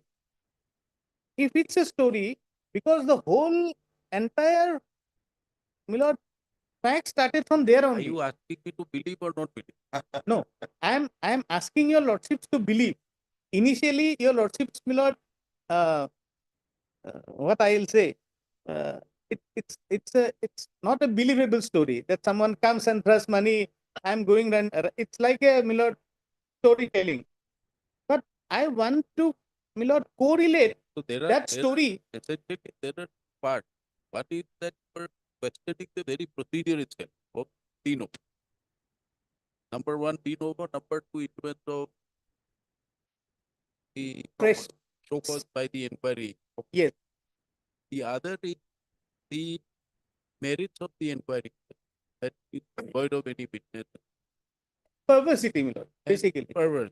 And Yes. third is, of course, the punishment. Because All right, we'll continue. We'll continue tomorrow tomorrow, after end of part one. fine. After end of part one. We'll continue.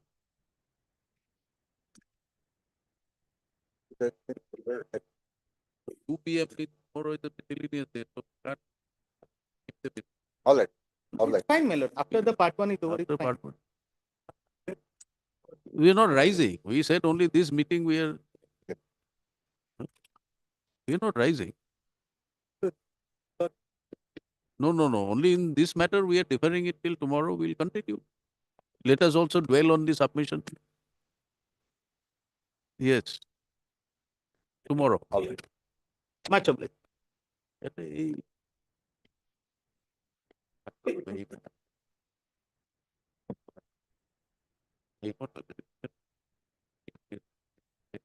Okay, my lord, he was my lord direct. Only to my lord, but get the information, instruction, whether in DP was conducted. Yes. Lordship, I was asked to obtain instruction, Lordship. What actually happened after issuing the show cause, Lordship? Lordship, I have received communication from the director, Lordship.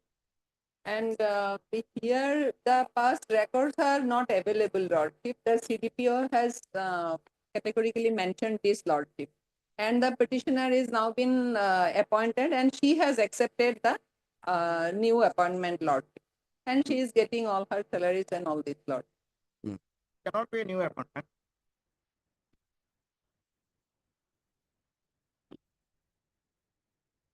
What are you challenging here?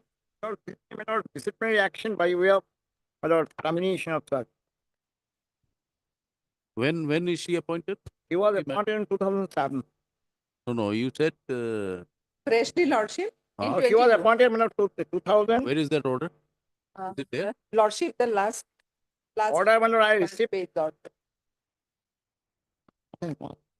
I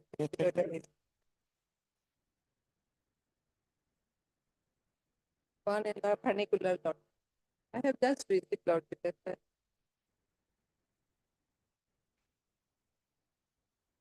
And her acceptance letter is also there, Lord. You have accepted it. Yes, Lord. Accepted, my lord. Lordship will appreciate. My lord, I was, my lord, terminated from service. My lord, in view of a disciplinary action. No, in the Then absence there of is a records, stay what order. is to be done now? In the absence of records, how My does one find out what are the infirmities? My lord, if record doesn't show, my lord, Lordship will set aside this order. Why? Otherwise, my lord, I will be deprived of getting my salary, my lord. There is Salary nothing, she is there is getting, nothing there in Lordship. your Salary is acceptance getting, letter. my Lordship. No, salary is getting from the date of fresh appointment. There is nothing there in your acceptance letter that Yes, you are joining Lordship. it under Yes. protest or anything like that. Lordship, appreciate. When stay order was granted, there was an order passed by the court to release her salary. Hmm. Therefore, my lord, so far as my lord, my salary for during that period is concerned, had it been a my lord, fresh appointment, then question would be otherwise. Once I was, my lord, put out of service in view of a disciplinary action, and that was stayed by the court.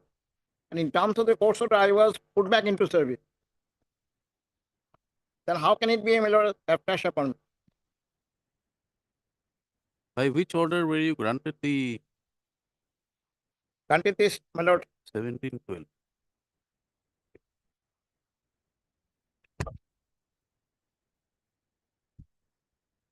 Only the impugned order was, Lordship, there was a direction. Suspended.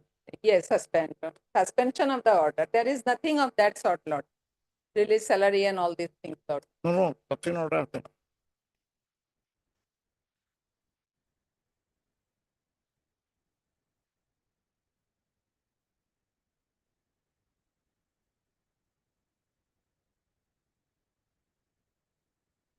Order, 17.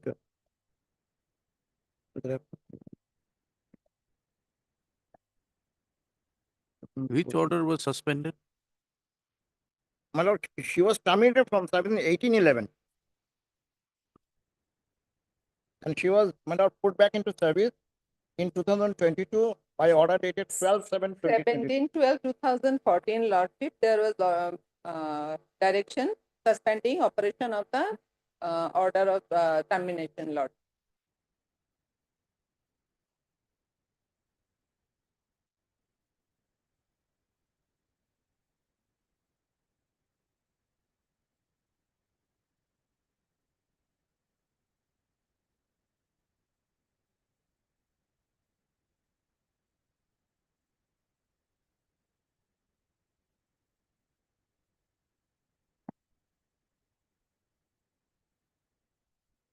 Now from 1711, My lord. were you getting your salary? Yes, I'm not getting a salary. They are paying my salary on the date of subsequent appointment. No. On 1712, My lord. there was an interim order. My lord. When the interim order was passed, were you working there? Yes. From that day, she has been working. Huh? From 17/12/2024, by virtue of this order, she was put back into service. So she's been working. She was working. She was not paid any salary. Salary is being What paid is from the date evidence of to show that she was working? subsequent order. Subsequent order was issued, my lord, on 12/7/2022. Do you have any records to show that you are working there, attendance register, lessons or anything Yes, like that? I can, my lord. I can, my lord. Give me some time. No, we don't intend to give you time. 2014 matter. My lord, Lordship has put this question right now, my lord. That is the question you are expected to anticipate. Oh, If you are claiming that you are in service. Other days, my lord, Lordship was, my lord, about to allow the writ petition.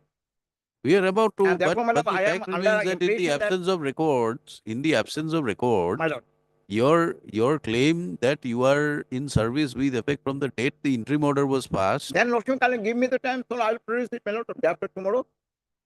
Day after tomorrow. Yes. Or Friday, my lord. No, day after. My lord, I'll try my best, my lord, to collect. My lord. No, you collect it day after tomorrow. Respondents, you get whatever records are there.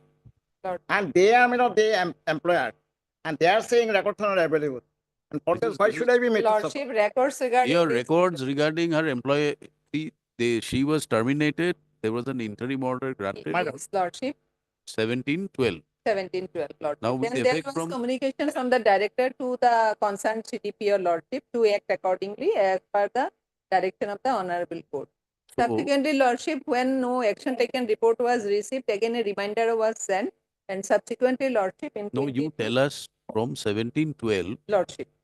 whether she was in service, and if she was in service, whether her salary was Yes, paid. Lordship. That's the only information we Lordship, want. I said. We'll have it on day after. Day after. But I can ensure your Lordship, my lord, to collect the information If not, Lordship will accommodate.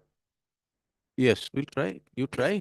Yes, List again on 22nd.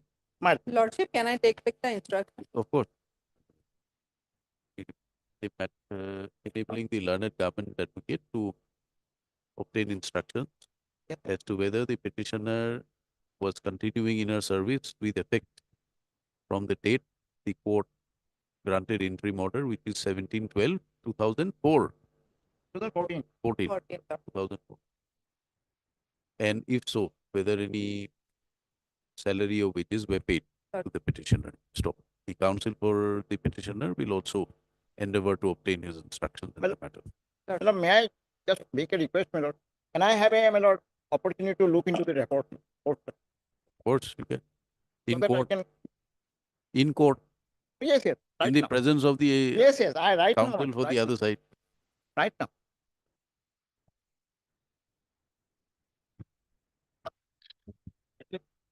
Deeply obliged, Lordship.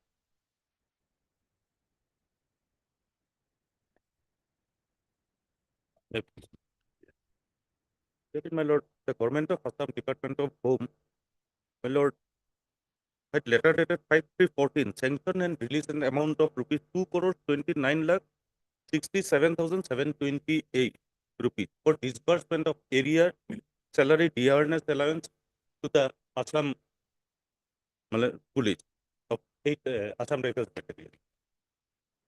Accordingly, my lord, 8 persons were given responsibility for disbursement of that. And already, my lord, heard something Who is for the respondent? on the last petition. Lord,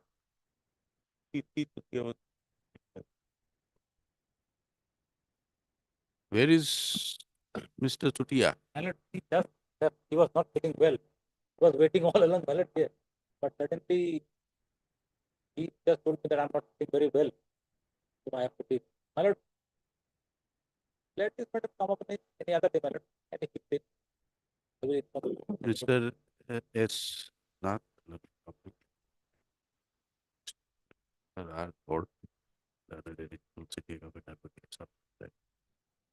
Mr. T.C. Chutia, regional city government advocate, representing the state in the matter. Not available in court. His behalf, request is made to adjourn the matter. Please take it next week. My lord, 127.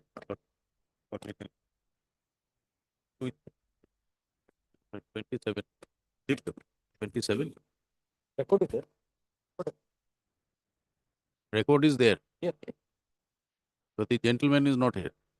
He's left the record in the court. No, my lord, the panel advocate will take it. Yes, sir.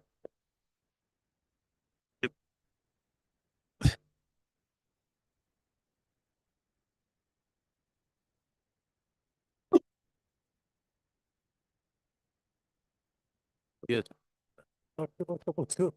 All the order today. This was fixed for one passing of order today. Okay.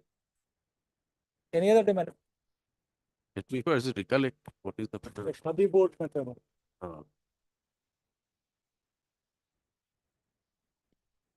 Well, impugn order, if your lordship looks into. Okay. Impugn order is at page 53. Rest of the matter, because in view of that judgment matter. 53. I've given a, my lord, synopsis. You have given it. Yes, yes. Only that impugn order, if your lordship takes it to consideration. Page 53. This is an order, my lord. First part goes because of the, my lord, notification was withdrawn. Page 53. Yes. Regarding the benefit of the 7th Finance Commission. First part, your lordship will say, in the matter, it may be recalled that this is pursuant to the High Court order. Earlier High Court order, this court has passed an order for finalization of it. And they were getting, my lord, all the benefits of the ROP since Now, first part, your lordship will kindly see, last third paragraph. Finance department have no objection to the cabinet memorandum for revision of pay. As your lordship got. Page 50. 53, yes. Third paragraph. Hmm. Finance department have no objection to the cabinet memorandum for revision of pay scale to the employees of Khadi board as proposed by the department, subject to the following. Number one, that this notification, 17/1/2018 notification. This is a notification regarding that. This notification you all got it at page 62. This notification is first sentence, my lord. It is in respect of the state level public enterprise. As your lordship got it. Yes. Now page 30, if your lordship looks into. Page 30. You have been not declared to be a public enterprise. Yes, we are not, we are taken out of it. Then thereafter, my lord, they have paid the benefit of the ROP 6, my lord, and in the year 2010. Now the thing. Now again, my lord. So the fund is available. Hello? Fund is available. Fund is available, but sanction is not granted. Yes. And I have given one judgment saying that, my lord, Odisha board, where, my lord, Bihar board is also quoted. And second, my lord, your lordship will kindly see, if your lordship takes into consideration that famous case, my lord, 1978 1 SCC, Mohendra Hill case, your lordship, they cannot go beyond the order passed at page 15. Now, second, your lordship will kindly see, no post would be newly created in Assam Khadi board. There is no problem to that. Assam Khadi and Village Industries Board will bear the entire finance. Entire finance is met by the finance through the budget. Government has been paying everything through the budget, and that your lordship will get it, the CO's letter. Now, last your lordship will can say, the above decision of the finance departments were communicated to and so white letter dated 2000. Subsequently, a board request and Honorable High Court order dated so and so, the matter was again taken up on so and so by this department with the finance department, to which the finance department says so. So, as per report of it, now they are saying the accounts is not clear. This is what they say. Accounts is clear, my lord, that your lordship will get it at page 63, 64, and 58. Up to date account, it has been audited. In my small note I have given. It says, my lord, last paragraph, it has been further learned that up to date audit has not been conducted. That is not correct, my lord. Up to date All right. audit We'll close pass orders on Friday. obliged. Friday.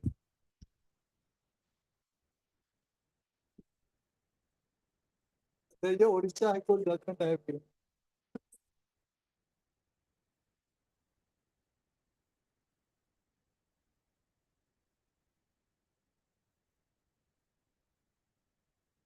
Diploma.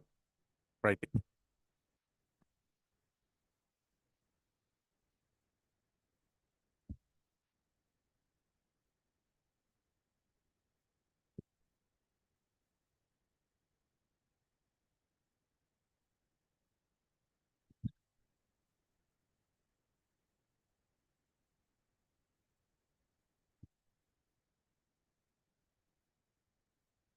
It will take some time. Let document fix any other date document. So it may come in the order column, Milord, because review petition. 2nd of June. Based on 2nd of June. No, in order column, Milord.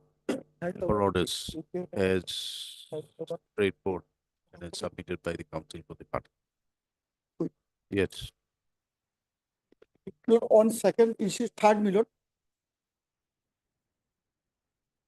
4th of June.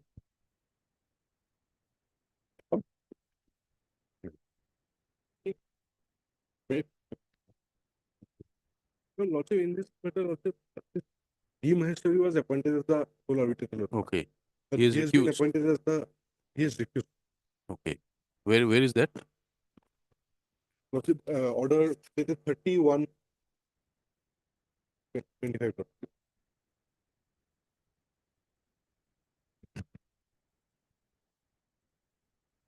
31. One.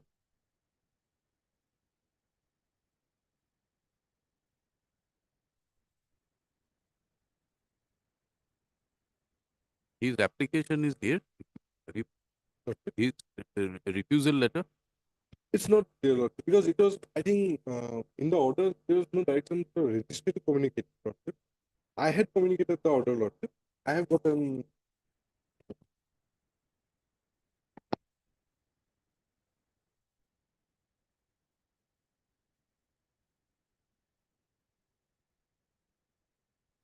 It was mail, Lord.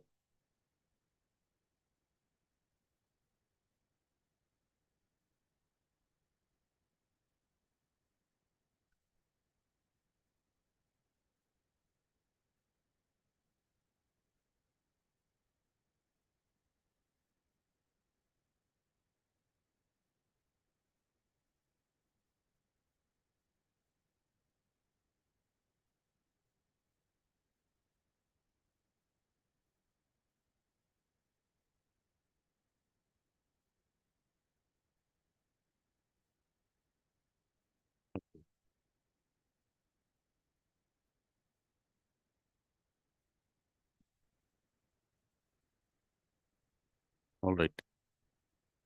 Now, Same order, Lordship, any other arbitrage, Lordship, please.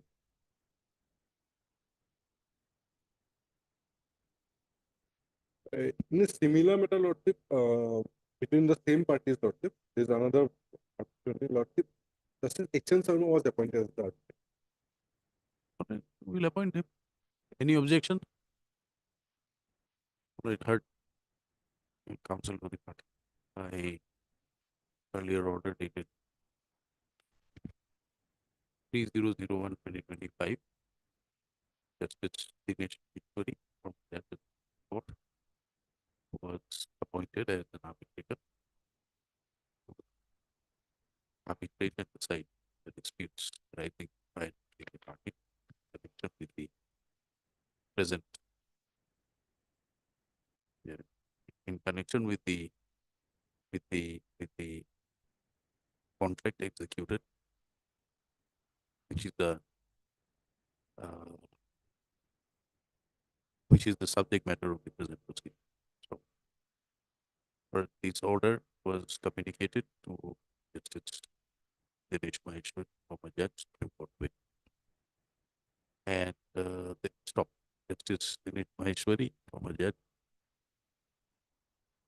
The office of Justice Dinesh Maheshwari from a judge has replied to the communication received from the counsel for the petitioner by email dated 27th April 2025.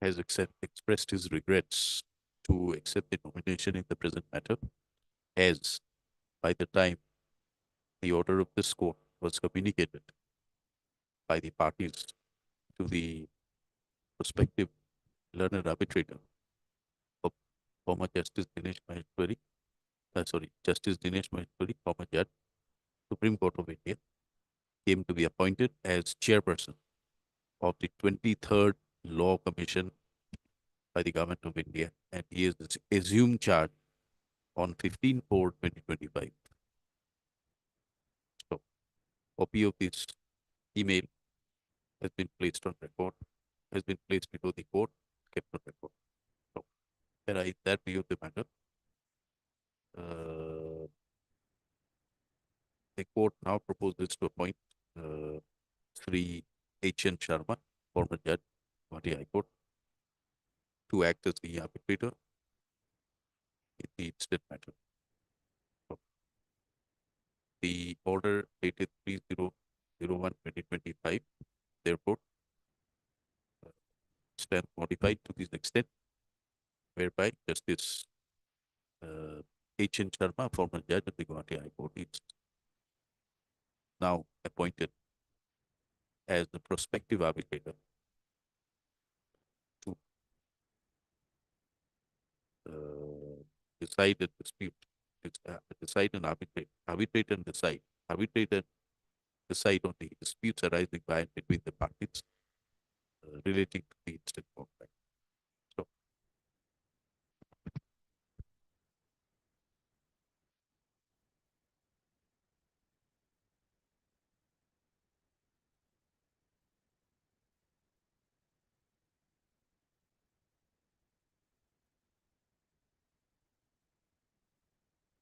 copy of this order be furnished by the parties as well as by the registry of this court before Justice H.N. Sharma, former judge of the Guwahati High Court. Stop the appointment, the appointment made to the prospective arbitrator will be confirmed upon receipt of the written declaration received from the from Justice H.N. Sharma, former judge of Guwahati High Court, as is required under Section 12 of the Arbitration and Conciliation Act. Copy of this order be marked to be a copy of this order be communicated by the registry to Justice H.N. Sharma, former judge of the Guwahati High Court. The matter be listed again on 13th of June. 13th of June. Thank you.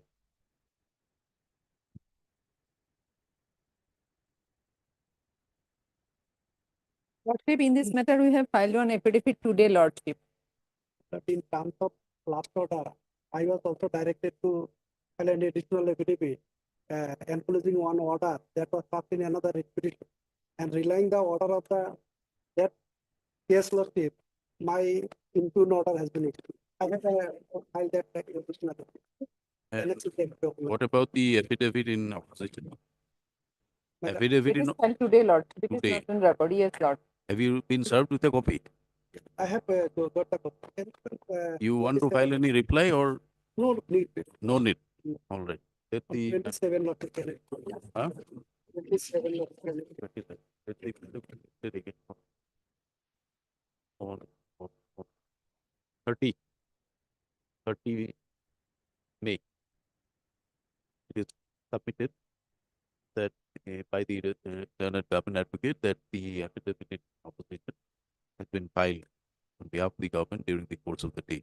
So, that affidavit be connected to the case record by the registry based on 30. There is on hearing. Why? Okay, Lord. Then it has to what a hearing day.